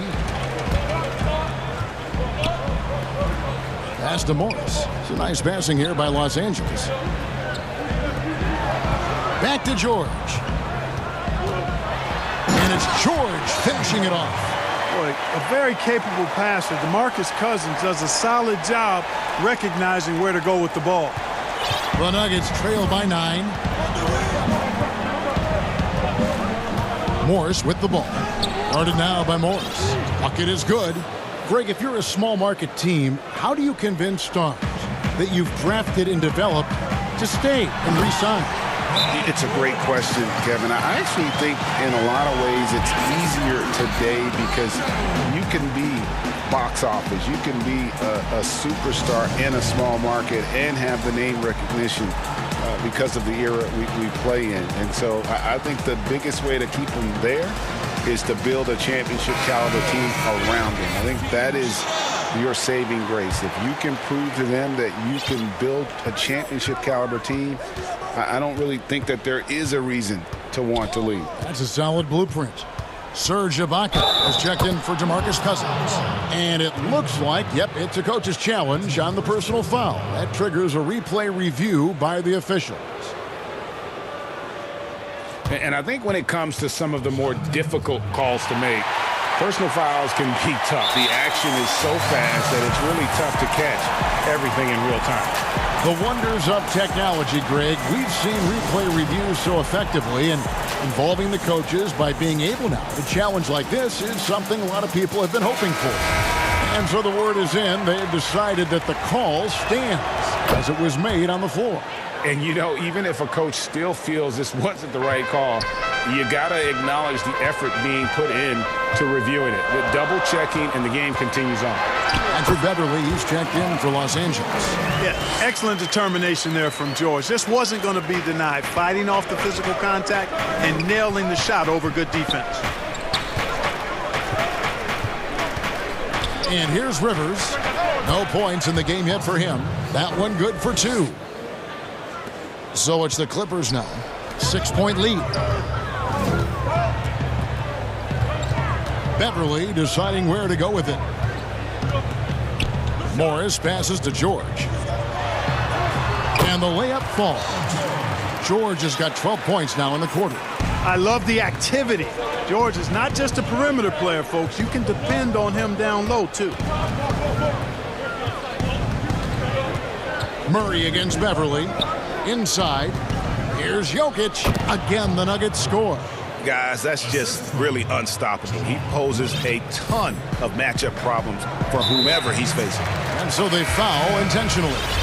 Really no idea why you're fouling in a situation like that. You know, maybe there's some bad blood between those two. Yeah, but that's no excuse for that kind of foul. I mean, that might be an explanation for it, but certainly doesn't justify it. And even then, it's just not a good play. Catching up on the changes for Denver. Porter's checked in for Millsap. Gordon comes in for Green. And it's Will Barton in for Rivers. Jokic has such nice instincts for a big guy. Knows exactly when to shoot off the catch. Now Beverly. He has 5. 2 free throws coming up. And folks, the coach's challenge has been initiated for a personal foul. Most game like this, and he thought it wasn't a good call. And this is the time now where the officials can review in closer detail what constituted the original personal foul. Getting a different angle can sometimes make it a lot easier to determine. Greg, indeed, and the one thing with replay review is that when you see the slow motion replay, you really get a new appreciation for just the immense speed at which these players are moving at, and how fast the action really is, and how hard it can be sometimes, you know, Greg, to make the right call. And so the word is in. They've decided that the call stands as it was made on the floor. And, you know, even if a coach still feels this wasn't the right call, you got to acknowledge the effort being put in to reviewing it. The double checking, and the game continues on. Gordon goes in, and then Gordon with the dunk. You know, even when the defense is a little handsy, Gordon is a pro at completing these drives. Outside Jackson.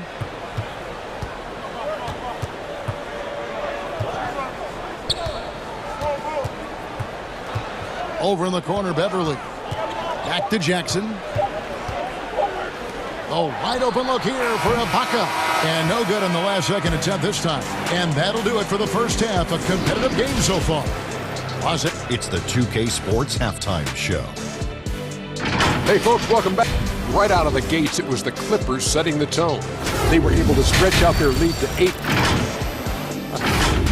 And that'll do it.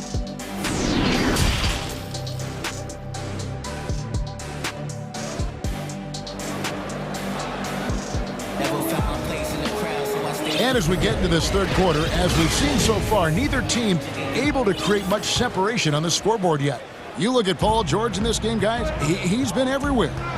In that first half, he was a hot knife, and the defense was butter, sliced right through them. Well, you know what, guys? My question is this. Who's he going to posterize in this half? You know, we've already gotten a number of filthy dunks out of him. Second half underway. Here's who Mike Malone's got on the floor. They've got Jamal Murray. Jokic is out there with Michael Porter. Then it's Will Barton, and it's Gordon in at the 3 spot. And Beverly kicks to Jackson.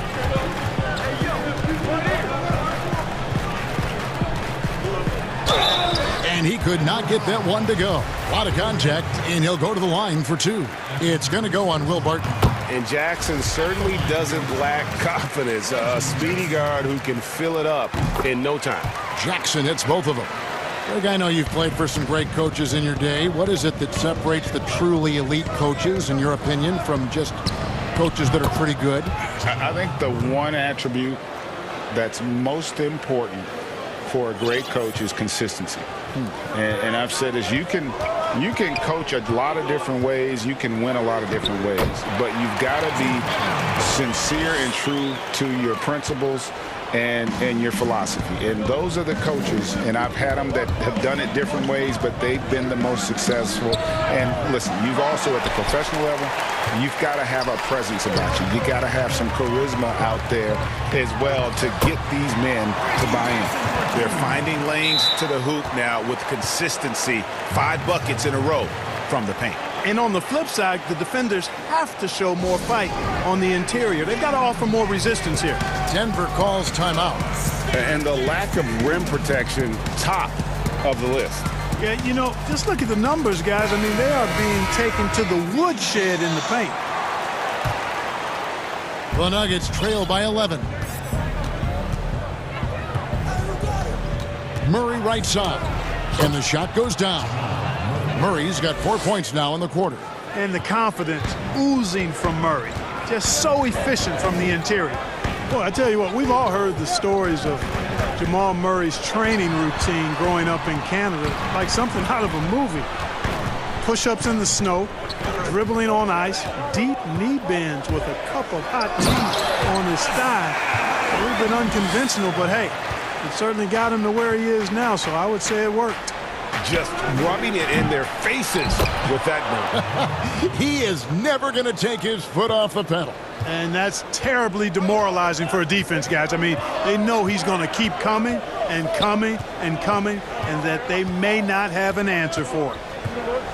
Ibaka outside. That's good, and it's Jackson with the assist that time.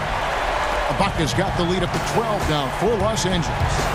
And Clark, it was Jamal Murray's father who's the mastermind behind those unconventional training methods.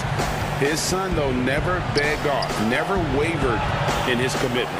Tell you what, Greg, it clearly would lead you to believe that both of them were crazy, and yet they had a shared obsession and a commitment, and it's paid off. Barton against Jackson.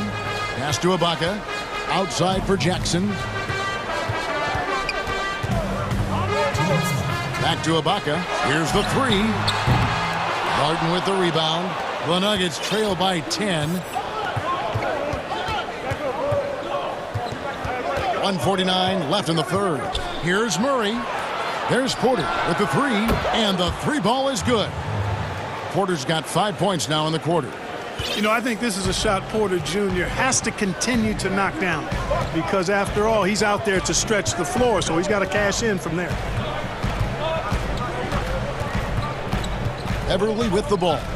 9 points in the game so far. 6 to shoot. Outside, Batum. Here's Leonard, and he hits it just before the shot clock expires. Leonard's got 11. And he moves so well. When Leonard drives the lane, it's pretty much a guaranteed bucket. Terrific body control, and he plays with the ultimate force. Here's Jokic. The Nuggets get it back in a new 14. No good on the triple. Clippers leading by 9. And Jackson throws it down hard. And another for Jackson. A streaky score, but when he gets hot, watch out. Here's Barton, and he banks in the layup. And not relying at all on the three-point shot. They may want to rethink about stretching the defense a bit like they did in that first half. A platoon swap here for the Clippers. Rondo finds George. George double-teamed. In the corner, it's Morris. Pass to Cousins. Nice passing here by Los Angeles. Poked away. Just 4 to shoot. Nobody near George. Off target from three-point range. On the wing, Green. Outside Millsap. From the arc. It's hauled in by Los Angeles. Here's George. Drains the 19-footer. He's got 16. And, you know, once George gets on the roll, he's just absolutely relentless, showing you how dominant he can be when he gets hot. And so it's Los Angeles, holding on to an 11-point cushion as we get ready to take a break. They're playing a bruising game inside, and it's working for them. Back right after this. And let's take now this moment to bring up our State Farm assist of the game. And he sliced the D wide open with this feed. They had no chance to prevent that basket. Yeah, that's just a brilliant read of the defense. I mean, it was also excellent anticipation of the movement of his teammates before the pass. Just great harmony on all sides. And there have been two very different performances from these teams today as we get going in quarter number 4. Rajon Rondo is out there with Paul George. Then there's DeMarcus Cousins. Then it's Marcus Morris. And it's Kennard in at the small forward. So that's the lineup on the floor for the Clippers. Rivers dishes to McGee. Rivers against George. Stolen by George. They push it up 4-on-3. And Cousins kicks to George.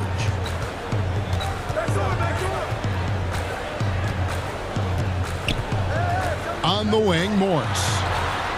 Sinks the three-pointer. Morris has got the lead up to 14 now for Los Angeles.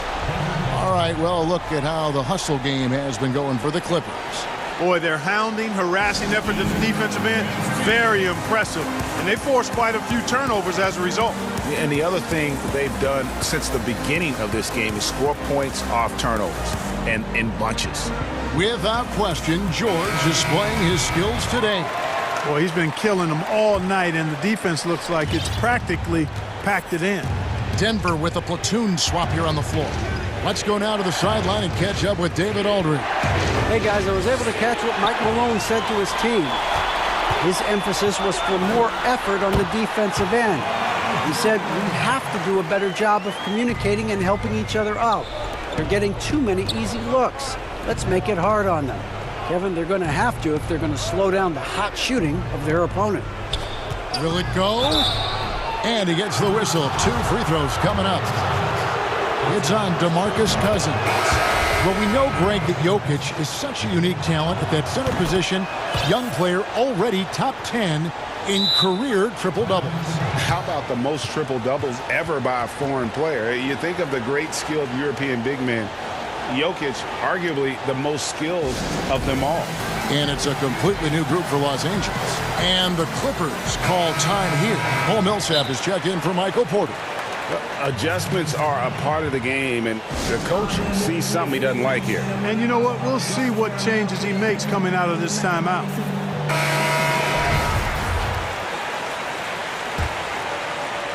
About a minute and a half through the fourth quarter now. Beverly against Jokic. They double him with Jokic.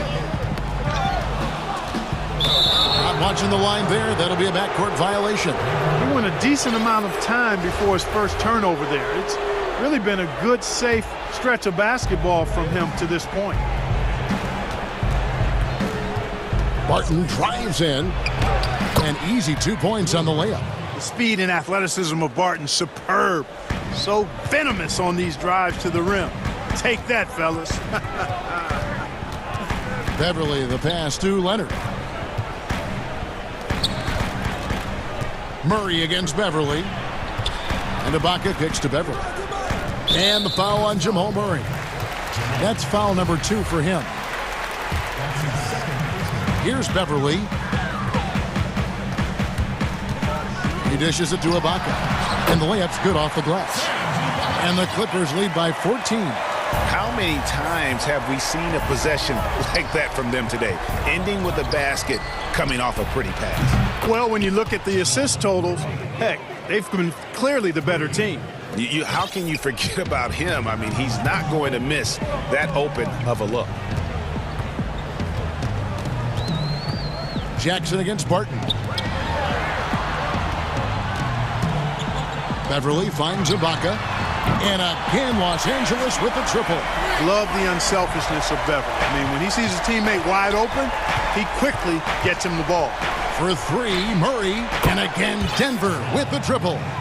And an eye for an eye. Both teams working to stretch the floor. Nothing like answering back. One team gets 3, you fire 3 of your own. Boom. And Jackson gets it to go. And good to see Jackson finish closer in. Not a guard who just chucks up threes, can find the creases with that handle. Yeah, he's been hooping, but the rest of the team, not so much. Barton against Jackson. And stolen by Barton. And here we go, Murray heading to the hoop. And it's Murray with the jam. With the long arms that Barton has, he's an exceptional defender, and I think he does a nice job picking and choosing his spots to take chances. Jackson dishes to Beverly. Jackson passes to Leonard. That's good, and it's Jackson with the assist that time. The man has no heart, and that's poor defense for a team that has a long way to catch up. They look pretty demoralized to me, and that always shows through at the defensive end first. George is checked in for the Clippers. And with Murray, you have an all-around scorer. Somebody who feels comfortable shooting from just about any spot on the floor off the catch or dribble. And now as the clock ticks down, this is going to end up as a solid victory here for the Clippers. You know, a team can have a great shooting night without getting a lot of assists, but tonight they had both. Yeah, and listen, you only get the assist if the guy you give it to makes the shot. So a lot of assists will up your field goal percentage, but this is a great team effort by everyone. And we watched one guy all night long, guys, and looking at the stats just confirms what a dominant game he had. What a night tonight it was for Reggie Jackson. He was everywhere, defensively, offensively. The effort we saw from him tonight, I think, was the difference. And that'll be Denver as it goes out of bounds. Nuggets retain possession. Great instincts from him to get a hand on that pass and tip it out. And, you know, even though they didn't come up with the steal, that's still a nice defensive play. And looks like the illegal pick was set. Yep, that's right. That'll get their attention. And not the most common call you'll see in the NBA, but hard to argue that pick wasn't illegal. Yeah, you know, the officials aren't nearly as lenient as they used to be on that call. As a matter of fact, I know I got away with a lot of those in my playing days, but that was 40 years ago. 4 seconds separating the shot and game clocks. 6 on the shot clock. Yep, it counts. And the Clippers lead by 14. And credit the whole team. It was a focused, concerted effort to put this one away. Yeah, what a time to put the hammer down. Any hope of a comeback? Diminished. Boy, he's playing out of his head, nailing everything. And the defense is scrambling to try to stop him right now. All right, David, great job. Thanks so much. Thank you for joining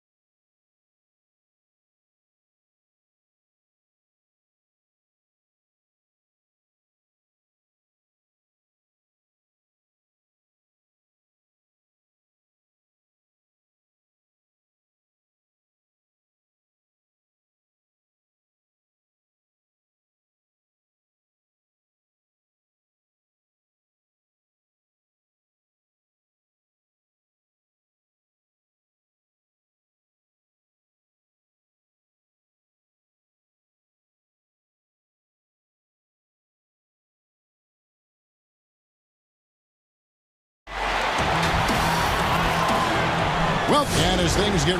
Kevin, thanks very much. Thank you, D.A. So let's take a look at the Boston Celtics starting lineup. Brown, the small forward, with Tatum holding down the 4 spot. Walker and Smart, the guards. And it's Williams at the pivot spot, manning the middle. And for Utah, Conley and Mitchell, the talented backcourt pair. Bogdanovich out there with Gobert, and it's Ingles in at the 3, the small forward. And he gets it to go. He knows his job. Gobert is there to own the glass and cash in on as many second chance opportunities as he can. Great positioning on the putback. That is really good work there on the offensive glass.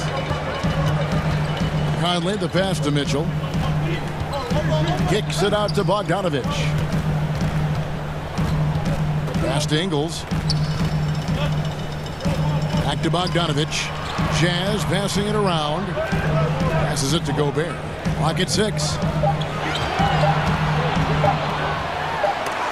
Williams with the block. A main staple in Williams' game. That 6th sense for when to rise up and deter those shots. Defense doesn't get much better than the mobile 1 block we just saw on replay. And early in a game, these sorts of plays really can set the tone. Now, here's Walker. Floats it up for Williams. Utah with the rebound.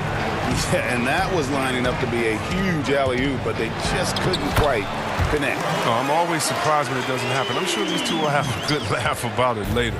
And once he got to the 10, I think he was surprised to find himself that wide open. Yeah, very little resistance. I mean, you had to bring much faster help than that. Here's Tatum. Michael Conley making his last shot. Off to a good start as he hits his first shot attempt. What I like about Tatum, he moves his feet well, understands angles. He plays more physical than advertised. Pass to Ingles. Gobert with it. On the wing, Mitchell.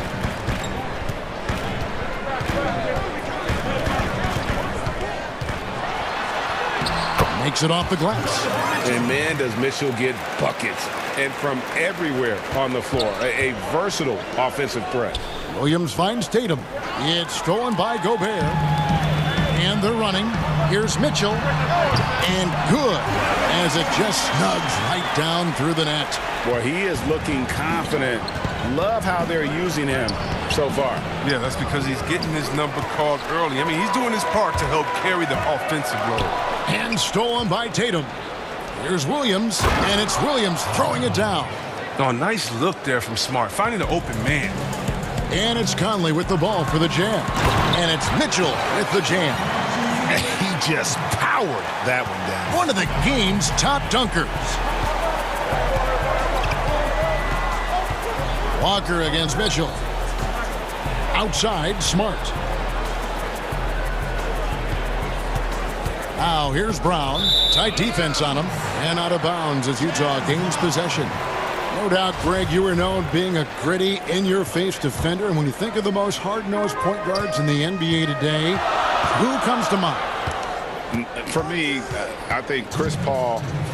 I go first because this guy, one, he's a phenomenal two-way player. He'll do whatever it takes to win, even if that means pushing the envelope a little bit. Pat Beverly is another guy, just a flat-out bulldog. Marcus Smart, I think, falls into that category. Again, it's not always about being the most talented, but if you bring an edge about you, that really permeates throughout your team. So those are some guys. Drew Holiday is another guy I'd throw into that mix as well. Yeah, they all lock in. You're right. A fantastic effort on D to get up in his face and deny the layup. Walker goes in. Basket counts. Now, even with contact, Walker is dynamite, finishing easily over the intense D. Conley against Smart. Conley dishes to Mitchell. Brown wide open. He fires. Drains it from beyond the arc. And that's exactly what he's looking for, draining the triple. Here's Mitchell. And Tatum pulls it down. Celtics have gone 5 of 9 from the field here in the first. Gobert with the block. And Kemba Walker is going to pick up the foul. That's his first foul.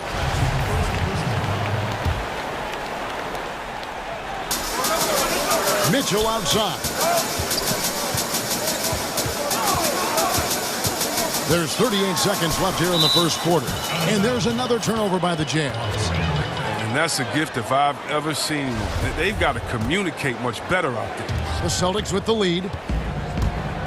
To the paint. Gobert with the block. In transition, here come the Jazz. From deep. The Jazz with another miss. And they have a narrow edge here in rebounding early on, and you wonder what kind of a role that's going to play moving forward. It's stolen by Gobert. Bogdanovich wide open.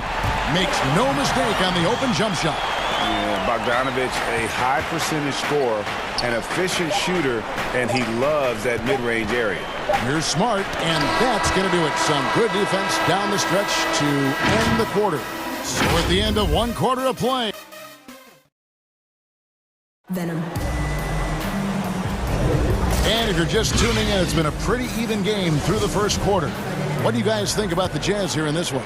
Well, this is the edge that great rim protection can give you. Showing no mercy right now. The shooters look frustrated seeing so many of their shots get stifled. Mitchell is the 2 with Ingles at the 3. Gobert is out there at Bogdanovich. And it's Conley in at the point. That's the group right now for Utah.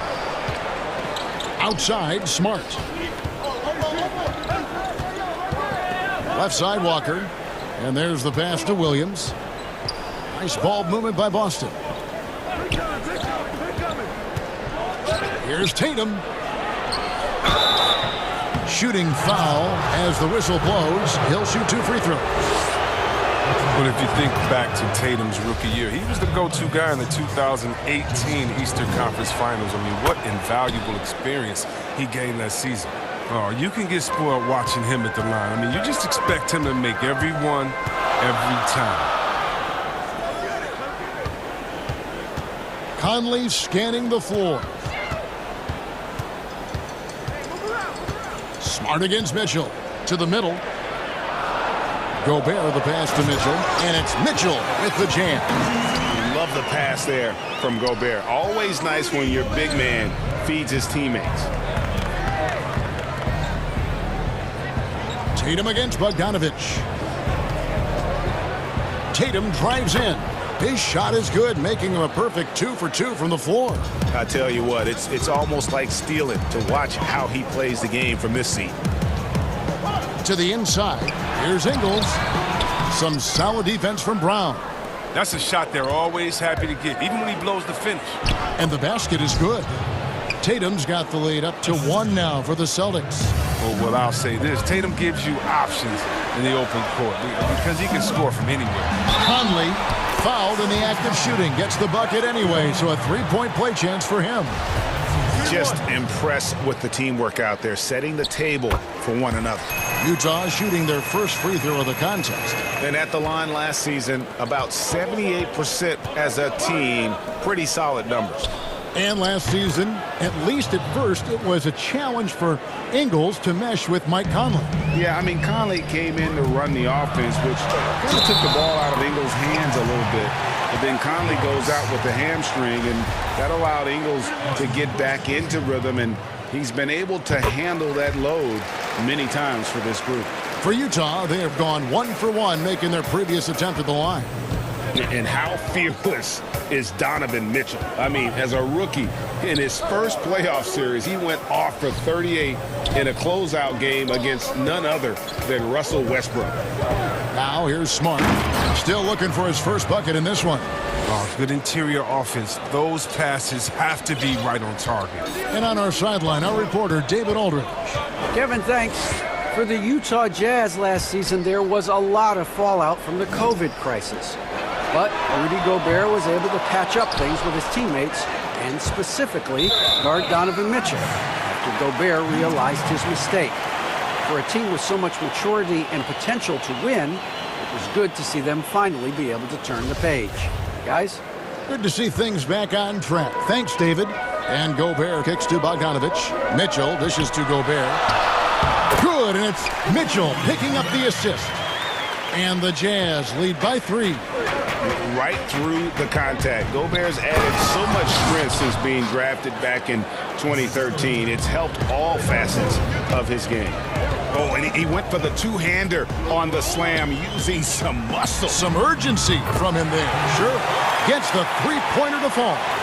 Assists like that have typified their effort today. Terrific ball movement. They retain possession. Here's Tatum. Here's Brown. Uses the glass to finish the layup. Brown's got 5 now. With great physical and athletic tools, Brown's adept at pushing past contact. Conley, the pass to Bogdanovich, and contact on the shot, so he'll be shooting free throws here. Kemba Walker picks one up. Greg, you and I have talked about how the NBA Finals used to be tape delayed. What's the value of fans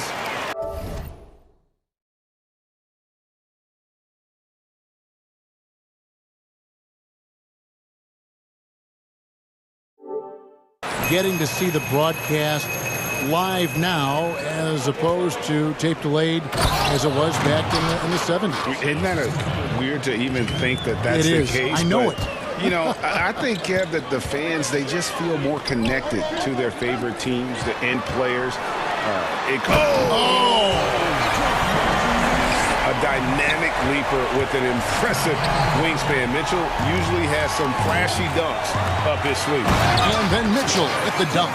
Well, if you don't take care of the ball, fellas, that's what can happen. Absolutely, Greg. That makes the turnover even more painful. Yeah, going defense to offense in an instant. Every team now calibrated to do that. Back to Walker. Williams kicks to Tatum. And stolen by Bogdanovich.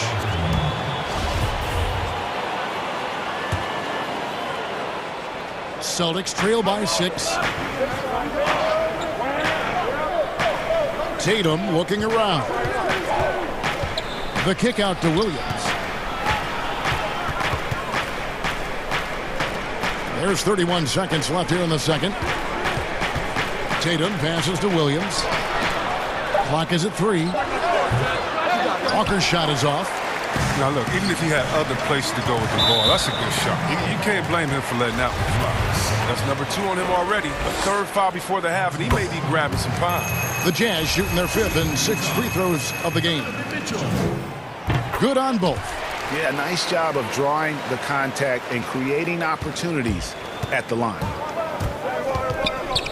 Down low. Here's Williams. Banked in off the glass. Williams has got 12. You know, when Williams gets positioned inside, he just looks to dominate physically, and then he shows you the skill set on top of it.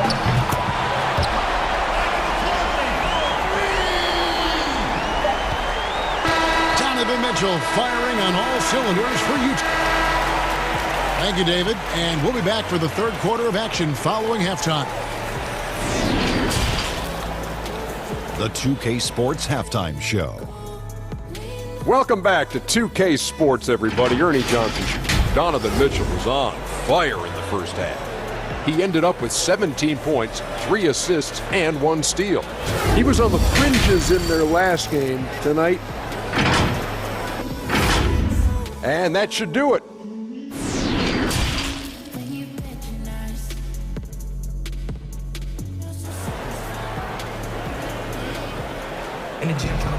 We played through the first half. Plenty of basketball, though, left in this one.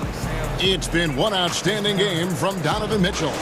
You just love the patience in that first half. Waited until he got the look he wanted. Yeah, working the ball, getting clean, quality looks. I mean, just efficient basketball through and through. Third quarter action getting rolling right now. Brought to you by Gatorade. All fueled up and ready to go. Here's who's on the floor. On the floor for Boston. Walker and Smart, the guard.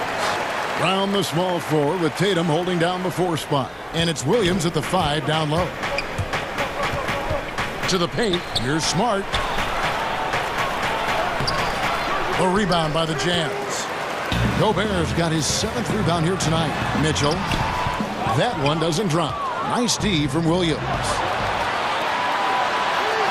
Here's Brown.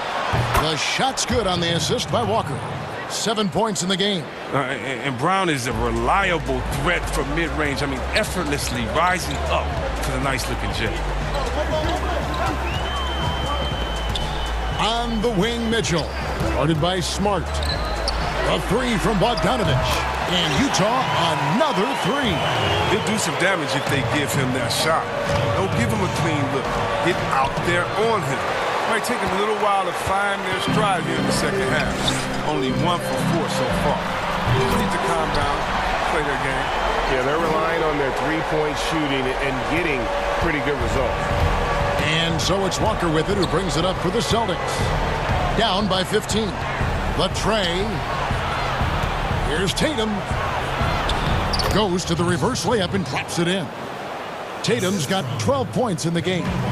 Efficiency. I mean, that's an area where Walker has improved. No need to force it. Keep your eyes up. Make the right basketball play. And he overdid it there. Too much force, it looked like, on the foul, and he's called for the flagrant. Boy, a very hard foul that time, and the officials had to slap him with the flagrant. I mean, you can't let him get away with that kind of contact. Yeah, gee, that's an easy call for the officials to make when there's that much contact. The league is really cracking down on those sort of plays.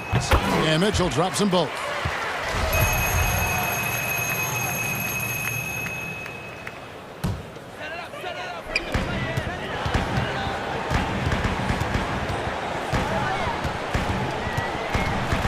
Outside Conley.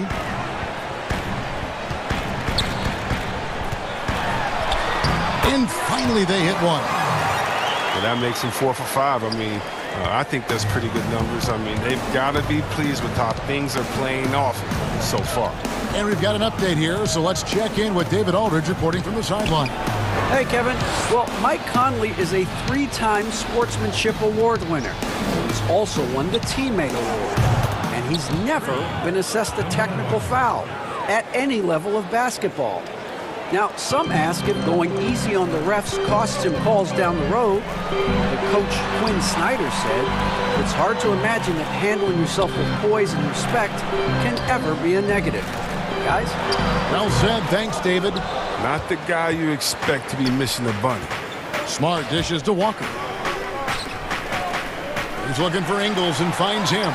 In transition, here come the Jazz. Conley gets the bucket. It's no wonder right there in front when you take into consideration that he's been perfect from the field so far. Nice ball movement by Boston. Oh, they keep the ball out of the cylinder. And here we go. Coach's challenge happening right now. This one in regards to the personal foul. Seeing if that was the right call. And I think when it comes to some of the more difficult calls to make, personal fouls can be tough. The action is so fast that it's really tough to catch everything in real time. The wonders of technology, Greg. We've seen replay reviews so effectively and involving the coaches by being able to challenge. And now, yep, this will be a coach's challenge. We thought that might happen, triggering a review of the personal foul. And this is the time now where the officials can review in closer detail what constituted the original personal foul. Getting a different angle can sometimes make it a lot easier to determine. Greg, indeed, and the one thing with replay review is that when you see the slow motion replays, you really get a new appreciation for just the immense speed at which these players are moving and how fast the action really is and how hard it can be sometimes, you know, Greg, to make the right call. And so the word is in. They've decided that the call stands as it was made on the floor. And, you know, even if a coach still feels this wasn't the right call, you got to acknowledge the effort being put in to reviewing it. With double checking, and the game continues on. And here's Utah. They're on a 16-7 run. A nice shot by Bogdanovich. I love the awareness. Conley is adept at reading the defense and realizing when these guys are in cover. Inside, here's Tatum. The kick out to Williams. Tatum trying to break free. Again, the miss by the Celtics. Jazz leading by 21. Mitchell wide open.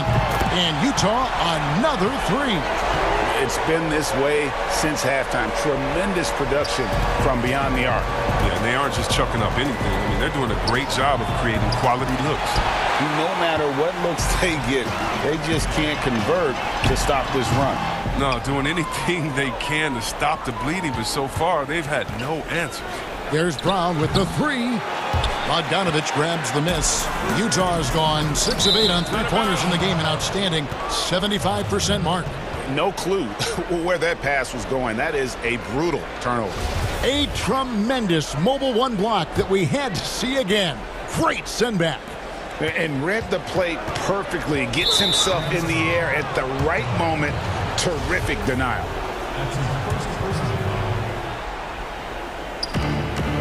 And stolen by Bogdanovich. Intelligent defense. He reads the nice.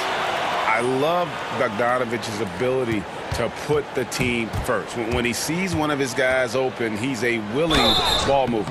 And that'll be 2 free throws coming up. Officials on the call with the foul. This is his first free throw of the game. A year ago, he had an 84% success rate on his foul shots, so he was a guy they were always happy to see at the line. At 6'4", 220 pounds, Marcus Smart might be the most physically imposing point guard in the league, especially with his fiery approach to the game. Ingles in the corner, stolen by Smart, and up the court come the Celtics on the break. Smart leading the charge, and Walker kicks to Tatum. Williams inside, Gobert on him. Shot clock at 6. Here's Smart. And there's the shot clock violation. Couldn't get the shot off in time.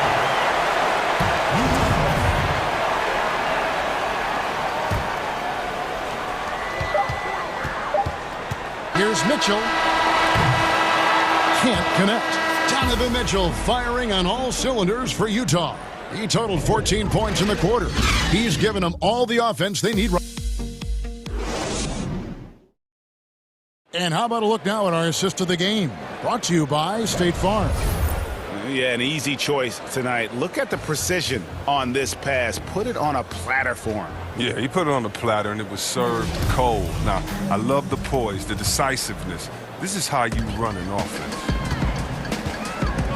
And with the fourth quarter upon us, time is running out for this game to become competitive. Conley runs the point with Mitchell flanking him. Bogdanovich out there with Joe Ingles. And it's Gobert in at the center position. That's the group right now for Utah. Bogdanovich, no luck. And here's Brown. He'll bring it up for the Celtics. Tatum drives in. Utah with the rebound. Bogdanovich has got 4 rebounds in this game. And here's Ingles outside. Offensive rebound. And there's Gobert putting it right back in. And when Gobert goes up, he gets up. Airtime to spare as he slams the putback home.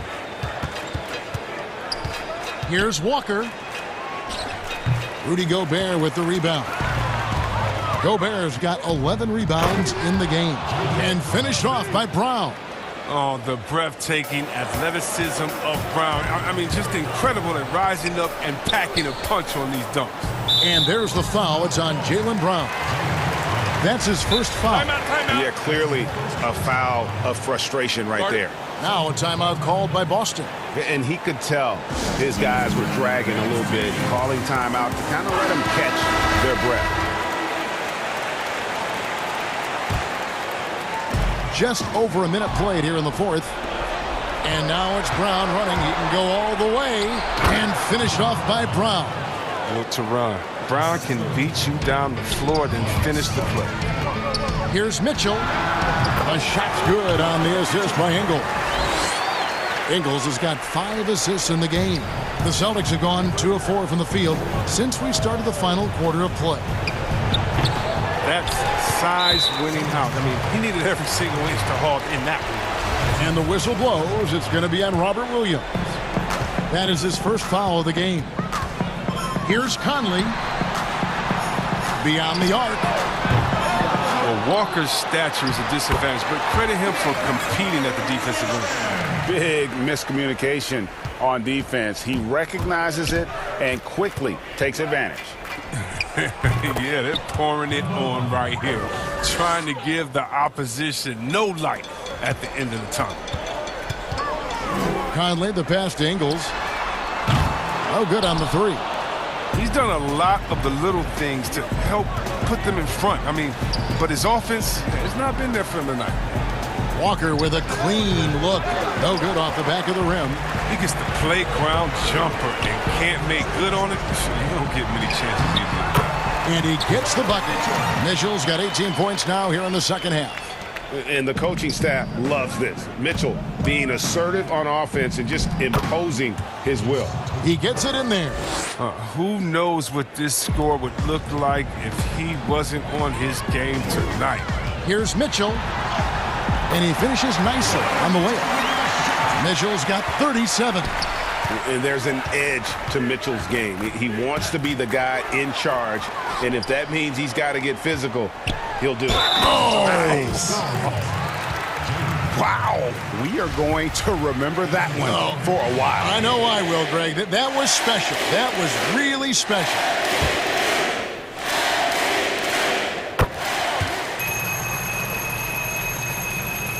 For Boston, they've gone 4 of 8 in this fourth quarter, shooting an even 50% from the field. Gobert dishes to Ingles. Back to Gobert. Mitchell passes to Bogdanovich. 1:51 left in the fourth.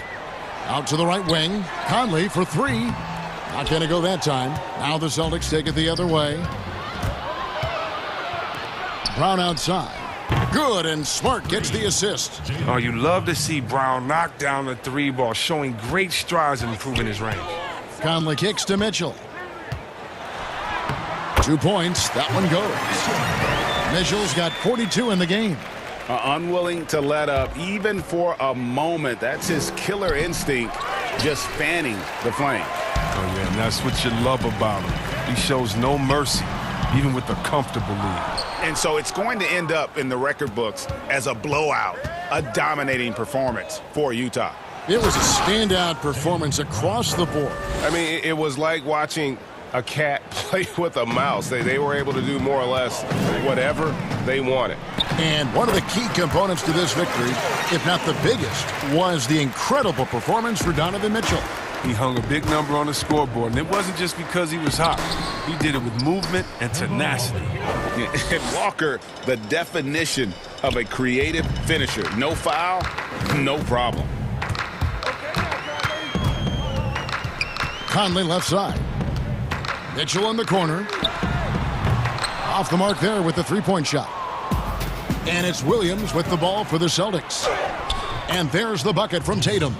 And you can appreciate the fight now, but it isn't how they came into the game. Yeah, how they ended this one is much different than how they started it. And that's a shame.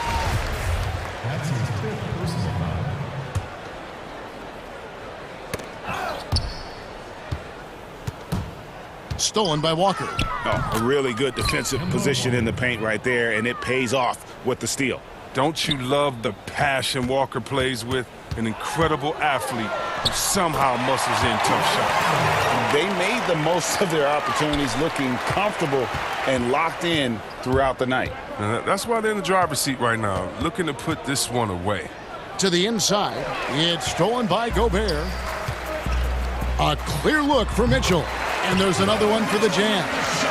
Saw the opportunity to put this away and did not turn it down. That's the dagger. You could tell they wanted that one. I know that seals the deal. The wide open look here for Ingles. The three-pointer's right on target. Smart deciding where to go with it. Off the mark. And so it's Utah easily grabbing the win. And the outcome of it, thank you, David. Great interview once again. And that's going to do it tonight, folks, for our broadcast. For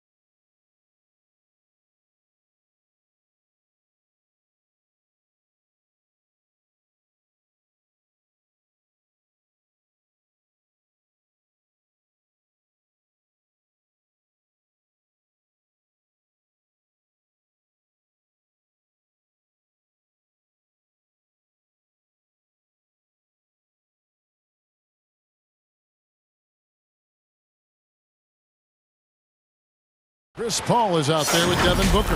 Then there's Ayton. And it's Craig in at power forward. And for Los Angeles, we've got Ibaka. Batum is out there with Kawhi Leonard. Then it's Paul George. And it's Beverly in at the point. Knocks it loose.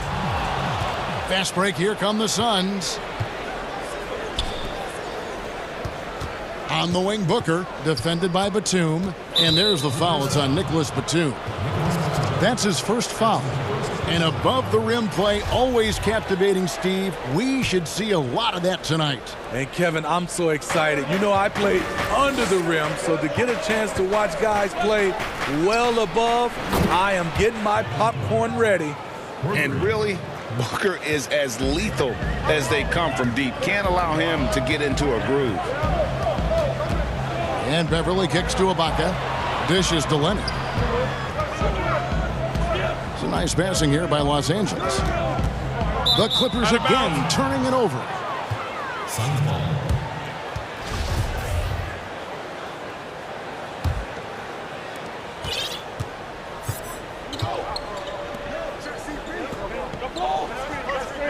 Booker against George. The drive by Booker. Good. Booker's got 5 now. An underrated athlete with a solid handle. Defenders can't always keep up with Booker on the drive. George against Booker. Right side George. Out to Ibaka. The 3. Jay Crowder pulls it in. Quick start for the Suns in this one. And it's good for 2. Superb vision and decision by Jay Crowder. Rotating the ball, executing this offensively, flawless. Now here is George. Goes up and lays it nice and easy. Just setting the tone with an aggressive move to the rack. And where's the help defensively? No excuse. You have to be aware. He should be on your radar all the time. George against Booker. We're just about 2 minutes into the first quarter. Shot from the wing. Again, Phoenix. You see the game plan is working already. 4 straight makes to start this one. Paul against Beverly.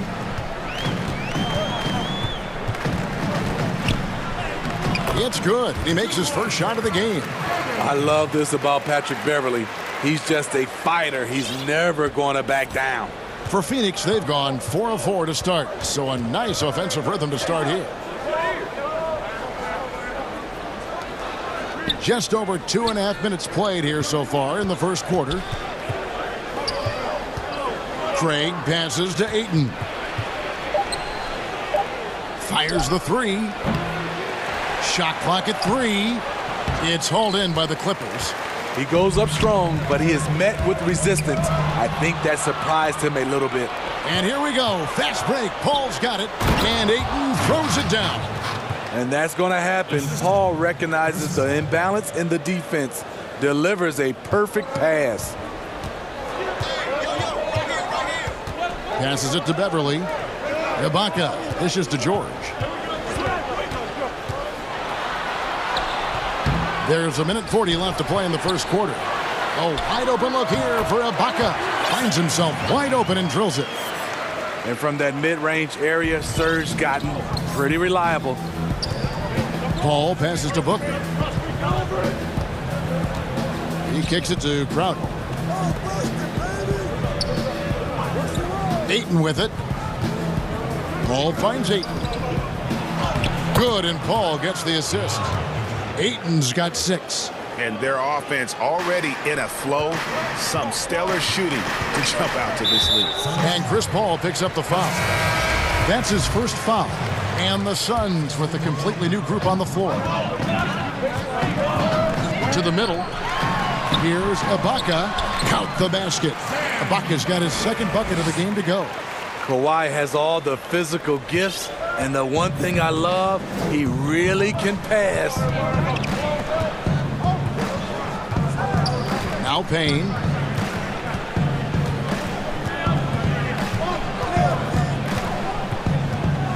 Kicks to Galloway. 5 on the clock. The Suns need to get a shot off. Kaminsky misses. The Clippers shooting their first shots from the stripe in this game. Free throw good, Ibaka. Serge Ibaka has gone through a lot of roles since he's entered the league. Now pretty much a shot-blocking stretch 4. When your bigs can make free throws, it's a huge advantage. Love his approach to getting to the line. It's 9 seconds separating the shot clock in game. And the pass to Kaminsky. And finished off by Kaminsky. Not the kind of aggressive defense they need to cut into the lead. Yeah, you have to protect the rim, Greg, a little better. Also, if you can't get stops at this point, it really doesn't matter what you do at the offensive end. For Los Angeles, they have had 2 chances at the line already, making them both. A really good second-round pick out of Arkansas. Beverly fits perfectly in that 3-and-D role. Here's Payne. Out to the right wing. Here's Galloway. No good from outside. Gets it off. And no luck with that time on the buzzer beater. And still a close game as the first quarter comes to a close. Suns lead by 3. We'll be back shortly live from Staples Center in downtown Los Angeles. Everybody has a chip on their shoulder. Greg, that last point is key. This team plays lockdown defense. And that's a big part of their identity. Most teams talk about being well-balanced. This team lives it. Some good action already in this one, but a fairly even matchup after the first quarter of play. And from what we've seen, guys, from Phoenix, what do you guys see? Well, they use the fast break to generate some easy buckets before the defense could get set. You know this, the team that dictates the pace typically rules the roost.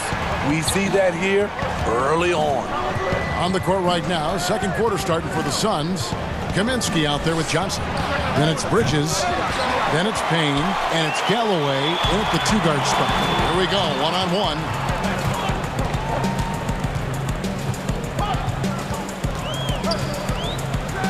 And the dunk by Jackson. Hard to keep up with Reggie when he gets out in space. And on top of that, an excellent finisher. In the corner, it's Galloway. We play just over a minute of basketball here in the second quarter. Kaminsky misses. Not quite enough defense. That time around, just lucky he was off. And that one drops for him. And the strength of Rondo finishing through contact. Suns trail by 3. They need a bucket in a big way here to regain some confidence. Rondo with the steal. The rebound by Johnson. Woo, blown opportunity right there. Won't get many chances easier than that one. There's Galloway, guarded by Jackson. Galloway kicks to Kaminsky. The dunk and the foul. And here we go with the coach's challenge. Not surprised in a competitive game like this. And he's disputing the personal foul call. And I think when it comes to some of the more difficult calls to make, personal fouls can be tough. The action is so fast that it's really tough to catch everything in real time. The wonders of technology, Greg. We've seen replay reviews so effectively, and involving the coaches by being able now to challenge like this is something a lot of people have been hoping for. And the announcement on the review is that the foul was called in error. So they have determined, Greg, to overrule the original call. And guys, this is what it's all about, getting the call right. And yep, we thought we might see it. And the coach's challenge has been triggered on the personal foul call. And I think when it comes to some of the more difficult calls to make, personal fouls can be tough. The action is so fast that it's really tough to catch everything in real time. The wonders of technology, Greg. We've seen replay reviews so effectively, and involving the coaches by being able now to challenge like this is something a lot of people have been hoping for. And the announcement on the review is that the foul was called in error. So they have determined, Greg, to overrule the original call. And guys, this is what it's all about, getting the call right. And I think in this case, the video review showed that while it was a tough call to make on the floor, they got it right with the review. A platoon swap here for Phoenix. Feeds to Rondo. Got a piece of it. Out of bounds. It'll go to the Suns. A platoon swap here for the Clippers. If you go step in a time machine, what would you like and dislike about playing in this era at this time? Well, no doubt about the tempo and the spacing. I think that more than anything allows for the true skill and artistry of the game to be on display. I probably wouldn't want to get switched onto MB down low. I would probably dislike that and let it be known vociferously. But I always pictured you as being fearless, like you would never turn down that kind of challenge. I wouldn't turn it down publicly. And George with the stuff.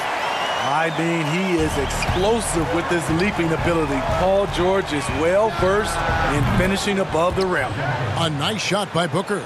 Some guys just understand how to generate points. He's one of them. George against Booker. Right side George. Out to Ibaka. No good. The Suns go the other way with it. Here's Craig. And the call on the shot. It sends him to the line. It's his first trip to the line. And they now lead as the free throw drops for him. That's also good. So he hits both free throws. And almost 4 minutes gone here in the second quarter of play. George passes to Beverly. Paul with the steal. Stolen by Beverly. It's good. Man, have they been effective at getting the ball inside. And it's Paul with the ball for the Suns. Pass to Craig. To the paint. Here's Ayton. The kick out to Crowder. And again, it's the Suns missing. For Los Angeles, they've gone 6 of 8 from the field in the second quarter. George against Booker.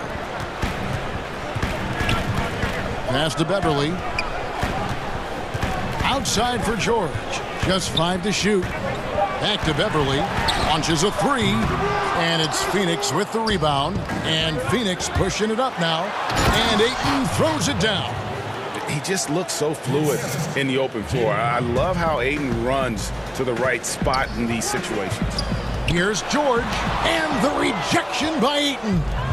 Gotta run the clock and wait for the last shot. Yes, you do, but it's a dilemma. If you get a great look earlier in the clock, do you take it?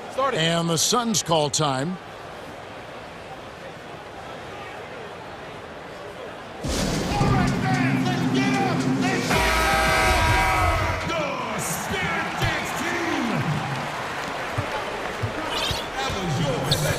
Beverly against Paul. Booker outside. For the 3. Batum grabs the miss. Here's George. Finished off the break. George has got 6 points. Smooth off the bounce with the strength to finish through contact. Paul George showing us how. All right, Dave, thank you. And time now for the halftime break with the third quarter. And now, the 2K Sports Halftime Show.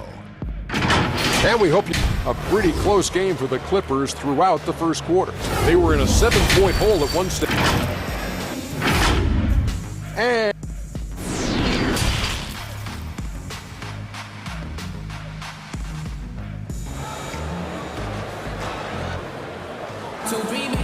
in that first half, we saw a pretty tight battle. We'll soon find out what sort of adjustments were discussed during the half. You know, guys, Devin Booker has been exceptional here. Well, we'll find out if they were able to find an answer for him over the break. He was scoring with ease in that first half. I think both sides probably adjusted a few things. The key for him is to bring the same level of energy over these last 2 quarters. Batum is out there with Ibaka. Then it's Patrick Beverly. Then there's Kawhi Leonard. And it's George in at the 2 spot. That's the group starting the second half for Tyronn Lue. Ibaka Ibaka for three. Rebounded by DeAndre Ayton. Ayton's got 5 rebounds tonight. Booker with it. And Batum picks him up defensively. Sweet find there by Booker. All eyes on him with the ball, and Devin understands that. That has a nice feel for giving up the rock. Here's George. He's off on that one. Good D by Booker. And the wide open shot from Paul. That 3 off the mark. And you don't want to give up that kind of look too often. And foul on the shot. He'll shoot 2 at the free throw line. It's going to be on Jay Crowder. Good luck containing Paul George on the drive. He's one of the more fluid wings in the league. And George drops them both. The importance of the three-point shot never greater than right now. And in your eyes, there are some players who are just absolutely dead, solid, perfect from distance. No doubt about it. And you know, there's 3 guys to me, though, that kind of separate themselves. And it's one, because you have to honor their ability equally off the dribble from 3 and at attacking the paint. Steph Curry, James Harden, and Damian Lillard. Those 3 guys can all hit pull-ups and step backs from range off the dribble. They all got great vision, you know, so they can take advantage of defenses that get caught loading a little too much. And then they also are terrific in the paint at getting to the free throw line. So those are the 3 guys I think that create the most havoc when you start talking about having to guard the three-point line. Ibaka outside. Inside. Let's go. That's in, and the Suns' lead is cut down now to just 4 points with the basket from George. Excellent concentration from Paul George, overwhelming the aggressive defense with his strength and determination. Paul kicks to Booker. No good on the triple. Clippers have gone 1 of 3 since starting the second half. George. And finished off by Leonard. Electrifying play by Kawhi Leonard. Boy, he is talented. This team relies on him for so much. Booker against George. The drive by Booker. The feed to Ayton. Kicks it out to Booker. Sinks the three-pointer. Booker's got 13. Assists like that have typified their effort today. Terrific ball movement. It's good. You see the quickness of Beverly, blinding speed in the inside. Phoenix leading by 3. 1:51 left to play here in the third. Paul passes to Ayton. Back to Paul. And the Suns call time. And Kevin, he saw his guys just a little sluggish out there. Oftentimes a timeout like this allows you to kind of just reset.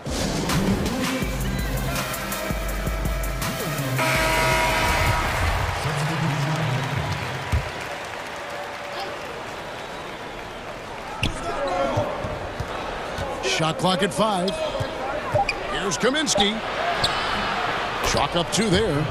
He's got 6. Can't be that easy for him. Got to body him up down low. And you have other methods as well. You could deny or you can just front the post. Morris kicks to Rondo. Lays it up and banks it in. 2 of Rondo's greatest assets. Very strong for his size and very comfortable operating in the paint. Now here's Payne. He's covered by Rondo. Galloway with the bucket. If you relax on him out there, he's going to make you pay every time. Clippers trail by 6. Jackson looking it over. That shot off the mark. Now the Suns take it the other way. Here's Bridges, and it's slammed in by Bridges. Well, overall, they're the team getting the better looks here in this second half. For them, the first half was maybe more of a filling out process. Now it's winning time. And he's fouled pretty hard on that shot, but he's got the chance to pick up the points at the line. So difficult to stop. You try and match his physicality. Nope. There's Cousins going to the line. And this is his second trip to the line tonight. And Cousins drops them both. Wow, they've made every free throw here in the second half. About 7 seconds separating the shot and game clocks.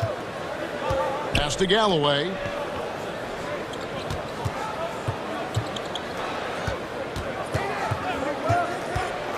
Kicks to Kaminsky. Takes the three. Cousins pulls it in. Here's Jackson. It's deflected. They get it back. Morris finds Rondo. And it's wide right. It's off the rim. And so it's Phoenix with their lead standing at 6 points here at the end of the quarter. They're pounding the ball inside, and that's where they've gotten their best production tonight. We come back right after this. And now let's go back to a play from earlier as we show you our State Farm assist of the game. And he's always been the favorite to bag this honor. These kind of feeds are his bread and butter. This is what you need your floor general to do. Take charge, lead by example, unselfish play. We've reached the fourth quarter, and what has been a very competitive game should be an exciting finish. On Phoenix, looking who they've got on the floor. Johnson is out there with Bridges. Then it's Kaminsky. Then it's Payne. And it's Galloway in at the 2. And the shot goes in. Rondo's got the fourth quarter started here with a bucket for the Clippers. And so it's Payne with it. He'll bring it up for Phoenix. 4-point game. There's the pass to Kaminsky. And finished off by Kaminsky. Oh, taking it to the rack with power. Hammering down the two-hand slam. Now here's Jackson. He's covered closely. Morris passes to Cousins. And the Clippers call time here. And coaches looking to seize every advantage, maximize every possession. Critical part of the game. You have to be flexible. You have to be able to adjust what you're doing. And Los Angeles with some changes. All right, let's catch up with our sideline reporter, David Aldridge. Kevin, during the last break, I heard Tyronn Lue talking with his team. His emphasis was for more effort on the defensive end. He said, we have to do a better job of communicating and helping each other out. They're getting too many easy looks. Let's make it hard on them. Kevin, they're going to have to if they're going to slow down the hot shooting of their opponent. Feeds it to Kaminsky. He kicks it to Bridges. Back to Kaminsky. Pass to Bridges. Three-pointer. And there's the whistle. That goes on Frank Kaminsky. That's his first foul. Three-point shooting since the half has been about as good as you could ask for. And we just got a second look there at the exceptional mobile one block. And those are plays that get you in front and keep you in front. Ibaka, no luck. Suns leading by 7. The drive by Booker, and it's in. Basket number 6 for him thus far. He has only missed 2 shots from the floor. Well, we've seen that movie a few times, haven't we? An easy bucket in the paint. Outside, Batum. Beverly dishes to Leonard. To the inside.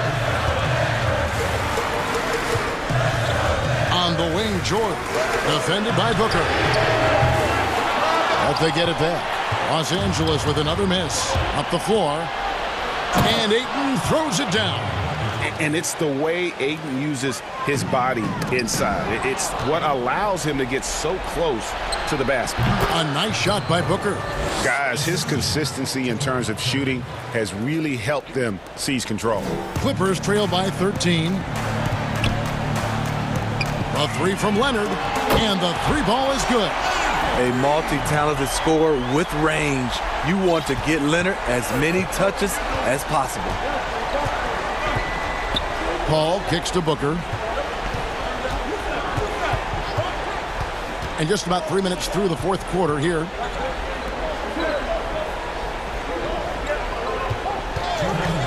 Clock at 4. Oh, Ayton in position. Takes the alley-oop pass and dunks it down. They just won't miss. I mean, this is incredible. Good shooting can be contagious. You see the confidence running through this team right now. Booker against George. Booker left side. Back to Paul. Booker in the corner. No good with the triple. And the great shooters know when they've got enough opening to go for the three. I didn't think it was a bad choice on that possession. Always a threat to get to the rim. This time, Paul George pulls up and buries it. Suns leading by 9. Paul with the 3. Good. And a nice assist from Booker. Matching baskets from the perimeter, an earmark of today's game. Hey, players love competition, and the fans love it as well. The Suns have gotten 7 of their 8 shots to fall here in the fourth. A tremendous offensive outburst. And there's no doubt about this one. Playing with a lot of confidence tonight. It's a statement victory for Phoenix. The sheer volume of three-pointers was the deciding factor tonight, it seems. Yeah, they sink one and then do it again, and that strategy did work.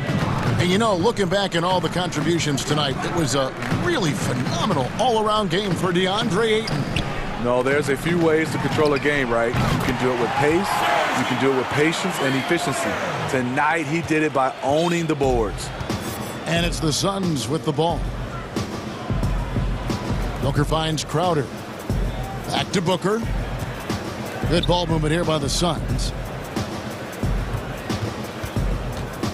Paul outside. Passes it to Ayton. No good. Shot missing. Good work defensively by Ibaka. And so Beverly will bring it up for Los Angeles. They trail by 9 points. Outside for Batum. And a miss there on the triple. And here is Paul. No good. So the Suns win it. They came in here and took care of business like they were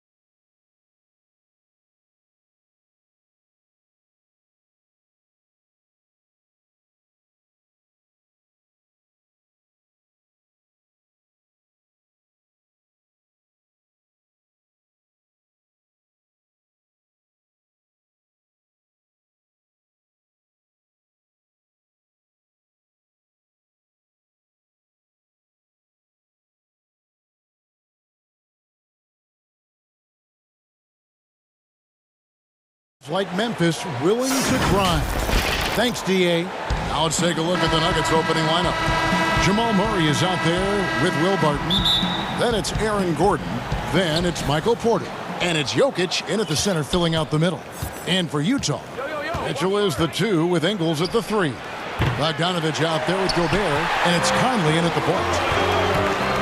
Kicks it out to Bogdanovich. Misses the 3. And now the Nuggets. Fast break. Here's Gordon. It's good. He makes his first shot of the game. Well, this seems to be a game that could be very tactical, Greg. Both teams relying on execution in the half court. And, Kevin, you're going to see a lot of ball movement and body movement. And you can't just stand around and watch one guy go to work. I think that puts so much pressure on the defense with how the game is played. And an emphasis on coaching, too. Yes. And Jokic with the basket on the assist by Murray. And teammates more and more looking for plays from Murray like that. Mitchell's shot is good. Uncovered at the rim, finding cracks in the defense here early on. Just really smart basketball and exploiting whatever holes that he's seeing right now in the defensive squad. Always fun to look at. Not tremendously efficient, but the floater, boy, those sure are pretty. Mitchell outside. Down low, Conley, and he takes it in for the layup off a very nice feed. And a little contact on the shot, but Conley with the laser focus on the finish. Count that bucket. Man, right off the bat, super sharp here offensively. 4 of 5 so far. For Utah, they've gone 3 of 4 from the field to start out the game. Here's Mitchell, and it's Mitchell with the jam. What a ferocious finish. Once Mitchell gets some speed behind him, look out. Wide open look here for Murray. Bogdanovich grabs the miss. Well, the D really getting away with one there. No one on him, and that's going to be good 9 out of 10 times. And Gobert kicks to Bogdanovich. The Jazz working the ball around now. The drive by Mitchell. And he uses the glass on the layup. Mitchell's got 6. And you got to clog up those lanes. Mitchell just explodes to the rim when he gets to that launching pad. Barton passes to Jokic. And Barton throws it down. Now flying high and throwing it down with the one-hander. One of his favorite moves right there, guys. And Jokic carrying that standard for a superstar big man. For your money, though, Bones, is he the best true center in the game? I don't think he's a true center in the sense, GA, that you can't really go down to the post and have him create his own offense by scoring the basketball. Of course, he's going to create plays for his teammates. I still think AD holds that title right now. Well, mid-range is where he makes the money. So when the D's slow to get out on him, always surprising to see him miss from there. Now here's Barton. It's Porter outside. His shot is good, making him a perfect 2 for 2 from the floor. Oh, this is the kind of start they were hoping for. Conley with the 3. Hits it from three-point range. 5 points in the game. Well, you can see it's a matter of pride out there for these guys. Not always the best scenario, but in this game, pride takes over. You score on me, I'm going to come back and score on you. Boy, he is looking confident. Love how they're using him so far. Yeah, right now I don't see any let up. I think he's going to just keep putting his foot on that gas pedal tonight.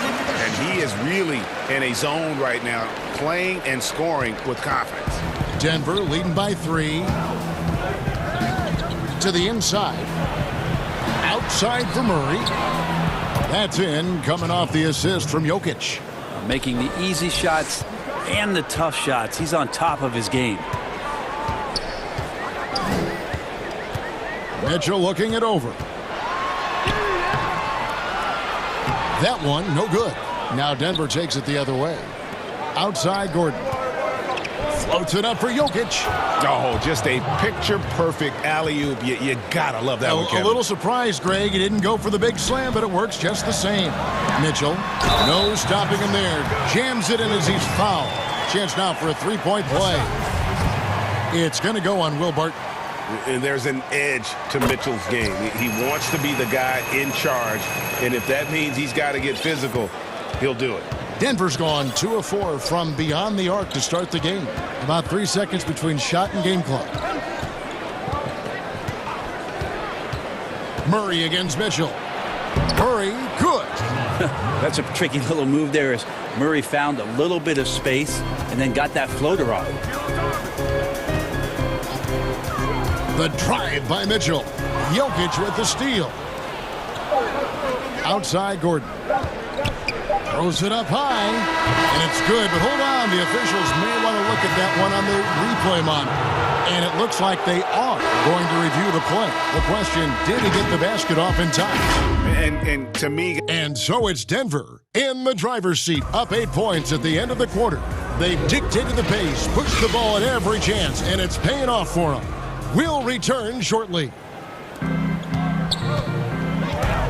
And hope you've enjoyed the broadcast so far, halfway through the first half in this one. And what stands out to you from the Nuggets in this one? Well, they've been aggressive from the beginning, particularly on the offensive end. Well, if they wanted to start well, this would be it. They seized momentum right away, and they just didn't let it go in that quarter. Conley runs the point with Mitchell flanking him. Bogdanovich out there with Joe Ingles. And it's Gobert in at the center. That's the 5 on the floor for the Jazz. And so Gobert will bring it up for the Jazz. It's a 10-point game. Corner shot. And there's Mitchell. That's good on the assist by Conley. Mitchell's got 13 points. And he's a pure point guard with terrific vision. Conley finds open teammates at times before they realize they're open. The drive by Jokic. And Jokic slams it in. Oh, inflicting some punishment with the two-hand flush. They're going for the throat. The playmaking of Jokic, so incredible. Creating this inverted offense. Bones, for your money, does it matter what position your best playmaker occupies? I don't think so. And Jokic might be the secret sauce to that, and proving that from the center position, much like Arvydas Sabonis and Vlade Divac before him, can impact and also frustrate opposing defenses because you can't stop the center from making these kind of plays. On the sideline, let's catch up with Hall of Famer David Aldridge. Hey, Kevin. Bojan Bogdanovic was a pro in Europe for a decade before he joined the NBA.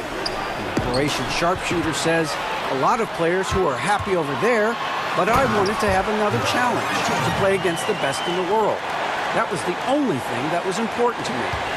Guys, he's lived up to that promise. He loves that challenge, and he's having success. D.A., thank you. Porter trying to free himself up. Murray, good. 14 points for him. Murray fearless on that drive right there, not worried at all about the contact. Here's Mitchell. That's in there. Conley with the assist. Conley's got his 5th assist in this one. This is a one-man show right now. He's on a mission to get him out of this hole. For 3, Murray, and again Denver with the triple. Well, if Murray can do that and become a threat from the three-point line, look out. Mitchell kicks to Gobert. Sinks that one from the post. And really keeping the ball hopping around here offensively. Denver leading by 7. Murray outside. Pass to Porter. Lets the 3 fly. Nailed from three-point land. Porter's got 10 points in the game. Yeah, these defenders had better start closing down on shooters. Yeah, you like when Jokic is this active on the defensive end. More blocks, please. Passes to Murray. Shoots. And Denver again with the bucket. Looking at current NBA players, Greg, leaving aside the real star players, who would you love to have played with from this era? Man, there's so many guys that, and I hate to call them role players because they bring so much more to the table. But in reality, they got to fill some roles, right? And, John Collins is a guy who's got great potential, a tremendous finisher around the rim. How about Robert Covington, a smooth shooter who defends his tail off? Davis Bertans, a deadly floor spacer who can put the ball down and create and make plays. So There's so many guys like that in the league that make a difference in determining whether your team can win or lose. Boy, those are 3 names I don't know that I would have mentioned, so I'm glad you did. Green, he's checked in for Denver. Austin Rivers comes in for Will Barton. Here's Mitchell. He's got 21. And a miss there off the inbound. And pushing it up, here's Denver. Millsap's running. The shot, no good. The Jazz go the other way with it. Oh, the lob to Gobert. And ball handlers like Mitchell really elevate your offense. His precision passing to pass the basketball at the right time, really a terrific ability. Here's Jokic. Good, and the assist goes to Murray. He's got 12. Unwilling to let up even for a moment. That's his killer instinct, just fanning the flames. He's the guy that you want to go to right now, trying to put this one away. He's been terrific tonight, and with a little help from the other guys on the floor, they might be able to turn this game around. On the wing, Green. Millsap finds Jokic. Over Gobert. Here's Green. Pass to Jokic. A 3. Another 3 for Denver. Well, the confidence just keeps growing with Jokic and his shot. Pretty much ready to shoot as soon as it touched his hands. Here's Gobert. That one goes in for him, too, making it look easy. He's now 4 for 4. They are just killing him on the interior. Murray kicks to Jokic.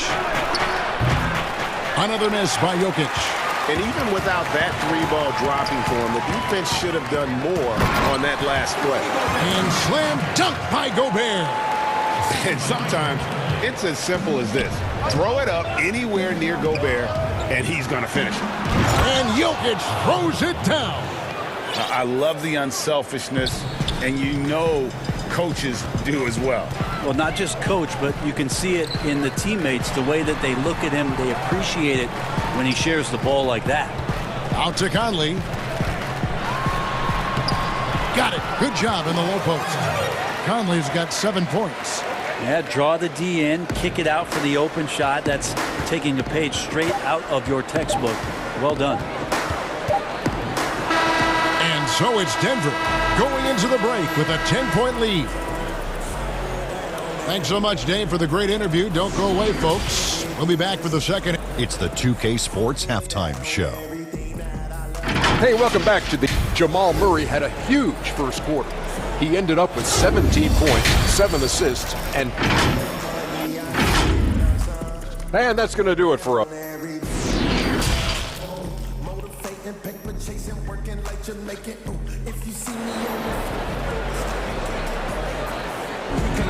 And we've got third quarter of basketball for you. 2 quarters in the books. It's been one outstanding game from Donovan Mitchell. The burst he's had when going at the rim has been fantastic. A lot of strong finishes through 2 quarters. This is why the best athletes in the world play this game. If he finds a hole, he rips through and throws it down. So on the floor for Denver, JaVale McGee is out there with Paul Millsap. Then it's Will Barton. Then there's Monte Morris. And it's Green in at the 3 slot. The Jazz have shot just 1 free throw earlier. 1 for 1 in the game. Yeah, a year ago, though, Kevin, 78% conversion rate from the free throw line. So that's a nice all-around effort.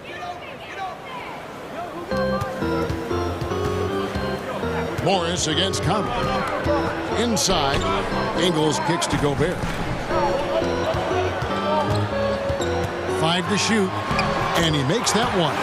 He's got 9. It's a great move, and he catches the defense completely off guard. Well, just ripping through right there as he finds the open spot and gets right through there. High basketball. The putback, it's good on the putback.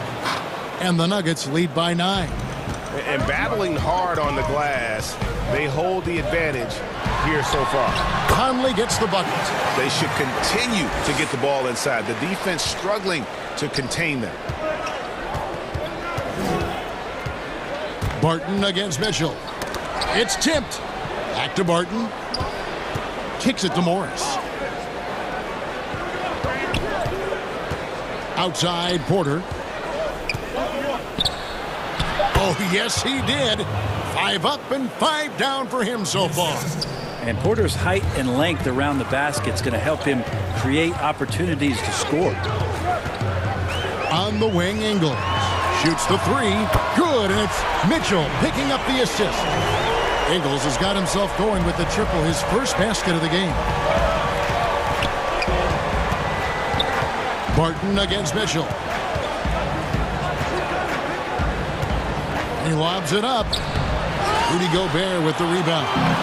And that was lining up to be a huge alley-oop, but they just couldn't quite connect. Yeah, you can see when it's that close, players reacting. Just, oh, man, we just missed that one. Maybe they'll get another chance at it. Yeah, but they're 3 of 4 to start the second half. You can tell right now the teammates are scanning the floor to find him and feed him. Why not? He's on it right now. And foul on the shot. And here we go. Coach's challenge happening right now. This one in regards to the personal foul. Seeing if that was the right call. And this is the time now where the officials can review in closer detail what constituted the original personal foul. Getting a different angle can sometimes make it a lot easier to determine. Greg, indeed, and the one thing with replay review is that when you see the slow motion replays, you really get a new appreciation for just the immense speed at which these players are moving at. And how fast the action really is, and how hard it can be sometimes, Greg, to make the right call. And the announcement on the review is that the foul was called in error. So they have determined, Greg, to overrule the original call.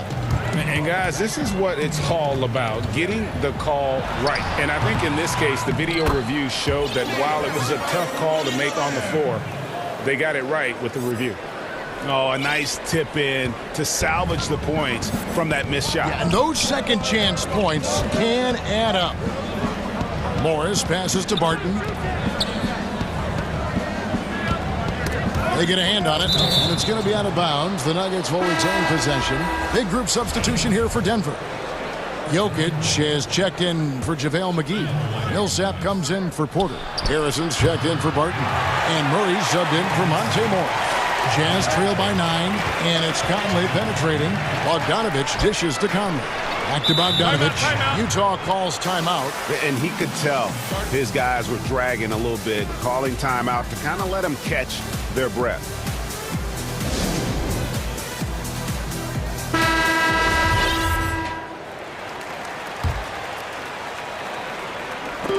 So it's Utah now. From about 16, and there's Murray on the assist by Millsap. Murray's got 19 points. The assist totals, Kevin, just continue to grow. They're way ahead in that category.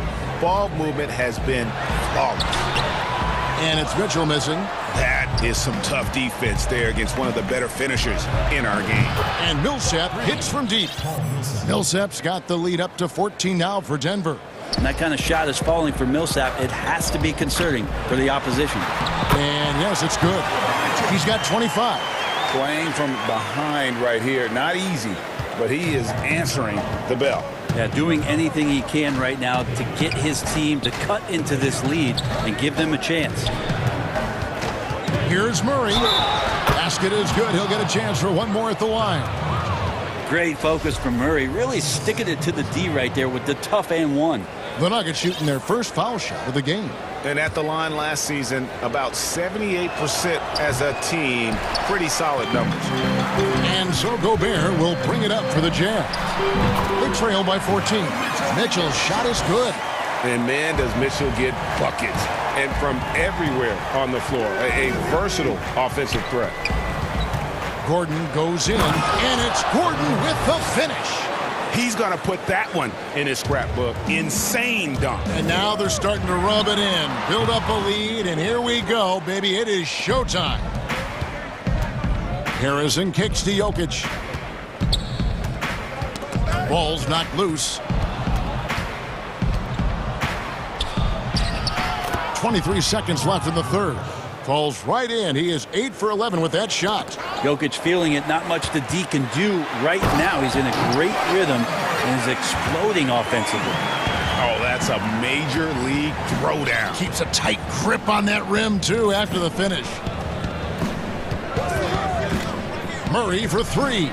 And again, Denver with the triple. Yeah, Murray there dialing one before that shot. Different area code. Now Mitchell. The layup off target. And so it's Denver feeling good about their 17-point lead heading. And we reach the fourth quarter in a game that may be already out of hand. Here's Morris. Conley and Mitchell, the talented backcourt pair. Joe Ingles is out there with Bogdanovich. And it's Gobert in at the 5, roaming the paint. That's the group right now for Utah. And perimeter scoring, I have to imagine it was a topic of discussion at halftime. Maybe trying to find a little bit more space and ball movement to get guys open at the three-point line. They get it back. Here's Gobert on the wing. Ingles fires the jumper from the corner and nails it. Love the pass there from Gobert. Always nice when your big man feeds his teammates. Morris passes to McGee. Outside for Millsap.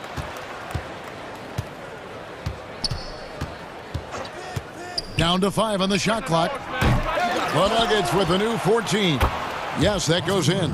It's a +5 advantage for them in rebounding after that one. Jazz trail by 20. Mitchell right side. Ingles finds Mitchell. And there's the whistle. 3-second violation.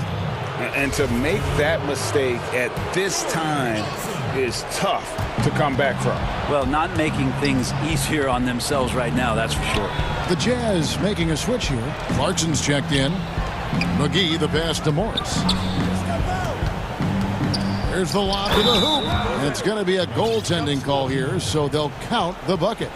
And the pass there floated it up to the precise spot it needed to be. And no messing around on the finish. He powers it through. And the Jazz call time here.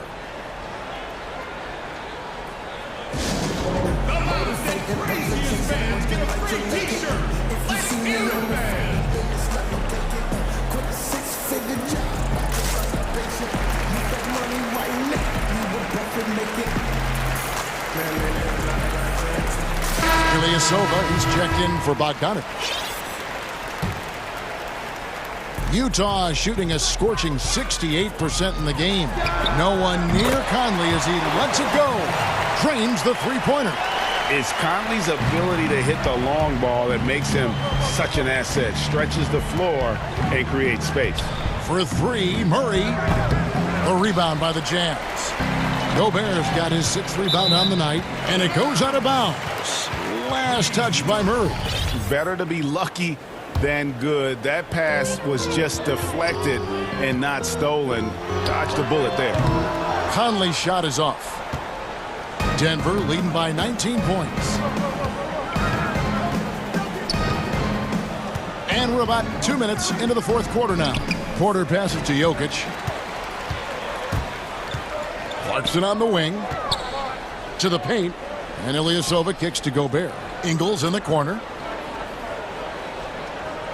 Looking for Conley. He gets it there. The shot's good on the assist by Ingles. Conley's got 9 points now in just the second half. Jokic passes to Porter and finished off by Porter. Yeah, you can't leave people open around Jokic, and the offense is set up to have cutters and movement. They'll take advantage of the defense if they sleep. Gobert against Jokic.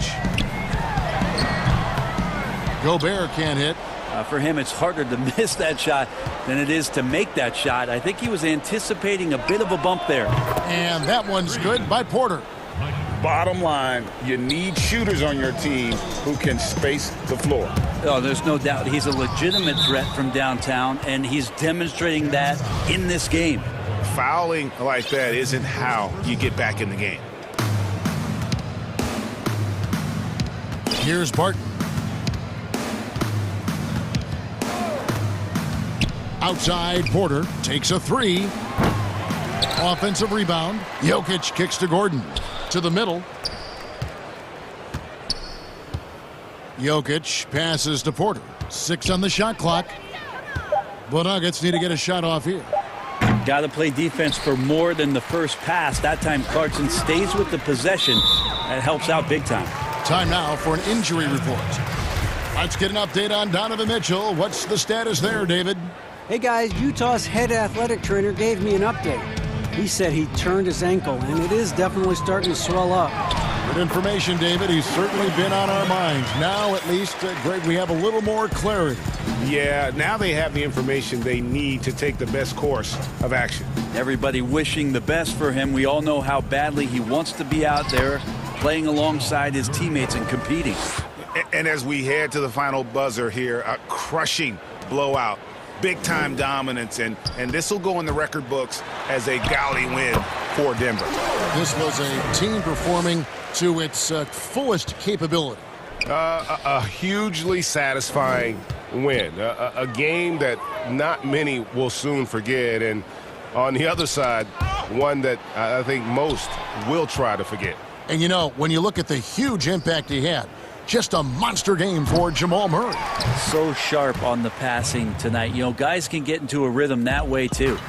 And they came in determined to take this one. It's going to be a happy flight home. Yeah, when you step into an opposing team's arena and you can play with this type of composure, boy, that food tastes good on the way out of town. And it's Murray penetrating, and he drops in the layup off the glass. Finishing strong. This is how you want to close things out. Yeah, definitely putting a stamp on this one. A very, very decisive victory for the club tonight. We've got a 9-second difference between the shot clock and the game clock. Here's Conley, and it's sent back by Jokic. Porter kicks to Barton. Now here's Murray.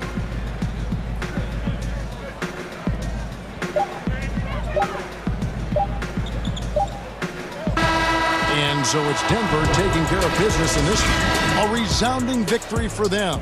And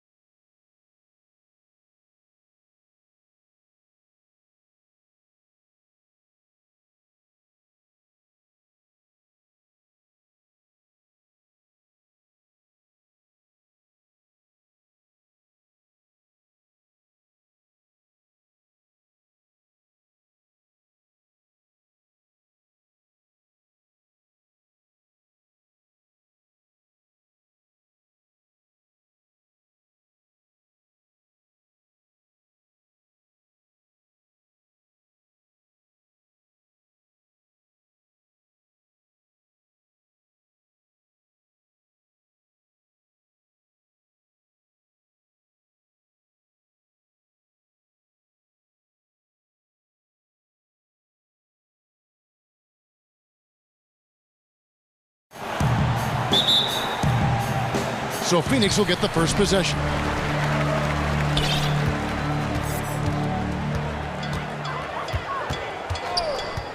Booker outside.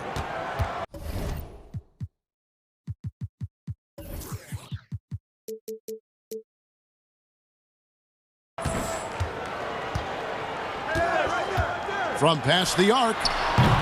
No good that time. And the Celtics going the other way now. Here's Smart.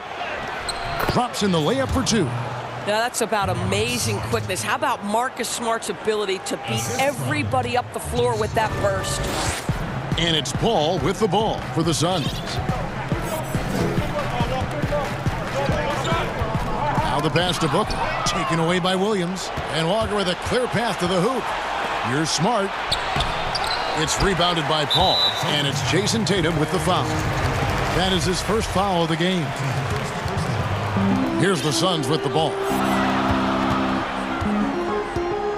And Kemba Walker is going to pick up the foul. That is his first foul of the game.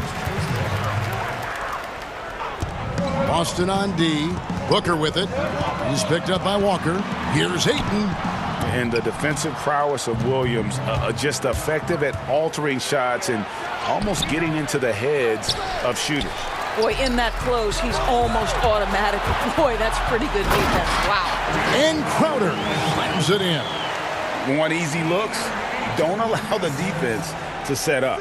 What a beautiful fast break opportunity, and the finish pretty good.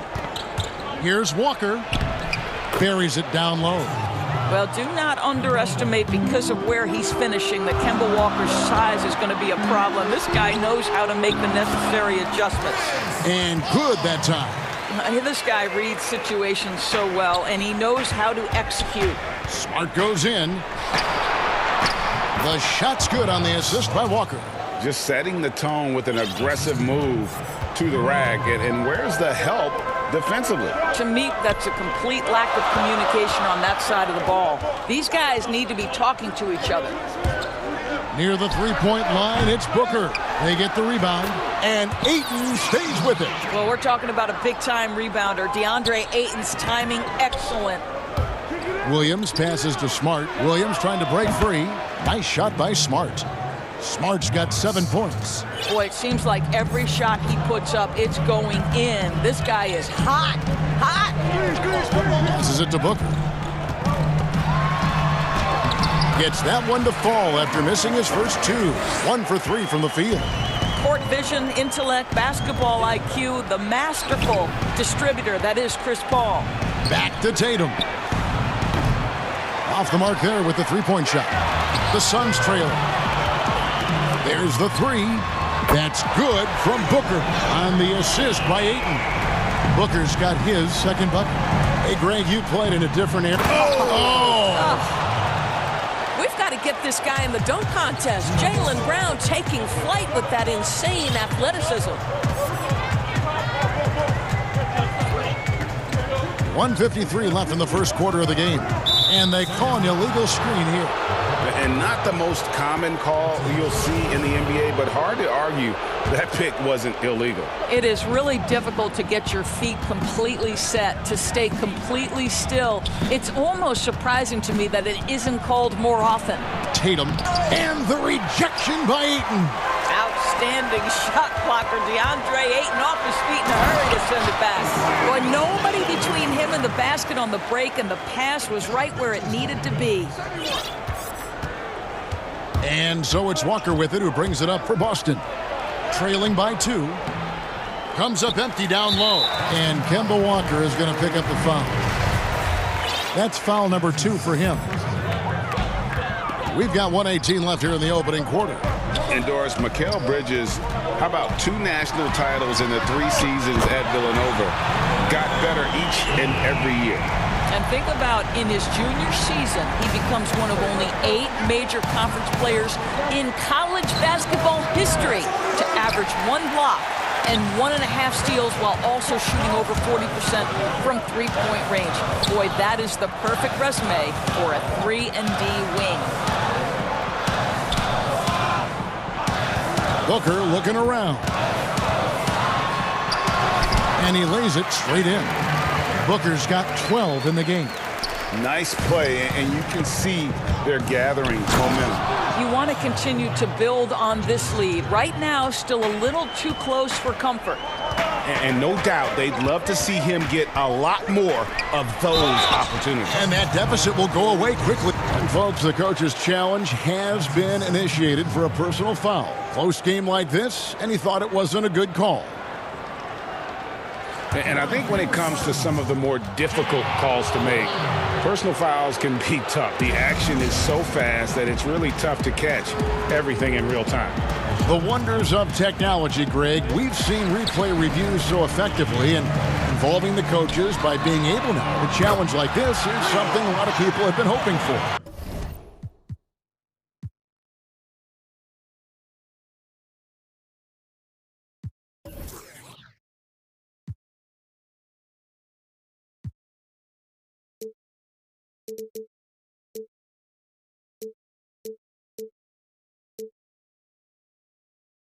And the announcement on the review is that the foul was called in error.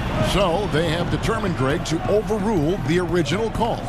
And guys, this is what it's all about, getting the call right. And I think in this case, the video review showed that while it was a tough call to make on the floor, they got it right with the review. Now here's Tatum.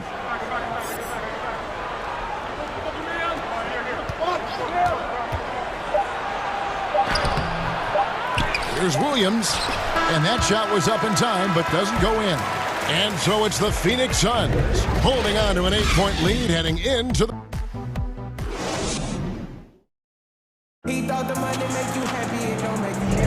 And thanks again for tuning in. If you're just joining us, we've played through one quarter of action so far. And from what we've seen, guys, from the Suns, what are you thinking so far?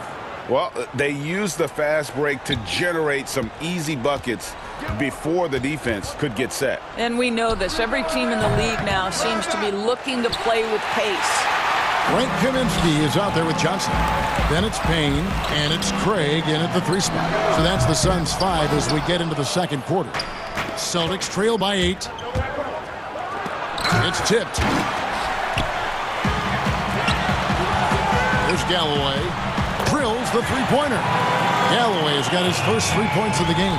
Yeah, the D with very little pressure on their perimeter shooters. 3 of the last 5 baskets they've allowed have been from beyond. Tatum's shot is off. Phoenix leading by 11. Galloway, the pass to Kaminsky. Shooting foul as the whistle blows. He'll shoot 2 free throws. Yeah, way to play in attack mode and get to the line. The Suns shooting their initial free throws of the game right here. And one of the highlights last year for this group was the fact that they were so efficient from the charity stripe. That's a huge factor. Boy, that's one he wishes he could have back, especially against soft defense. For 3. Score the basket. Nice shot after missing his first attempt. And they're getting their points now almost exclusively from the triple. 4 of their last 5 makes are from beyond the arc. And stolen by Payne. From deep 3-point range. Oh, that's offensive interference.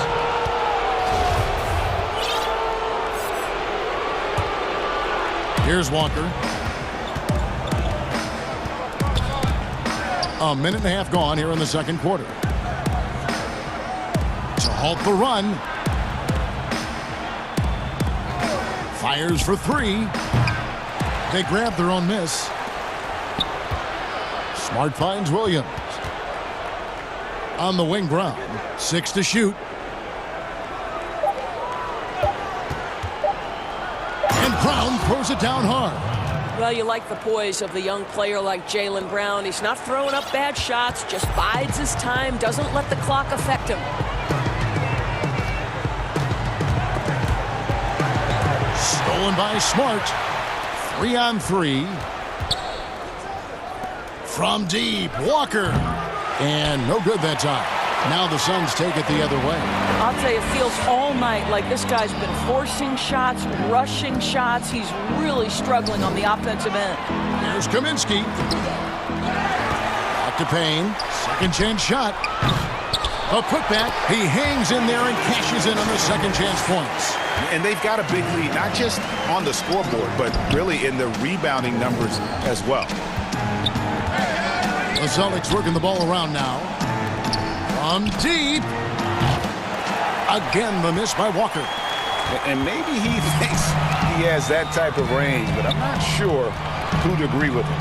I think we have to check his sanity because there's a number of better options on the floor. Payne kicks to Kaminsky.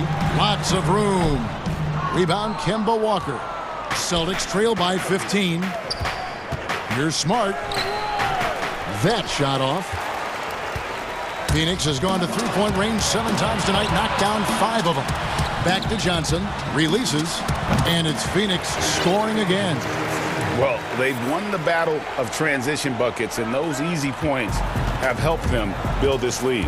Well, this is their pace. This is exactly how they want to play. A little fast, a little loose. Traps in the tray. Walker's got 5 now. Sometimes trailing in the game, players get sucked into trying to make that home run play. And moving to a star-laden team last year, Walker continued to produce as he always has. And the scoring average may have gone down, but that was totally expected. This has been a seamless integration of Kemba Walker. Coach Stevens has got to get some credit here. You allow Kemba Walker to play to his strengths, but you also allow him to thrive in the team situation with other talent.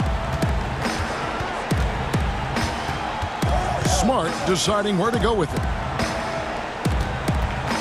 Just 5 on the clock. That's in, and that's his 4th basket of the night. He's taken 7 shots, a solid 57%. Boy, this guy has been terrific. The rest of the team, however, struggling. There's Galloway, guarded by Smart. Oh, and there's the one-handed jam. Well, how about Galloway showing his hang time on that one? And it's Walker with the ball, bringing it up for the Boston Celtics. It's a 16-point game. 6 seconds separating the shot and game clocks. Good. And the nice assist for Williams. Williams has got 3 assists now in this one. Now Payne. He's been quiet so far. Still no points in the game. Pass to Craig. Lets it go from deep. Another 3 for Phoenix. I'll tell you, he turns a difficult situation of duress into a simple basket with a precision pass out of the double team. And so it's Phoenix out in front by 17 points at the end of the quarter. They've excelled in the open court. Their transition. The 2K Sports Halftime Show. Devin Booker had it going on in the first quarter. He ended up with 15 points.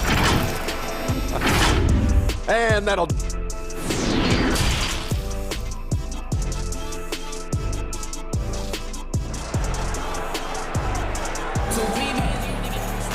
And after a very lopsided first half, we'll see if things play out a little more evenly here in the second. You know, guys, Devin Booker has been exceptional here.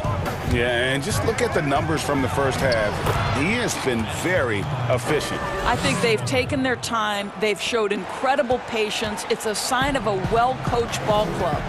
Well, we've got a moment. Let's set the floor. Brought to you by Gatorade. All fueled up for the second half. On the floor for Boston. Walker and Smart, the guards. Brown, the small forward, with Tatum holding down the 4 spot. And it's Williams at the center position. And here is Paul. Here's Booker. And the Suns tack on 2 more. We know how important the draft is, Greg. It can shape an organization. Talk about some of the best draft day deals of the last couple decades. There have been a lot of them. Oh, there have been a few. I mean, just coming to mind here recently, how about when Kawhi was traded to the Spurs? That was a huge get. Go back George to, how about Kobe going to the Lakers? McHale and Parrish coming to the Celtics. I mean, we've seen that happen quite a bit. And I tell you what, boy, it can really transform a franchise's future. But he recovers it. Crowder, the pass to Booker. Tries again. Williams with the block. You know, the reach of Williams is outstanding. He uses it to perfection to deny shooters. The kick out to Tatum. Back to Smart. Gets it to drop, and now he's shooting at a 5 for 8 clip. They're scoring boatloads of buckets. It's raining buckets from inside. First minute and a half of basketball here in the third quarter. Oh, Ayton in position. An emphatic alley-oop jam. Elite athleticism from Mr. Ayton. No doubt on the dunk. And it's Walker penetrating over Paul. And foul on the shot. He'll shoot 2 at the free throw line. Chris Paul picks up that one. I mean, even from over here, you can see that one pretty clearly. And so he hits both. Well, this guy has multiple ways to get to the free throw line. And boy, has his stroke been on the money. Suns leading by 15. Into the third we go. 2 minutes in now. Paul dishes to Ayton. Back to Paul. Goes up and lays it nice and easy. Paul's got his second basket of the game. And they've had assists now in their last 3 baskets. Round the pass to Williams. Dishes to Tatum.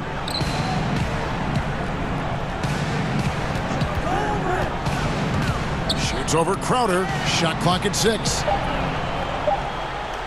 Williams kicks to Walker. Boston again missing. And a big lead for them on both the scoreboard and the backboard thus far.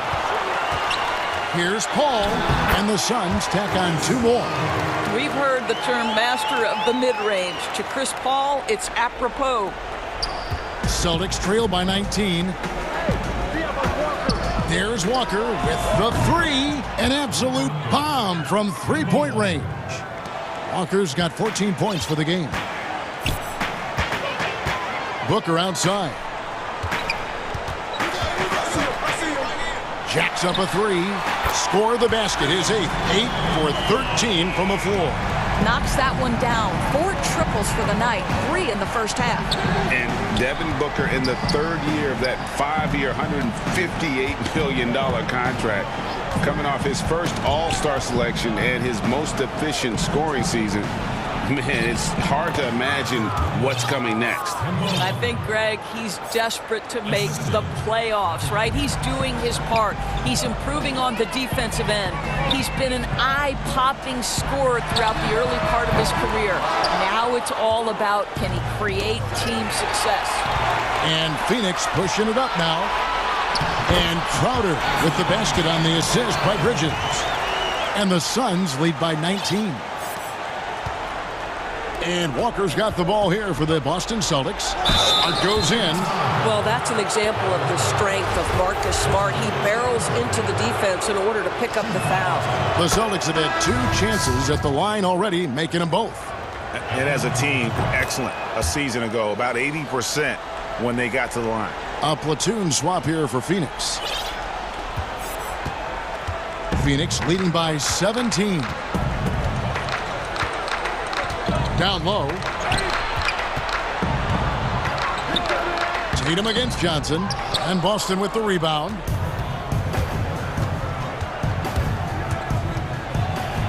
Left side, Brown. I'll tell you, allow an athlete like Jaylen Brown to get this close, it's going to be finished and finished strong.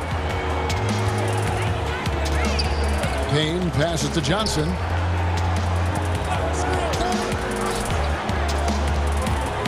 Kicks to Galloway. Suns moving the ball around. Pass to Payne. 6 on the shot clock. He dishes it to Kaminsky over Williams. Trains it from 9 feet away. Kaminsky's got 5. Well, deliver the pass where your teammate can do something with it. Nice. And that one clearly a foul. Gets the whistle, and 2 shots coming up.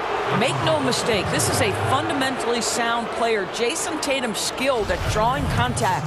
Boston shooting their 5th and 6th free throws of the game. The first free throw is good. And that one goes in. 2 from the line that time.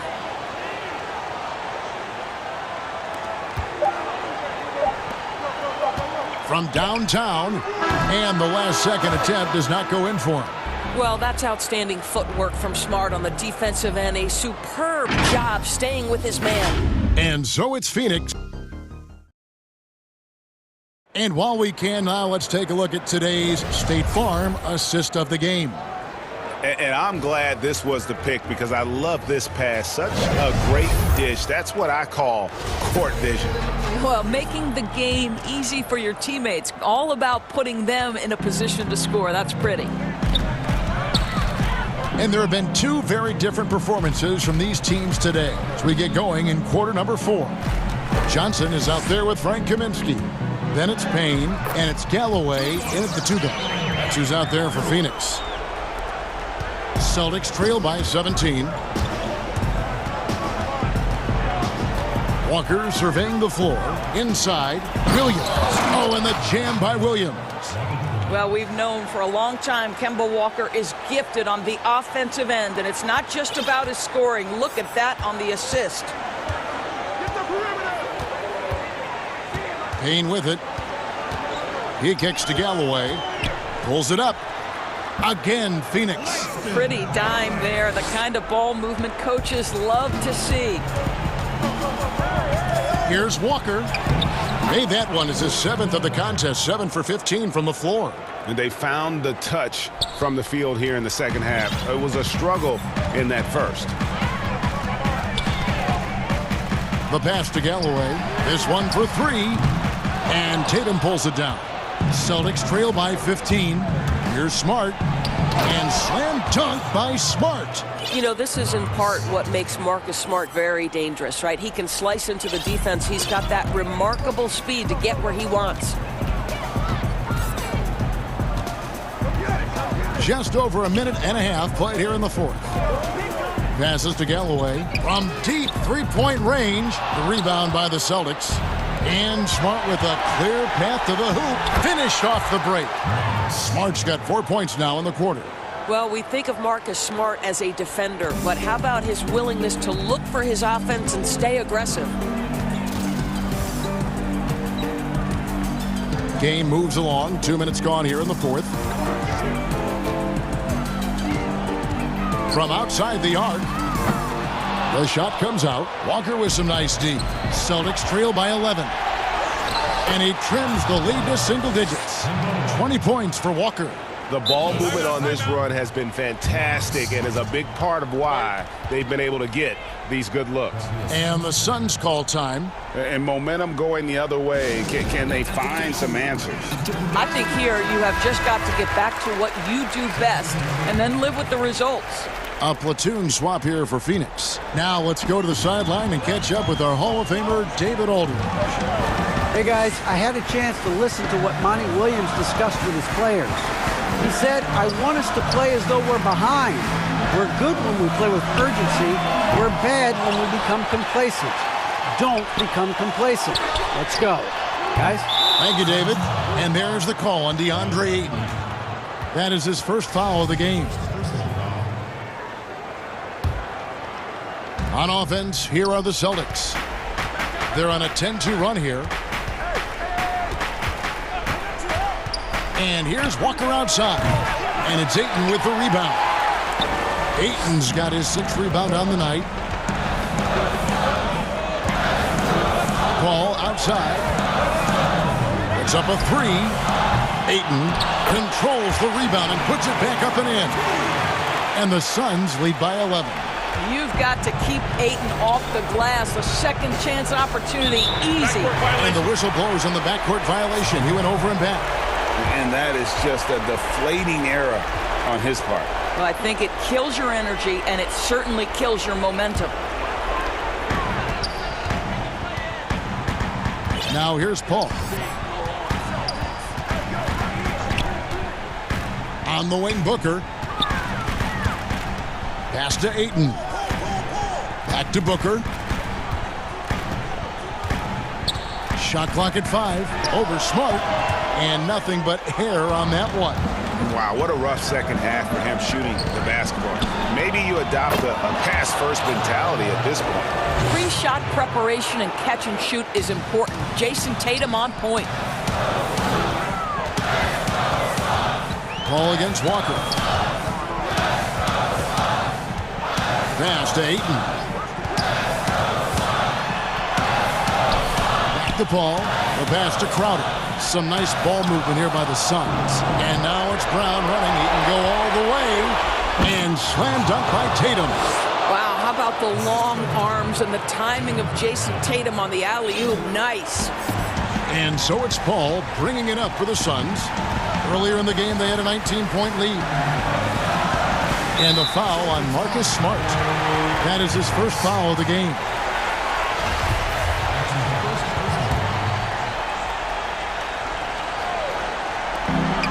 .52 seconds left to play in the final quarter. Connects from three-point range. And at this point, just sort of running through the paces, as it appears it'll be a nice win here for the Suns. They had a fantastic play from the bench.